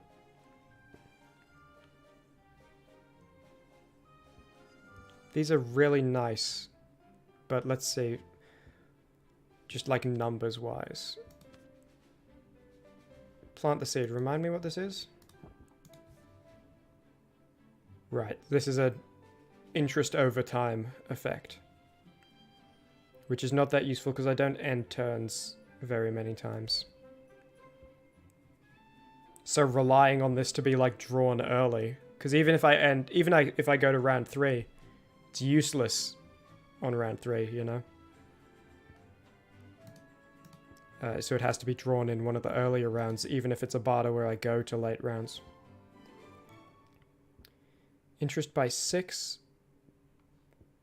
Price of potion by 3%. That's such a small number. I feel like that's not that good. Interest by 5, stress by 1. I don't think that's that good. I think this is worth having. 8 and 3 shield for 2 time. I think that's worth having.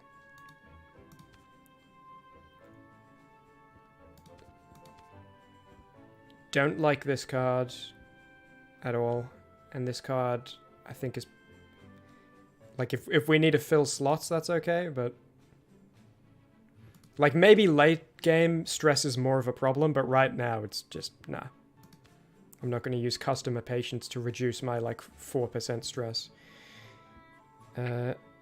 Especially when I have all of these shield cards in my deck.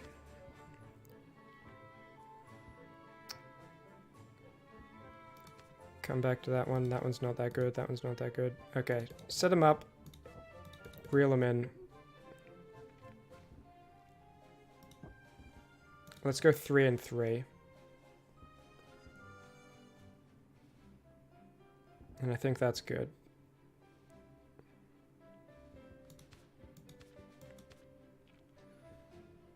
So what am I missing out here on? This is raise interest by 7, but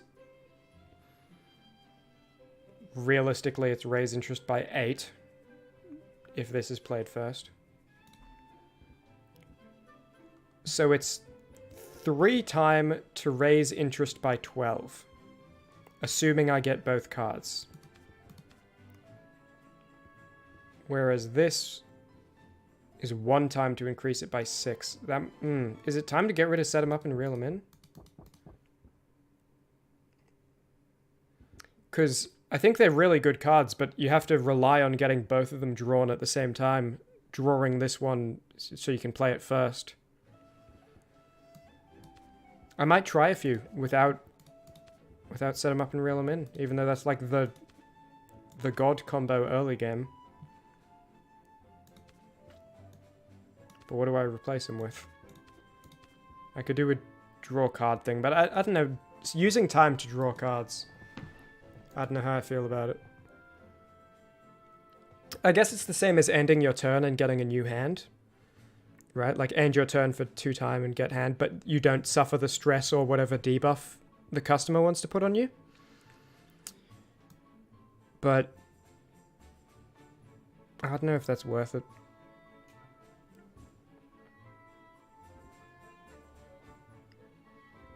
Is there anything else? Otherwise I'll just fill up the remaining 4 slots with set them up and reel them in, but...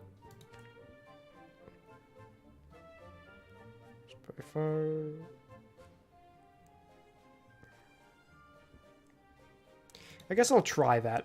I'll put it in there, why not?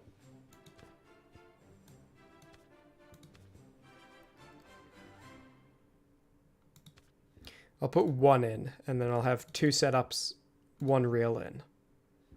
That'll be my deck for now.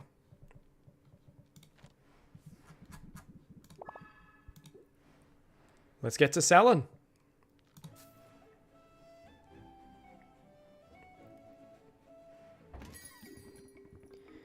I waved you on the street yesterday, but I guess you didn't see me.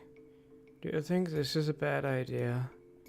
I have my doubts, but I thought I'd at least ask about this one. Are you doing a pre-order? No, you're not. Alright. New cards. Let's have a look. extra patience, and then... Okay, I'll play both of these. So let's see. So raise interest by 6, price of potion by 3%. So that'll raise this by like a little... like it'll raise it by like 1 coin and 6%. Is that what it is? Okay, so it rounded up the 3% to be 2 coin. I don't really understand how interest works though, because it doesn't seem to translate directly to a percent. Okay.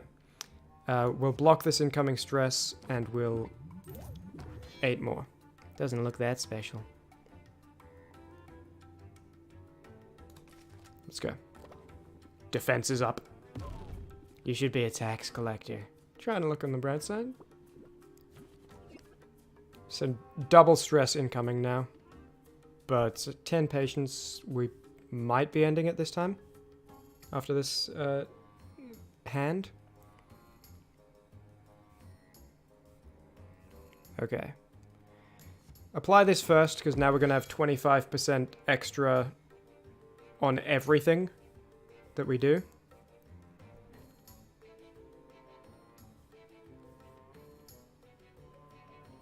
Alright, I think this is the play. Raise interest and make the price better. Pump up so this next thing is plus 50%. And then this is already a pretty huge interest raiser, and it's a defense. And then we'll have 3 time left next turn to see what happens. That's not in line with what I charge. Well, I'm sure if you just give it a chance. Alright. 3 time, let's see, we have a close them out, that's good. We have an enthusiasm, but we can't play it because it'll put this patience to 0. Alright, so we'll just set them up, apply a bit of interest, close it out, apply quite a lot of interest. Wrap this up. So what do you say? Well, alright then. Thank you for your business. Who's next? Hiya, Sylvia.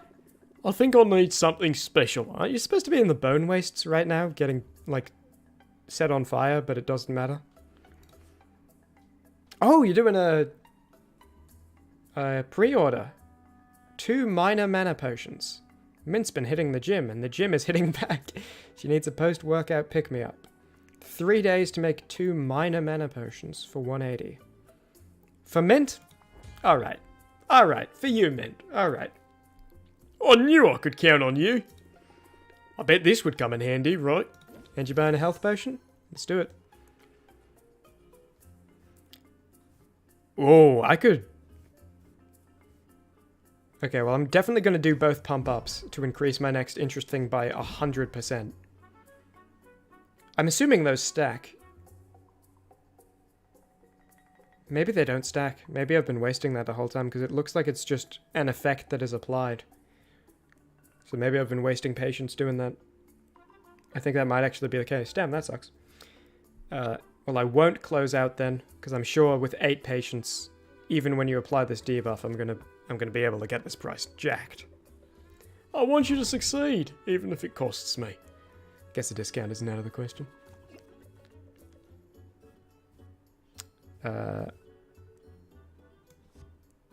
This is huge, especially with the applied interest, and I have time for it. Whoa! She's gonna lose extra patience. So if I ended turn right now, I'd only have 1 patience next turn, because it'll be -3 from this, -1 from this. And you can't even use 1 patience, because if it hits 0, you lose. So basically, this is the last turn. So I'll just do this, and then close it out. 58%. That's pretty... I mean, that's pretty huge. Alright, time to do some quests. Take care. Next in line. I ran into a hero who had the nicest things to say about this shop. Oh, it was definitely Mint. I can feel the magic coming off of this one.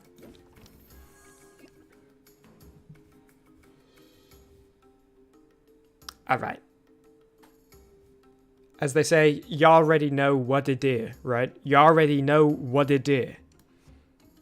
I've heard a bunch of songs open with that. They go, you already know what it is. And that, you already know what it is. I'm gonna Get the plus 25% to all interest raised.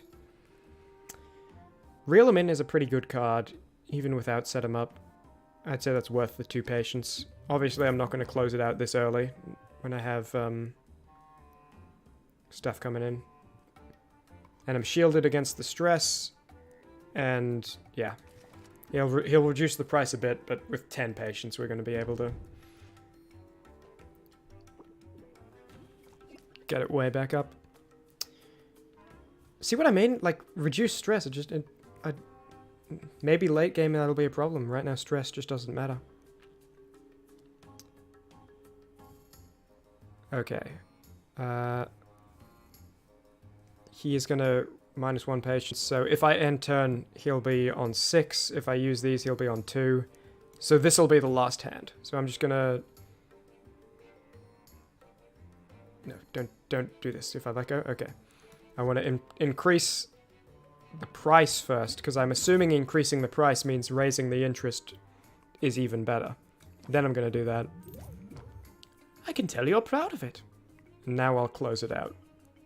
Because if I end turn, there'll only be 2 time next, and... actually, 2 time. Because I might draw another one of my close it out cards.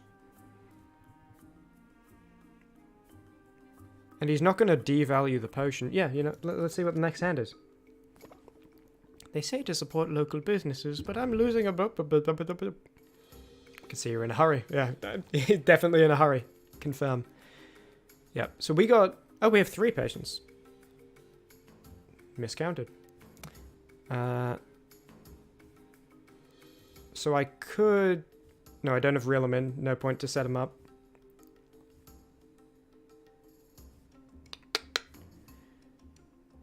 Okay, so now it's a matter of math. Is it better to do raise interest by 8, raise interest by 9? Or is it better to do plus 50%, raise interest by 9? Because we only have time to do one of those. If this hits 0, we can't do this and this, it'll hit 0. So that's 17 together, and that is less. Because it's plus 50%. Yeah. Thank you, Mint. That card is actually a great card that Mint just gave us. And now we'll close it out.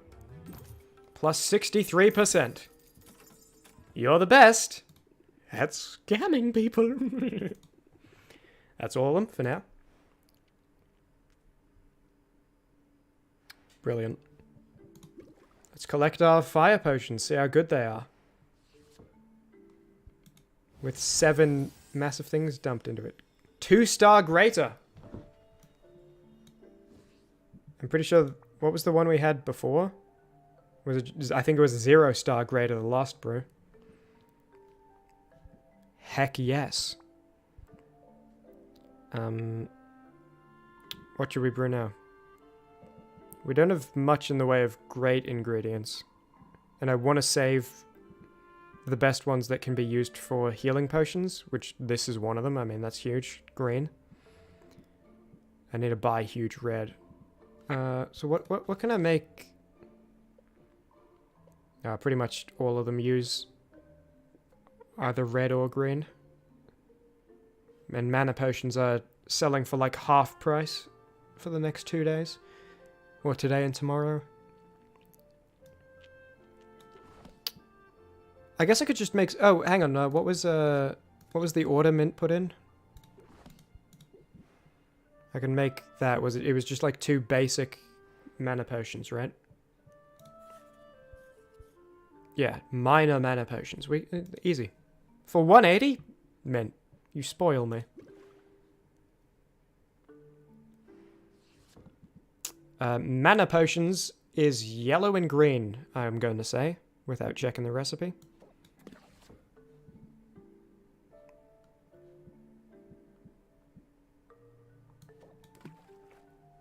Yeah. Times 1. We need... So, something I'm confused about is how the ingredients... Is it number of ingredients increases number of potions? Number of Magimims increases quality? Like, if I Do I have something that's 12 yellow? That would be useful. Yes, I do. Oh, but only 1. And it's got red, so that's not accurate. Okay, here's a good test. So, 24 red with 1 item makes 2 4-star miner. 24 red with 4 items. I can't actually put in the cauldron. But I assume, yeah. Okay, so number of ingredients seems to increase number of potions. And, like, outcome of ingredients increases quality. Gotcha. And I wanted to make 2 minor mana potions.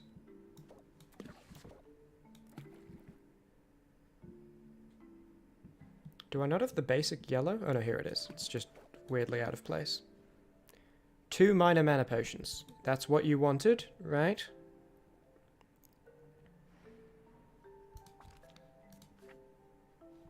I keep looking in the book for custom orders. I wish they were in there. That's kind of annoying they're not. 2 minor mana potions, yeah. I don't need to waste anything extra making them good. They're just for post-workout. Means life is not in danger if these mana potions are a little bit crap. No point speeding this up, actually, because I'm going to get 2 times spent from selling and then 2 times spent from the night passing. So we'll let this brew full time. Won't add any fuel.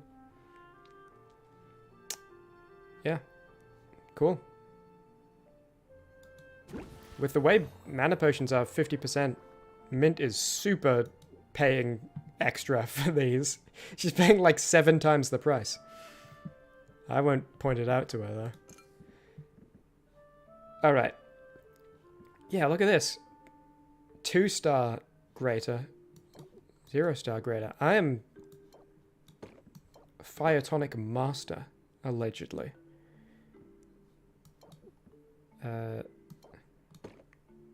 Attract all the big spenders.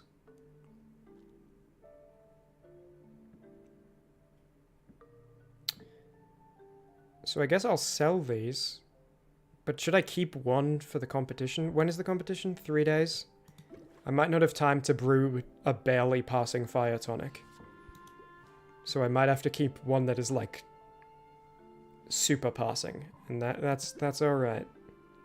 If I do. But I keep pressing the wrong button. But I don't want to sell mana potions while they're like not making any money. Should I sell some of these? I guess. Yeah, you know what? Let's do it. We'll keep this 1 for the competition. We'll sell 2 of the 2 stars. We'll keep another 2-star just in case. No, let's just sell all... Let's sell all these. Let's make a ton of money.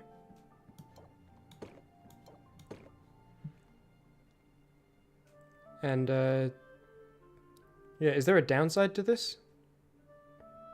I guess the only downside is that if this is passing for the second competition, then I could save it and not have to make it for the second competition.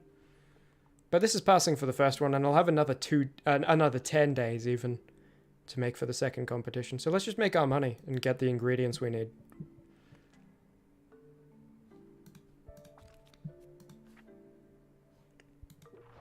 I just want to double check that one I'm keeping in stock.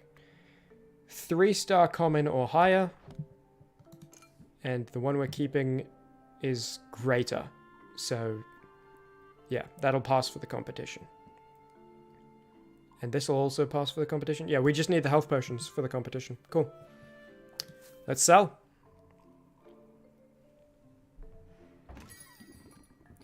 I had a dream this place was condemned. I have my doubts, but I thought I'd at least ask about this one. No, it's not condemned. Ooh, 3 stress. Bit big.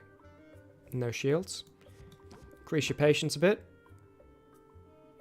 I have no stress, so this is just using 1 patience to raise interest by 5. Is that worth it? Kinda don't think so. It's N10. You're probably raking it in while real artisans starve. Alright, mate. Ease off. Oh, the Muktuk 1-2's coming in. Next interest plus 50%. Massive interest. Whoa!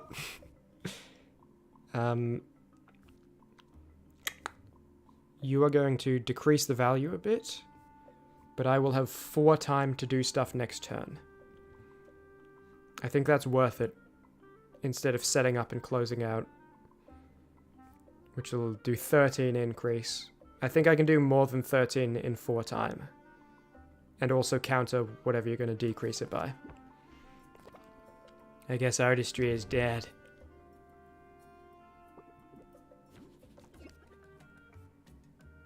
And we're going to raise the patience even more. That's great. We got 6 to play with now.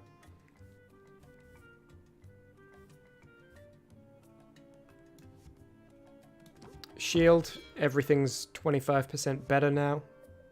This is better. End turn now costs 3 times, so it's not worth doing, so we'll just reel you in and close it out. Over 50? Ah, 49. Well, alright then. Artistry is dead, and I killed it. Next in line. I used to buy from your uncle. I see talent runs in the family. I want to spend some money if that's alright with you. I love it. Let's talk money. Alright, you're gonna lose an extra patience. Oh, I see. Okay, when I did the math wrong earlier, and also a different time earlier when I was like, why does it cost 2 time? It adds it in. So that's not saying it'll be 1 time minus on top of what the end turn says.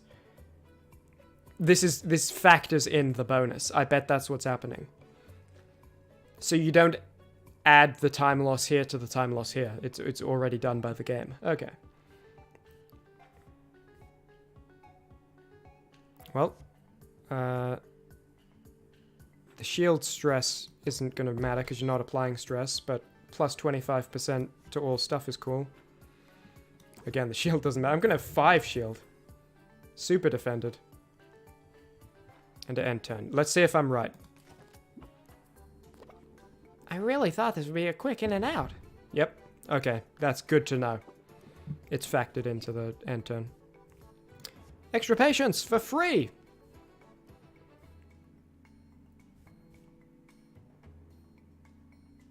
Raise interest, decrease stress. Why not? Using up a slot in my deck for the card, may as well use it. Enthusiasm, and then... I could close it out right now, or I could... No, never mind. I was going to say, or I could bet that I'll end turn, have 1 patience next time, use a 1 patience card, then close it out. But using a 1 patience card would put it to 0 and I'd lose, so... So what do you say? I'm sort of feeling it, yeah. I can't wait to try it. Come back soon. Can I help you? Your favorite customer has returned. He has. Good craftsmanship and display in this one, I think. Very good. 2-star grader. And you know what? You're so patient. And I'm so enthusiastic. You'll never guess who I learned this one from. Your words have fanned the flames of my interest. This one's as good as they come. Your words have fanned the flames of my interest. Alright, you're gonna apply a lot of stress. I assume it's because I like you so much, and you're gonna, like, pull on my heartstrings. Sob story. My heart depends on us coming to terms today. Sure, no pressure. Alright, what is this?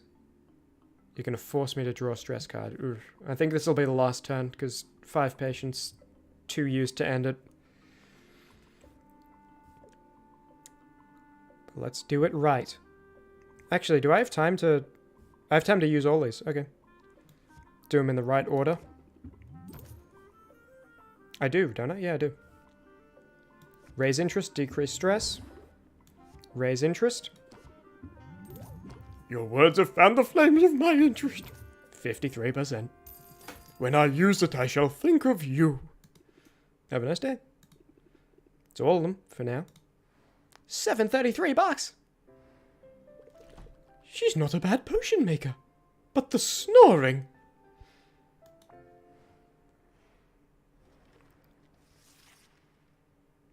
I need to get that health potion. Crucial. Mana potions still not worth anything. Fruit ingredients cost less. I think the red one that we really want is a fruit, so that's good. And an ancient temple's been discovered deep in the forest. Increased value for health potions. That's good. We'll try sell some today. Enchanted forest has stronger monsters and better loot. 2 days until the competition. If you aren't prepared yet, now's the time. Remember, you must craft the required potions prior to the contest. Don't put it off. Collect my brew. This is for Mint's order. 5 stars. Wow. Putting it in for you, Mint. I feel like it didn't say that. I feel like it's always a little bit higher than it says it will be. Maybe it's like a... shows a minimum and there's like a random range it can increase to. Let me see my custom orders. It's gone. It's gone. Damn. The one that was the potion thing is gone. That sucks. The poison one, I mean. Because I was going to get the blue thing today and maybe make it. It's alright. Here you go, Mint. Thanks for the bucks. I wonder what the downside is. Is the guy whose order didn't get fulfilled going to come in today and complain? Because you can accept the orders or decline them, which implies there's an upside to declining them if you don't think you can fulfill them.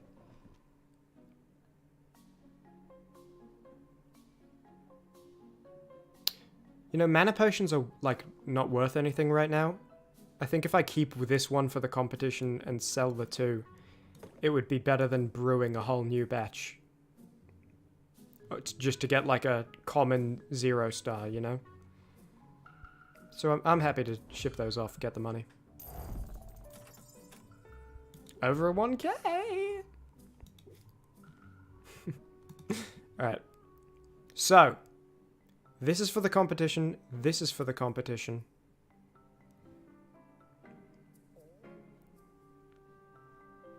Yeah. Let's set something up to brew and then go collect from Mint and all of them. But what? Health potions, they say, are worth more today, so we'll make some health potions. That's red and green, I believe. We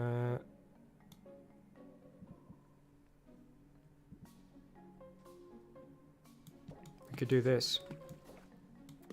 But that might infringe on our ability to make health potions later.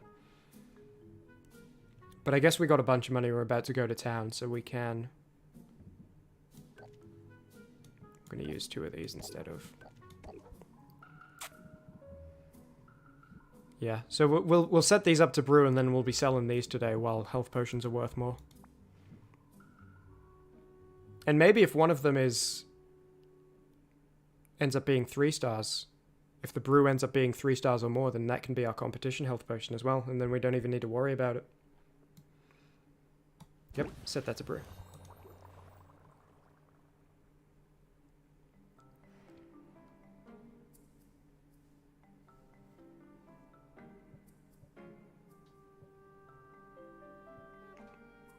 Before I click travel, I just want to make sure I'm not forgetting anything. Let's save the game again. I love when games have, like, infinite save slots.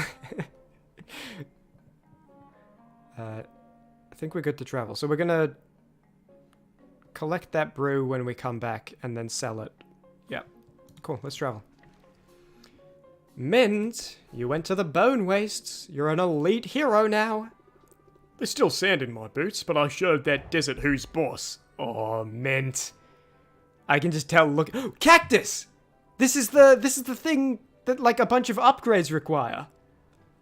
Awesome. Oh, Mint, you legend. That's a pretty good yellow. Riddle me this. Why are you scratching? I didn't notice they had those little notes under them. Golemite. Interesting. That'll be a difficult ingredient to use.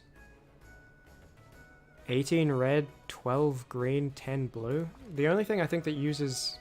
No, I don't even have anything that uses red, green, blue yet. Gotta unlock new stuff for that. I gotta, like, level up my potion license, right? Yeah, if I win the competition, then I'll be able to use that. Still, though, that's cool to have for future. 40 Magimims in one ingredient is huge.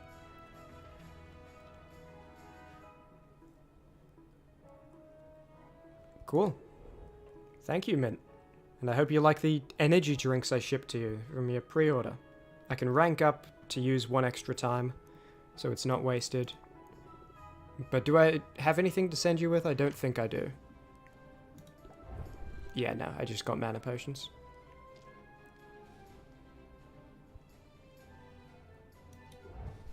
No worries. Do I have anything waiting for the guild hall?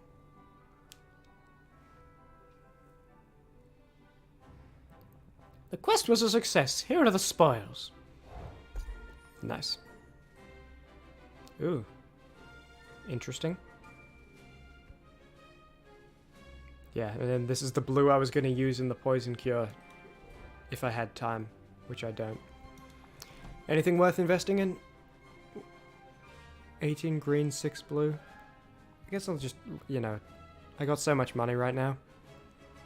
Anything new, it's worth. Like, this isn't new, but it's useful to have. And it gives rare ingredient bonus, so may as well. Yeah, that'll do. Just so I can expand Quinn's shop with new stuff. Speaking of Quinn, I know that that's Mint. I clicked on Mint. I was wrong. I apologize. Oh, Sylvia, what's new? Go get him. What's up? Expand. I smell some... You smell something. Cool, hand it over. All these added to store. Sick. And I would like to buy the super red ingredient that I gave you. Also, these are so cheap. I'm gonna... I mean, 20 for 10 of these. 20 gold for 10 of these. Yeah, give me the stock.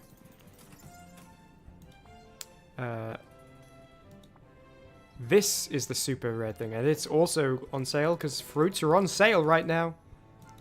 That is huge.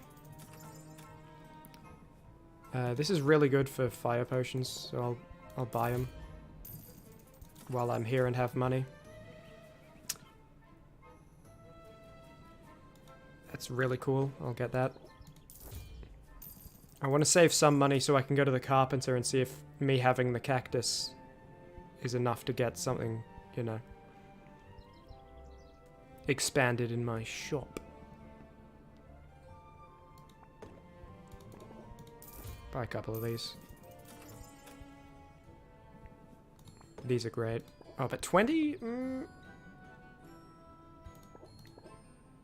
I'll buy a few. And then those are more expensive right now because I think slimes are more expensive right now. What's the difference? Sack of hive slime, I see.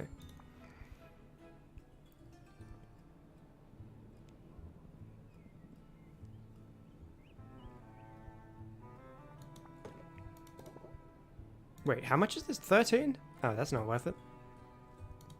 I'll buy 2. Alright. That's it, Quinn. I can rank up with you, or I can rank up with Mint. I'll consider it. How about that? I did a thing. I'll probably do you, because I haven't yet. Oh, Sylvia, you brighten my day.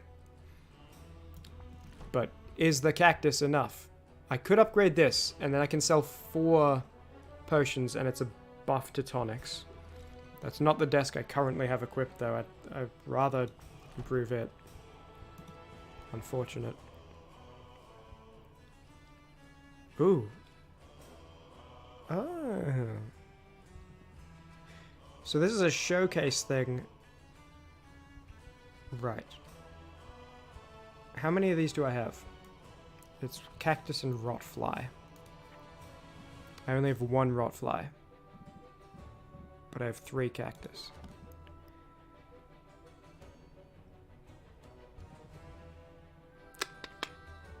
Okay, I'm gonna buy this if this locks me out of doing carpentry. No, I'm gonna. I can just go to the I can go to the carpenter and come back. Yeah. And I can't rank up you. You are very busy, I understand.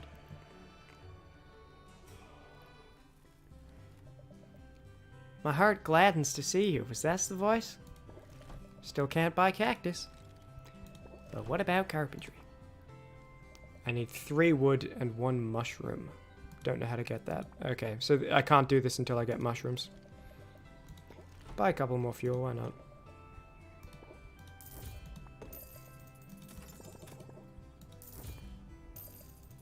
Oh, we are rolling in it right now. Okay. I'll upgrade, or I'll buy the thing, and then I'll rank up Quinn. Go in peace. May I be of service?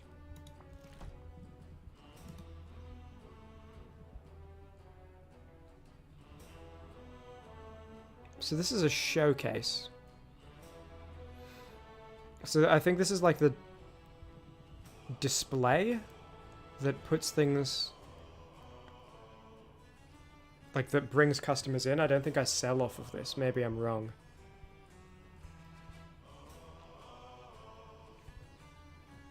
But yeah, we need mushroom. This is mushroom mire. So I assume... okay, I got the stuff because I sent mint to bone waste. If I send mint to mushroom mire, I'll get that stuff. So now I know how to get the stuff. That's cool.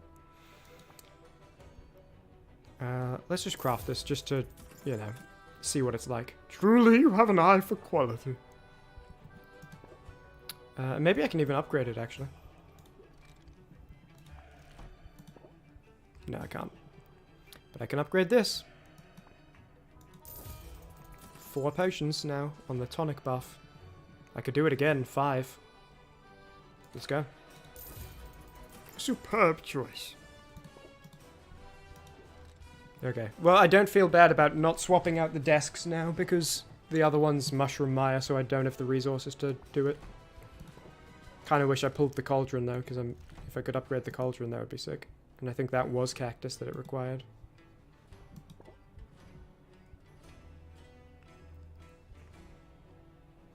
Cool. Let's go rank up Quinn, see what the next card is. It's about time I got another Quinn special. I've been operating off of 1 Quinn special for a long time. I've been getting good use out of it, but let's have another. I guess I got a minute.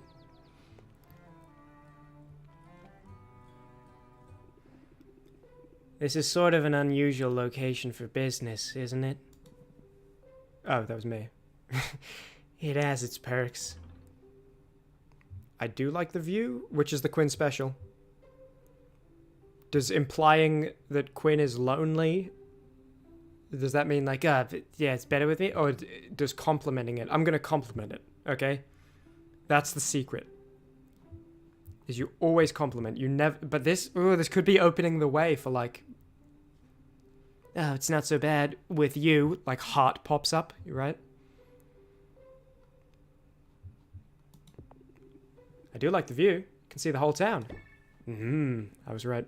Yeah, so I can spot trouble coming from a mile away. Listen, in business, you gotta use... right down to business. That's the Quinn I know. You gotta use any advantage you got, whether that's the high ground or the low blow. Got the upper hand? That's when you press the attack. Jumped right into it. Everyone else, it was like, here's 5 minutes of dialogue and then a card. Quinn's just, there you go. Raise interest by 5, draw a card for 1 time. Quinn, pleasure doing business with you. I'm willing to make the most of advantage. As soon as I get an advantage, I mean. Just now, I could use an advantage in the marketplace. You might fit the bill. Come on, follow me. See, we're business partners, right? We're both constant. I just manipulated the hell out of you for an advantage, and now you're manipulating the hell out of me for an advantage. It's as I said. Alright, here's the deal. There are a total of 4 chocolatiers in this town. Each one of them gives out 1 free sample per customer per day. This is whoa, what a wicked scheme this is going to be. What are you waiting for? Go get him! Bring him here! Spurred on by the urgency in Quinn's voice, Sylvia plunges into the throng. The chocolatiers aren't hard to find. In a matter of minutes, she has 4 small chocolate treats. Yoink! Hey, wait a minute. What gives? You can't be that lazy. First of all, I wouldn't underestimate my laziness if I were you. But more to the point, I got a lifetime ban from those stalls. All 4 of them. I feel like your face looks different from this angle. Well, in that case, glad I could help you out, I guess. Hey, don't be sore. I'll share if you want. But they use some unusual ingredients in these things. You never know what's inside till you take a bite. Unusual ingredients? As in monster parts? Among other things. Tell me more. Quinn special. Why use such strange ingredients? That's what we have access to. You gotta understand, this island was off limits for years. And all that time, the land was stewing in sweet, sweet, magical juices. So pretty much anything you find here is gonna have some magic in it. I guess we have that dead witch to thank for that, Maven. She performed some pretty out there experiments before the Heroes Guild took her out. It almost sounds like you admire her. Wasn't she evil? Better evil than boring. Maybe she could have taught me some things. Maybe I could have taught her some things. Anyway, the land may... She's going to teach the Quinn special. No, you can't... If the Witch Queen Maven knew the Quinn special, it would have all been over. Never would have been defeated. Anyway, the land... Maven left behind's a weird place full of weird stuff. And I like weird. Weird is rare. Weird is valuable. The hard part's getting our hands on the best stuff. We need the local heroes to, you know, get good. They rely on potions when they're out there foraging. So, if you level up your craft, they get better, and you and I both benefit. We're in this together then, that's the Quinn special. You manipulate me for chocolates, I manipulate you right back. We're in this together then. That's a new pose. That's sort of sweet. Yeah, sure. Super sweet. As long as you don't turn out to be dead weight. I just won that manipulation battle. That was a battle of wits, and I just got a check. Now I gotta get back. Boxer gets antsy if I leave him for too long. Oh, Boxer's the box. That's funny. That opens with, like, teeth. And I get the impression you've got your work cut out for you.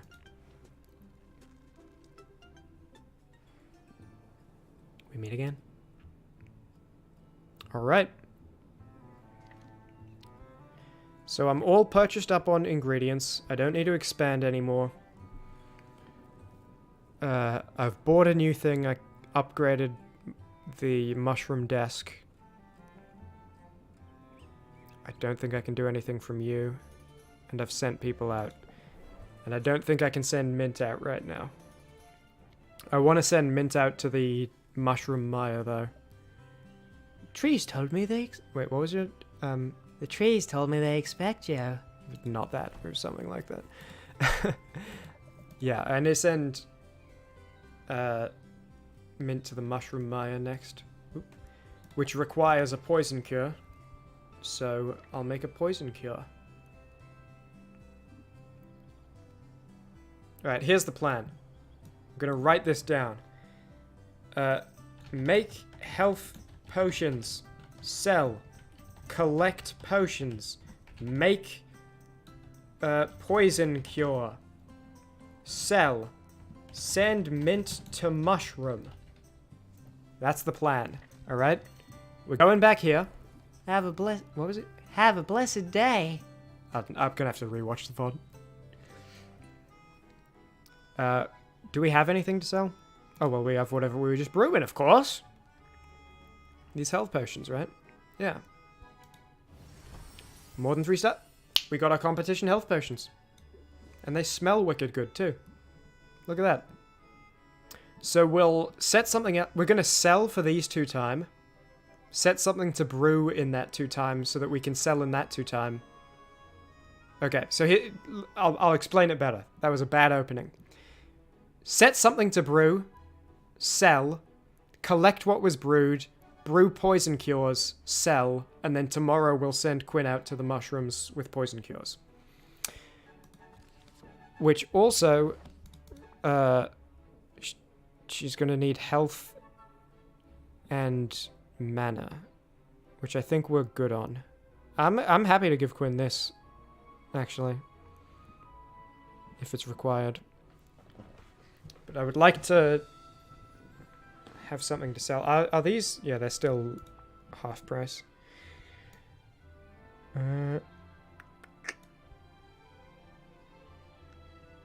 me check something as well. If I, the stuff I bought from Muktuk.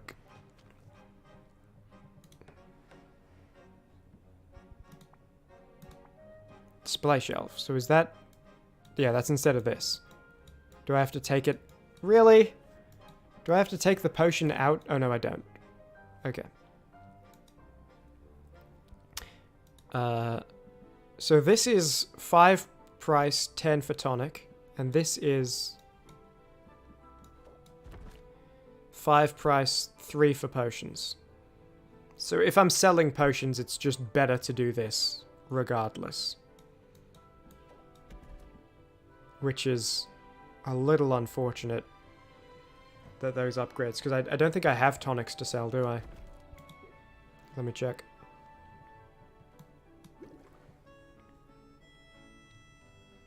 Oh, well, I guess the ones in the window.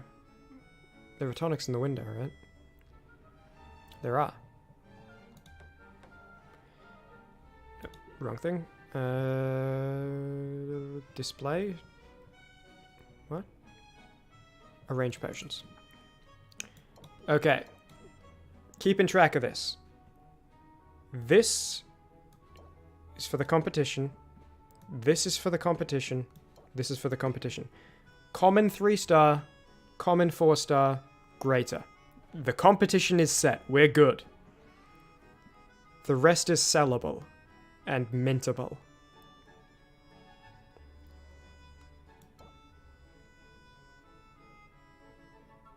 I think I'm happy to sell this.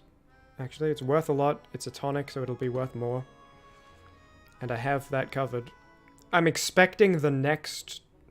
This competition is common 3-star. I'm expecting the next competition will be greater 3-star, so I'm assuming a greater 0-star is only good for selling and mint. I'd like to give these to mint to explore the mushroom place tomorrow. But I can brew more health potions right now. I can set these to sell and brew more health potions now. I'm not going to sell these while these are useless, and I also want to keep them for mint anyway. Yeah, so I got my competition health potion. I'll sell these, brew some health potions now.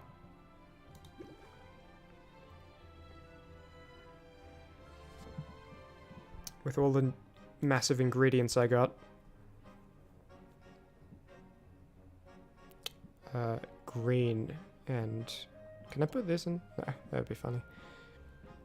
Green and red.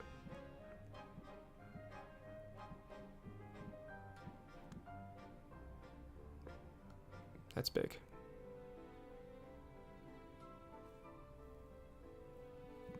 But do I want big? Or do I... I think I'm brewing... These health potions will just be mint, so they don't need to be, like, extreme.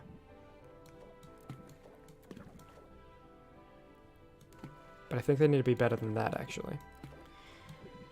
Because we're sending to one of the more difficult places. a big green and a big red.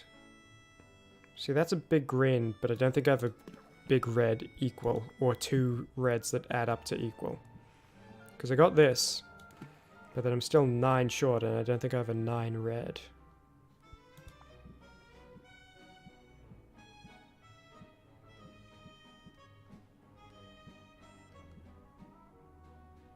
Oh.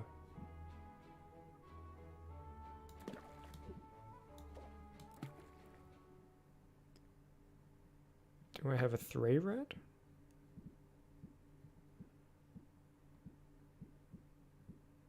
Or a red that is 3 more than green is more likely. If it's like 6 red, 3 green. I have a 4 red.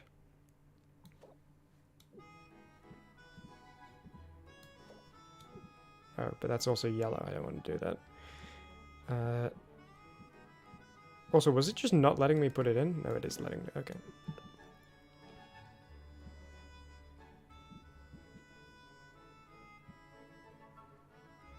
And then I gotta make the poison cure.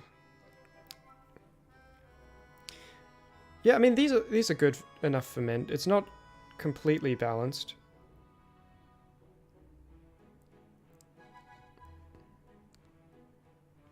But if they're just for give to mint and sell the leftovers, then I think that's good enough.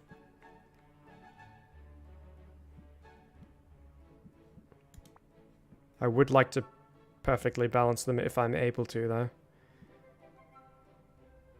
Let's see, what if I replace that with a 12? And then I have room for an extra red that is, like, bigger. I'm gonna tinker here for a little bit.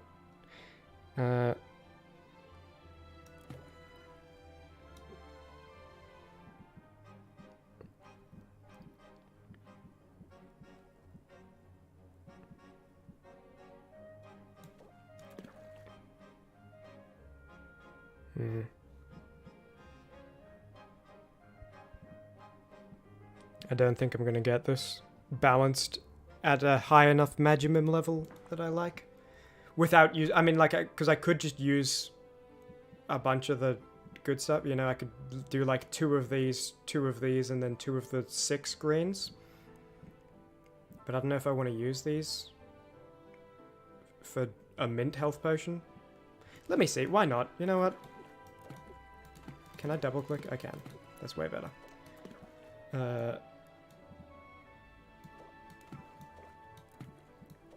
Actually, I could just do that. And then do I have any... I could do like a little red and a little green. Or even a big red. And a big green. It's not perfectly balanced, but 4-star common. Is that worth it? You know what? You know what I'm gonna do? I know, like, long time deciding here. I'm gonna use these because they sell for less because they feel bad and taste bad. But it doesn't matter what they sell for because these are, you know, I'm giving them free samples to mint, so. And then if I do that. Do I have one that's closer to 9 than 6?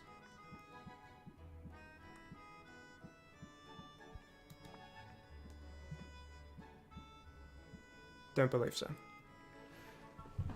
So that'll do. That's greater health potion. That's huge. It restores it by, like, a lot. Have I never brewed one before? Is that why it's a silhouette? So that'll do. And, you know, maybe I will have leftovers to sell, and that's okay. But we'll brew that. Sell this, and then when it's done selling, we'll collect that and start brewing the poison cure. I'm repeating it because I don't want to forget. And we'll arrange this to be prettier. Because someone was not happy about it. Yeah, that's all I have to sell right now. Shame I can't make use of the 5 slots right after unlocking it, but... No one believes me, but I swear I saw a dragon yesterday. This looks pretty great if the price is right. Yeah, it smells pretty great too.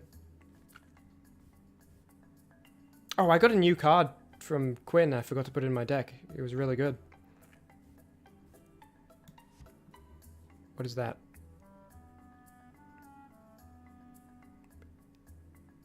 Okay, so that's like a stress over time on me. So I don't think the shield protects against that. But we'll raise interest and all interest by 25%. I can do more with 6 time than I can with just closing it out now. The light in here is perfect. Can I paint you? Is now a good time? If we could just focus for a minute. For 3 turns. Oof. Try to wrap this up now. Pump up. Always worth.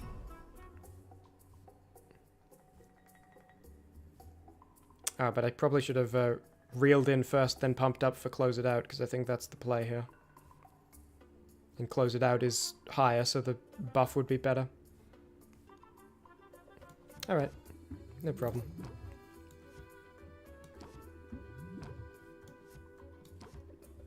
Do we have a deal? I'm sort of feeling it, yeah. 55%. Hey, as long as it's more than 50%, I'm good. Can I help you? Oh, this is a new guy. This town is really growing fast. Sell me something. How about this? Passionate commoner. Oh, more commoners are coming in today. Customer shield. Oh, okay. So I can't raise your interest until 6 interest has been raised. Got it. There's a good story behind this one. You're not going to apply stress, but 25% is nice.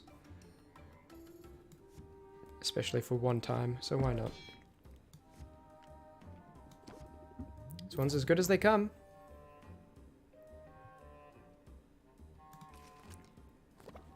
I'd stand and admire your displays, but I got work to do. Some things can't be rushed. Yeah.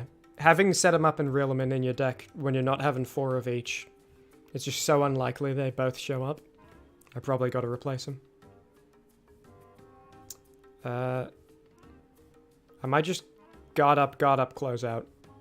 I think that's probably the play. Raise interest by 8. Obviously the shield isn't useful, but... Don't think we're going to hit 50%. Oh! What a pleasant outcome. Have a nice day. Step right up. Oh, I've had a great day so far. Gotta keep my momentum going. Love mint. I'm glad that the external characters from town show up to buy potions. That's a very good idea. I'm glad they do that. Do you think this potion will give me a boost? Yes! Okay. Not the strongest first turn, but I mean, enthusiasm is always great. Let's see what we can do with 6 time. Did I mention I've got 6 active quests right now? Sorry, I know you're anxious to get quested. Extra time. So it seems mint increases stress as like a character thing, and Muktuk increases... No, he also increased stress. No, I was just thinking of 1 increased stress more and 1 increased, like, lost patience faster, but I don't think that's accurate.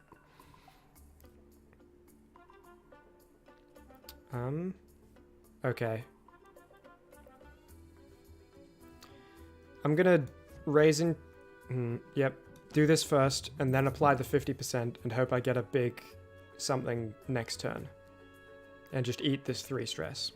And I'm not gonna use a time to raise it by 5. I hate having to choose between potions and dinner. I didn't mean to make you feel bad. Alright, we got the plus 50% going on. So we want it to be... Oh, we want it to be big. That'll reduce it to 0, though, and so we can't do that. That's a shame. Raise it by 25%. And then I guess... Is it better to use... It's probably... Yeah, no, it's better to use this with the buff and then use this, rather than to use this with the buff. So what do you say? Look out, monsters! Take care. That's all of them for now. Dude, we are rolling in it. Brew. Bottle. Nice. That's a cool design. I like the leather pouch. That's nice. And now let's see about making our first poison cure. It's weird. So we need equal yellow, double red. Do I have a 24 red? I might. Well, if I have a 12 red, okay, this will be easy to make, basically. Because I can just put this and then 2 of the 6 reds, but I want to see if I...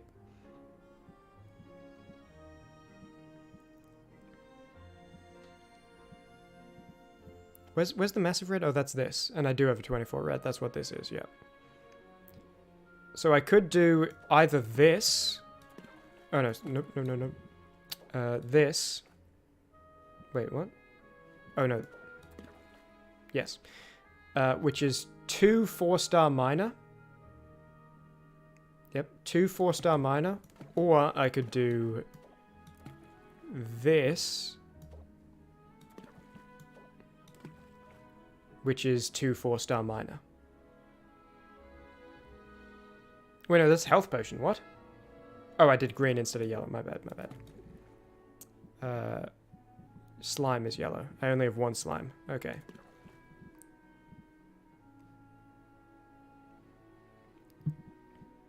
Looks like we're doing it the other way.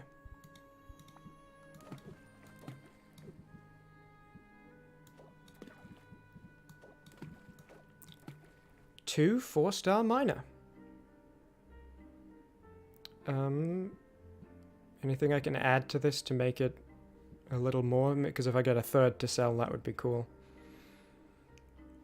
But I think the blue is going to hold me back on that. I think I'm very limited by only having that 1 blue ingredient. Yeah. Alright.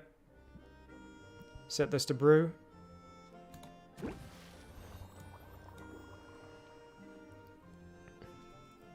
Now we'll do a little selling, but we want to keep for mint. 17, wow. Mint's not going to need more than 1 of those. Competition covered. I want to make sure I keep making sure of that. Yep. Competition is covered. Mint's next travel, I think that'll be enough mana. I'd be shocked if it wasn't. That'll be enough health, and we got the poison cure. So we're gonna get Mushroom Maya. And I'll just sell these 2 health potions while that brews.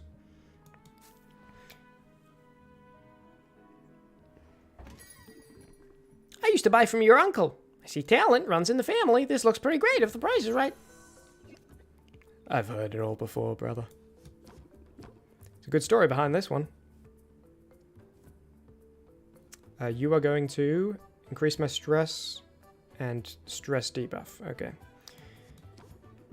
I know this potion will do the trick. I see what you're getting at. 2 times for 7 interest. With all that patience, that's worth it.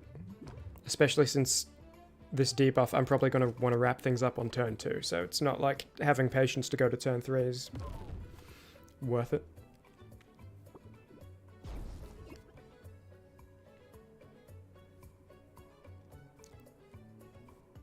I don't have a reel them in.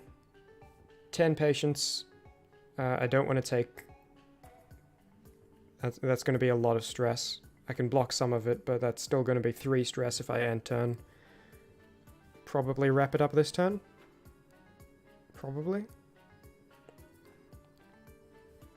But I'm going to have so much time left over.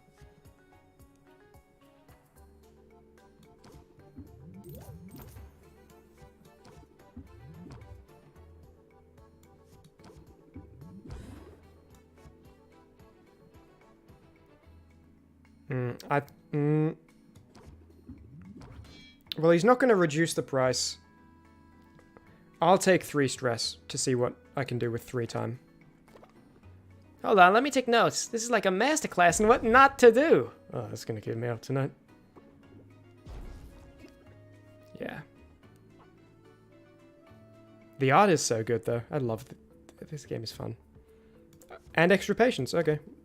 Banging. Set them up, pump up, close it out, I would say. It's all about conviction. So what do you say? I can't wait to try it. 53%. Next in line.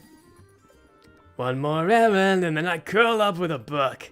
I hope we can come to an agreement.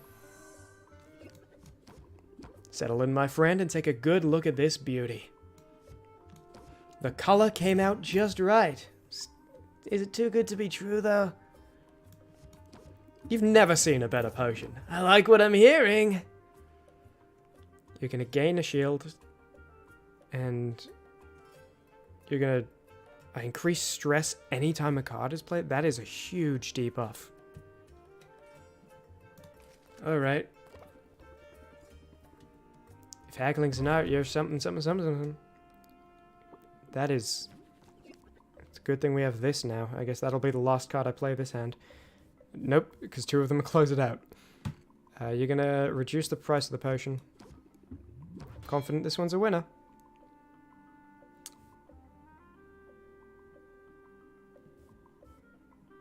I think it's better to go to my next hand, not end turn. Relax, I can guarantee this one's worthwhile. You can see that there are playstyles where it's like, if you have drawing... Like, there would be a playstyle about trying to just do it in your first hand if you have cards in your deck for drawing more cards. Then there's, like, shielding stress versus removing stress. You probably want at least one of those playstyles catered to. I like that. I like that there's not just one correct way to play. There's, you know... Is it better to block stress or reduce it? How do you want to use your 20 cards? 4 time, surely I can do better. It's just a bit rough around the edges, isn't it?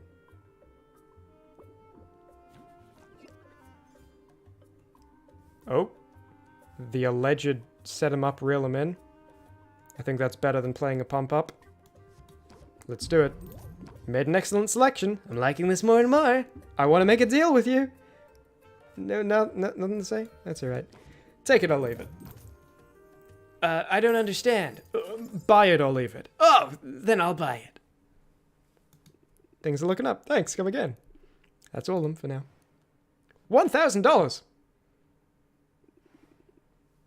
I wonder if Owl knows how to sweep. Hi, Sylvia. Hi, Mint. Need a potion? Maybe later. I'm actually here to talk about something a little awkward. I don't like to gossip about people, but I also don't believe in keeping secrets. Sometimes it can be an impossible bind. Whatever you need to tell me, I can keep it in confidence. It's about Roxanne. I know you're scheduled to go up against her in the competition, and I think she's up to something. She definitely has an up-to-no-good air about her, but it sounds like you're talking about something more specific. Yeah, one of my guildmates bought some healing potions from her recently. He paid a pretty sum for them. But when he shared one with an injured colleague, it didn't work. It didn't do anything at all. Yikes. Big yikes! We got into some pretty dangerous situations, so a faulty health potion is a big deal. It could have been really bad, Sylvia. Fortunately, this time, the injury in question was just a paper cut. There are a lot of paper cuts since Baptiste started routing so many forms. So you're saying Roxanne's potions aren't very effective? It's more than that. After what happened, I'm not sure they even are potions. I brought my concerns to Baptiste, but he said an inquiry would take weeks. It couldn't be done in time to help you. It wouldn't be done in time to help you. You've helped me just by coming to me with this. Now I'm sure I'm the better potion maker. And I refuse to lose to a phony. So if I wasn't fired up before, I sure am now. Good, because I'm rooting for you, Sylvia. And I'm not the only one. Oh, you're not going to tell me who? I hate that. I knew Roxanne was trouble. I hate when people, like, imply other people's opinions of you without outright telling you what they are. The amount of times... that's a whole thing. I don't know if there's enough time left in this stream, but I'll talk about this more specifically later. Someone remind me at some point. The amount of times that I have been told someone has heard so much about me, and then that's the end of the sentence. It's a problem. Because it, like, no. You've heard so much about me, tell me what, right? Every time I meet a friend of a friend, it's like, oh, it's you, Chimmaney. Oh, Douglas Chimmaney. It's so nice to meet you, Douglas Chimmaney. Oh, I've heard so much about you. We're meeting for the first time, and it's like, what have you heard? No, tell me, give me a full transcript of every conversation where I came up in. Okay? I'm not happy to just hear, what do you know? What have you been told? Is it true? Mana potions, still. Following an outbreak of glitter cough, contaminated batch of mana potions been calling suspicion for the blah, blah, blah. Alright. Let me collect these poison cures.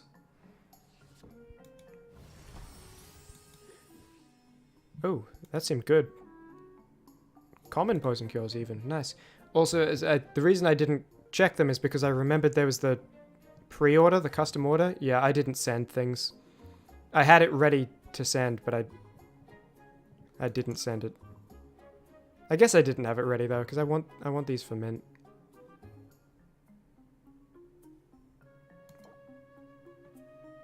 Should I keep this for later, or should I put it up for selling? Obviously, I'm not going to sell just one potion. I'm going to go do mint right now, but...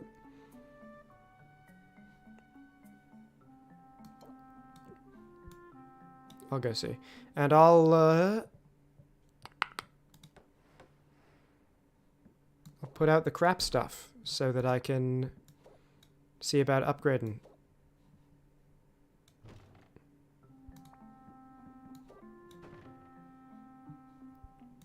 I don't think I'll be able to upgrade, but it's, you know, may as well check.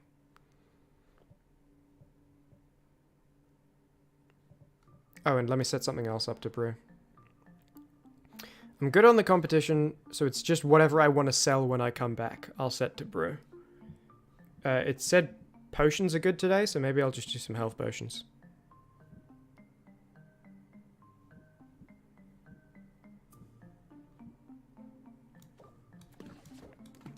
But the best bloody health potions you've ever seen.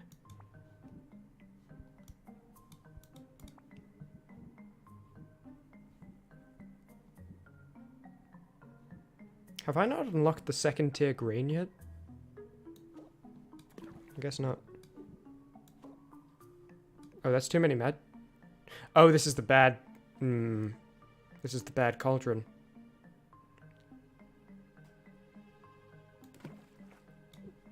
Okay, I'm gonna assume I can't upgrade anyway, so I'm gonna put my cauldron there. But I think it was cactus that I needed.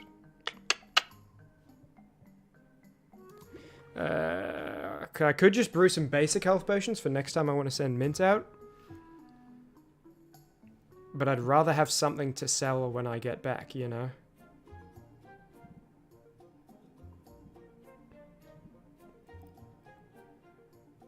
Oh, this is the second tier grain. Right, I do have it.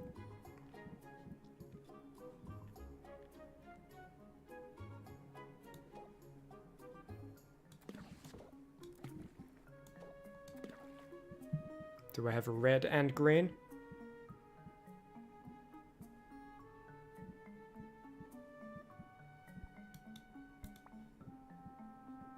No.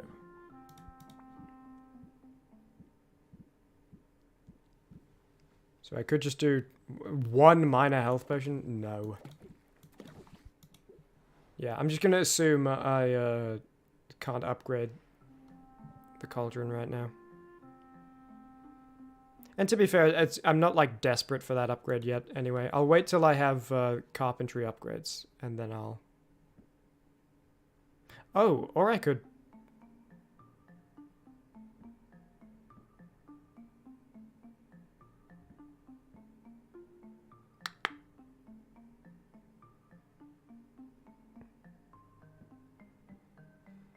This one's been in my inventory the whole time, and it hasn't been an option to upgrade it. So I'm pretty sure I can't. I can only upgrade the ones I buy.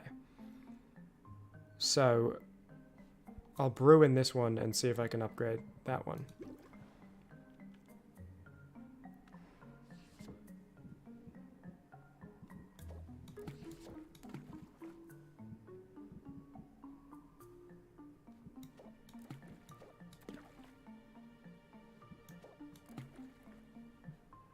Yeah. And then I can sell these. But it would be cool to have more than 2. And if I had 7 ingredients, like I know. I've been all over the place. I know. I'm gonna use the glass cauldron.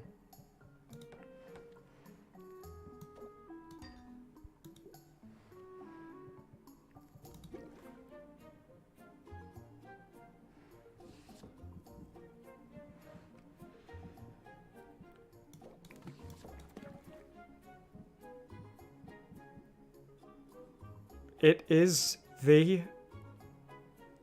It's not here.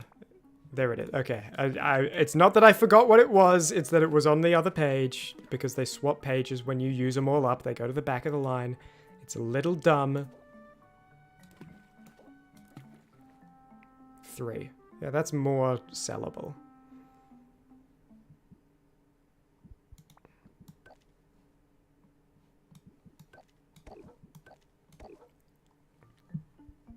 I'm happy with that.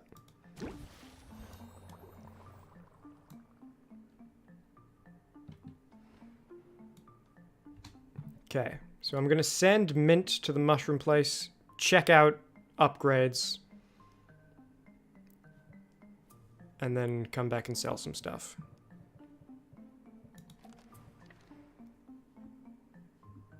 Mint, and that'll probably be the end of the stream, because I'm very hungry. And I got, like, stuff to do. I could rank you up before I sent you out. Because we have to spend 1 additional time, otherwise it's a waste, you know? Let me check out the rest of the places, and I'll come there later. Upgrades! Yeah, need mushroom. Can't upgrade anything like the test cauldron. Just, I could only upgrade this. I could buy this because I just got so much money. And then I could see about upgrading it. For when I eventually get carpentry. Yeah, let's do it. A superb choice. I'm assuming I can't upgrade it though. I'm assuming it, yeah, it needs the stuff I'm about to get from Mushroom Maya. Can't rank up. Give you a little gift. How about a Yamstone? I accept your gift. Okay. Collect my stuff. With your departure, the fire dims. The quest was a success. Here are the spoils.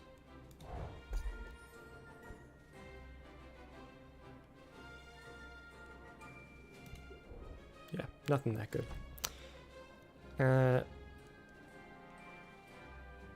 Is this new? Because I'll get it if it's new. Just so it can go into Quinn's stock forever.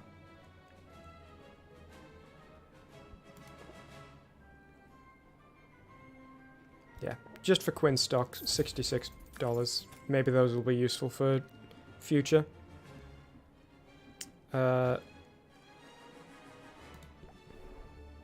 Chuck them your way real quick, Quinn. Don't look down. I could do something with that. Let me do my thing. Sick. Buy some ingredients real quick. Watch your fingers. I'd like to buy some of the blue thing for poison cure.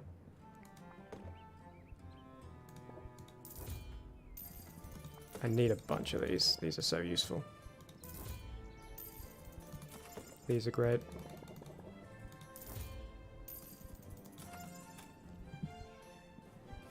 How am I on the basic ingredients? 8, 22, and 1, so I could use more slimes.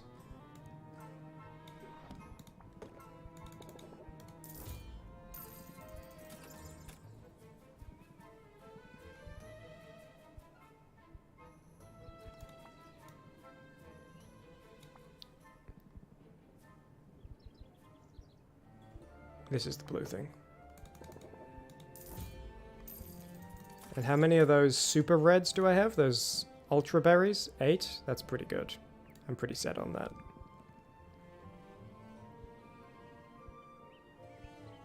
These are used for upgrades apparently, which is nice. So are these. I'll buy a couple.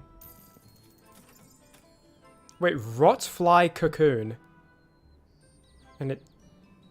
Is that tastes good? And it's called Rotfly Cocoon? Is this Quinn's opinion, or is this, like, the public's opinion? I think this is just Quinn's opinion, isn't it? I'll buy 2 more.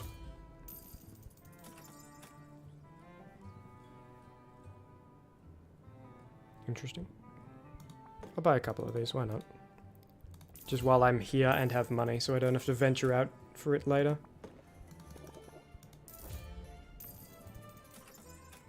Sick. He'll be back for more, I bet. Eventually. How about that? I did a thing. See ya, Boxer. My heart gladdens to see you. I'm just here for the fuel, mate. Don't make something of it. And carpentry, I can't do, yeah. Wait, I don't even have 1 cactus? What happened to my cactus? Did I use it all? I guess I used it all. Damn, so I won't be able to upgrade until I've sent Mint out to the place again. The bone wastes. Have a blessed day. Yeah, whatever, mate. Alright, rank up, then I'll send you out, and I guess I'll make fire potions so I can send you to the bone wastes again later too.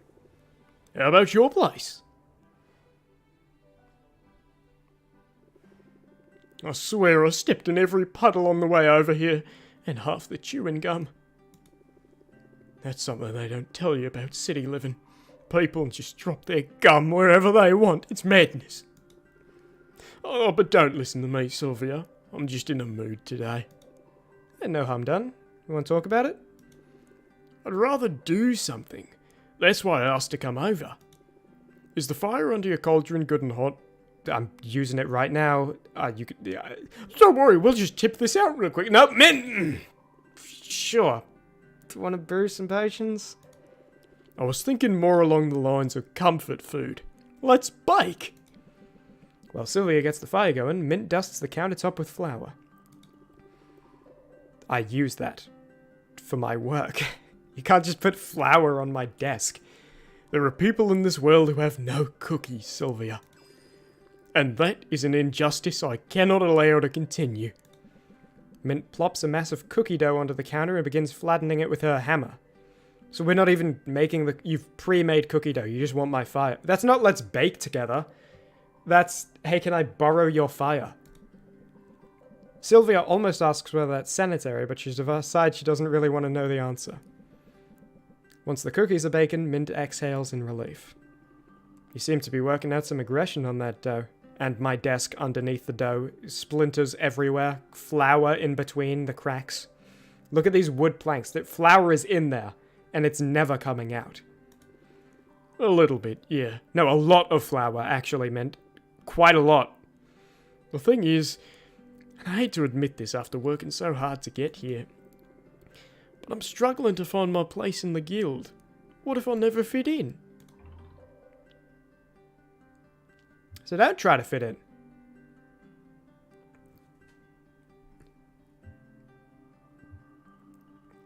I feel like advice is better than just like idly being like samesies, you know? Being like, hey, don't change yourself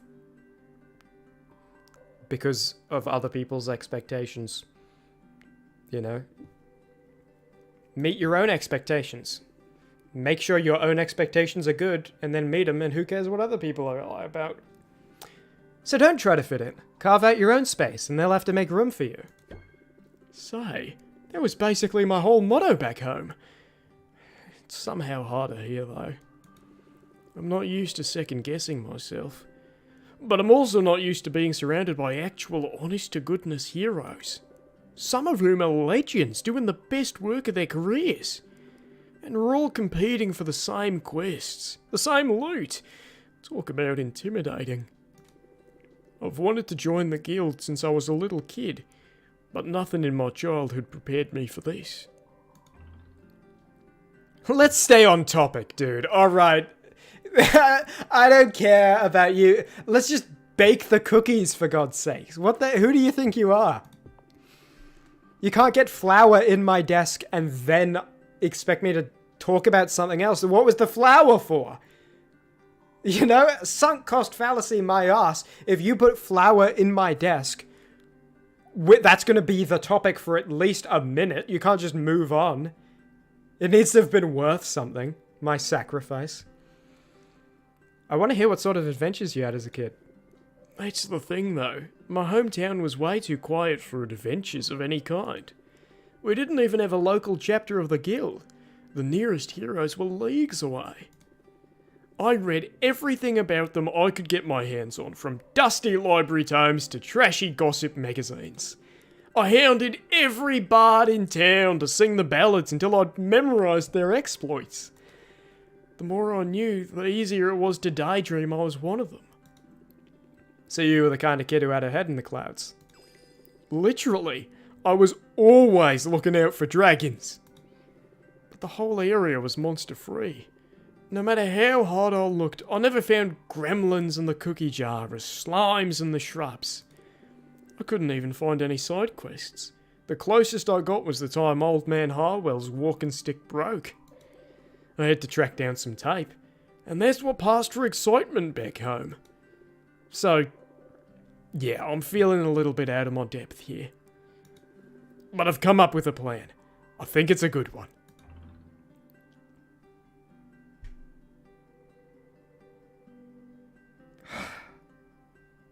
This is so clearly the Quinn special. Right? Like, there's no doubt this is going to get the heart. And I want the heart, because it seems to give me gameplay benefits. But it, like, Mint's kind of cool. Do I want it to just be manipulation and, like, evil strategies? But this is also just nice. And she won't be able to know the difference, right? It's like telling your dog, good boy. And it's like, no, you're not.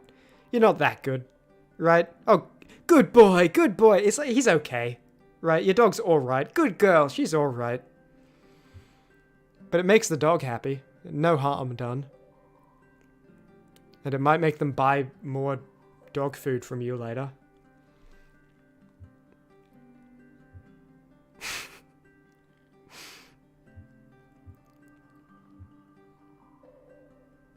I don't wanna. I don't wanna. I don't wanna. I don't wanna. Oh no, I misclicked. Oh no, oh no, oh no. Ooh, cute and clever? You're the whole package. Heart pops up. Dling! Blushing. Oh, I don't know about that. Hands behind back, turns to the side. Never mind. I was right about some of it. Nah, I'm just a tank. Okay. Mint is a legend. And tanks face problems head on. So let's hear this plan. Like all the best plans, it's simple. Every hero has their tools of the trade, and every famous hero I read about as a kid had a famous weapon. Wielding a one-of-a-kind legendary weapon is a surefire way of proving I deserve to be here. She seems to use a hammer a lot. I don't think we've ever seen her holding a weapon, but it's mentioned her hammer twice this stream. But like, is this advice? But like, come on, because this isn't like, oh, I need a legendary weapon or I'm worthless. This is like, hey, this will be fun. This will be like a fun thing to do. So this isn't like an affirmation. This is just, nah, let's get you a hammer. Something epic. That is certainly my weapon of choice. But I may have to take whatever I can find. There aren't enough legendary weapons to go around. Everyone that's accounted for has been claimed. However, plenty of weapons have gone missing over the years. Some of them right here on this island. They're out there waiting to be rediscovered. I've just got to track one down. A great labour to win my place among the legends. Yeah, speaking of great labour, I should be getting back to work soon. But I have to say, I like this plan. Me too. I'm confident I got the skills to search for legendary loot and battle beasties at the same time. Fight off enough slimes and you learn to let muscle memory guide you. Same for haggling with customers, probably. Muscle memory. No time, raise interest by 4. Let's do it. So the only downside to this is that it uses 1 of 20 card slots. There's never a downside to playing it. Downside is it uses 1 of 20 card slots and it'll be one of the cards you draw. And like, a time 3 raised by 16 would be a better draw. But yeah, that's good. I'm definitely picking up some good moves. You and me both. Let's show everybody what we've got. Starting with these cookies. They smell ready to me.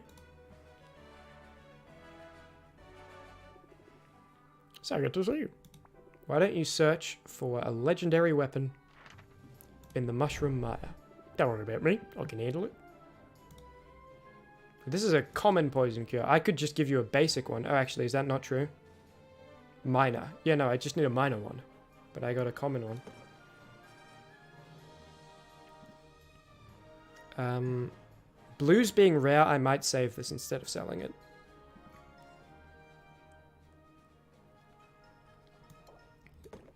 Is that going to be enough health?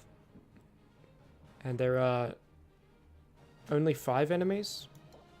So that's a bit extra, but that's alright. Is that enough health? I think, that's enough health. Oh, and it's not extra, because apparently the poison thing uses a mana. I'll squelch my way to success. I think that's what you said. Time required 3, but it's alright. I'll just come back tomorrow. Awesome. Get me some good stuff. Alright, hammer time! I hope you find a legendary weapon. And I think I'm all good to go back now, right? My potion shop. Is the competition tomorrow or day after tomorrow?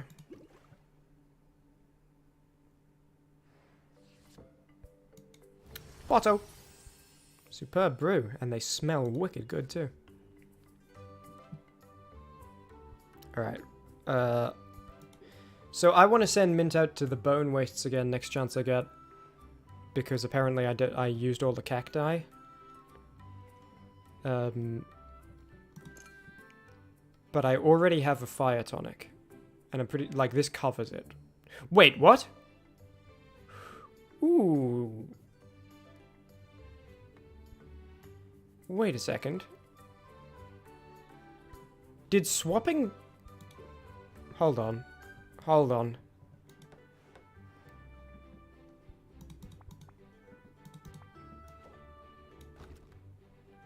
Did it delete one of my potions? Or maybe I only had the one fire tonic and it just put it in my inventory. I hope so. I hope that's what happened. Whew. Okay. Common 3-star, greater, common 4-star. Competition covered. Let me get the good stuff out.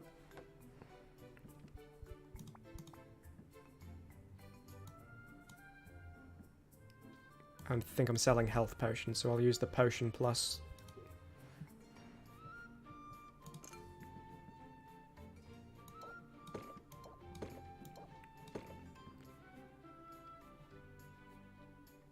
I might save this for the bone wastes. Oh, but while it's worth a ton, maybe it's better to... So this is bone waste, and if I make another fire tonic for the bone wastes, that would also be good. Make fire tonic, keep one, sell the others, make health tonics, health potions, and then she's good to go to the bone wastes.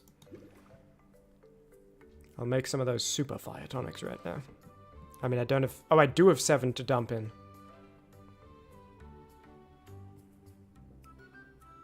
Awesome. Let me see if I have anything... I don't think I have anything more. Because I have a red worth 24, which is... Oh no, that's a yellow worth 24. I think I also have a red worth 24 though somewhere, don't I? Maybe not. Oh no, here it is. So like putting... This is the same as putting this in, except it tastes bad and smells bad. Yeah. But if some of these are going to go to mint, then that might be worth it just to use the ingredients up. You know, because we want the ones that I'm selling to not smell bad.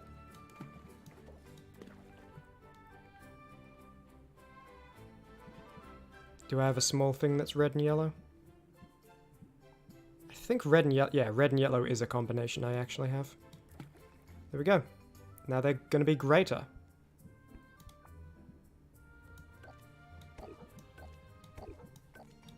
And that'll be ready when I'm done selling these potions. And then I'll brew some health potions and sell the remaining fire tonics. And then that'll be mint for tomorrow. And also the competition's tomorrow. I might leave this here for now. Hold on, let me write down my list of things to do. Sell health potions. Collect fire potions. Brew health potions. Sell fire potions. Keep one. Collect health potions. Set up next brew. Send mint to bone wastes. When mint returns, upgrade carpentry. That's my list of things to do for next stream. Gonna save again. This game is so fun. I will... Listen. Okay. Next stream. Because this has been nearly 6 hours. I'm so hungry. And it's like really hot in the room. It's bad. I gotta go for like a big walk, mate. So this stream's gonna wrap up here. Next stream, sell the health potions, collect the fire potions, brew health potions, sell some of the fire potions but keep one. And then set up whatever I'm brewing next. Use the health potions and fire potion and mana potion I have in storage to send mint to bone wastes, upgrade carpentry, and also the competition will be next stream. So next stream is going to be chock full of stuff. But that is going to do it for this stream. And listen. Alright, listen. I promise I will live stream. Okay? I am going to stream at least 8 times this year. The next stream will be Potionomics. And it might even be before February ends. If it's not, it'll be in March, okay? There you go, I said it. I'm not going to stream in April, because April is going to be a crazy month, you will see. Next Potionomics stream in February, maybe. In March, if not in February. And the competition will happen, and it'll be amazing. And my voice is a little dead. The good thing about streaming, I don't like talk very much in real life. So if I stream more often, my voice will take longer to fall apart, as it has a little bit now. This isn't awful, but this, you know, it's not great. So that's the plan, okay? I'm gonna stream more often so that my voice gets used to being used more often, because I don't do a lot of talking. I love talking, just don't have a ton of opportunities for it. So that's the promise, okay? February or March, new Potionomics stream. The competition is going to be there. We're going to beat Roxanne's ass, and we're going to send Mint off, and it'll be fantastic. Thank you for watching this VOD, Potionomics viewers. Thank you for skipping around the Buckwheat Grayson at the start. I didn't get to do the joke I wanted to do, but it's alright. I will see you later.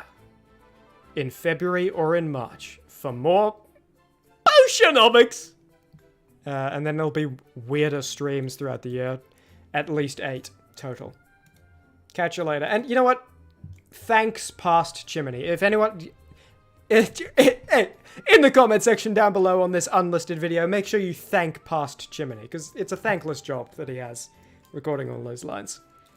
Alright, see you guys later. I gotta eat food. I gotta, like, go do things. I got a lot of things to do. Hope you enjoyed. Thanks for watching the VOD. Catch you later. Catch you bye. Catch you see ya. I'm so bad at saying goodbyes. I'm just gonna hit end stream without even saying goodbye, and you'll never even know that I hit that...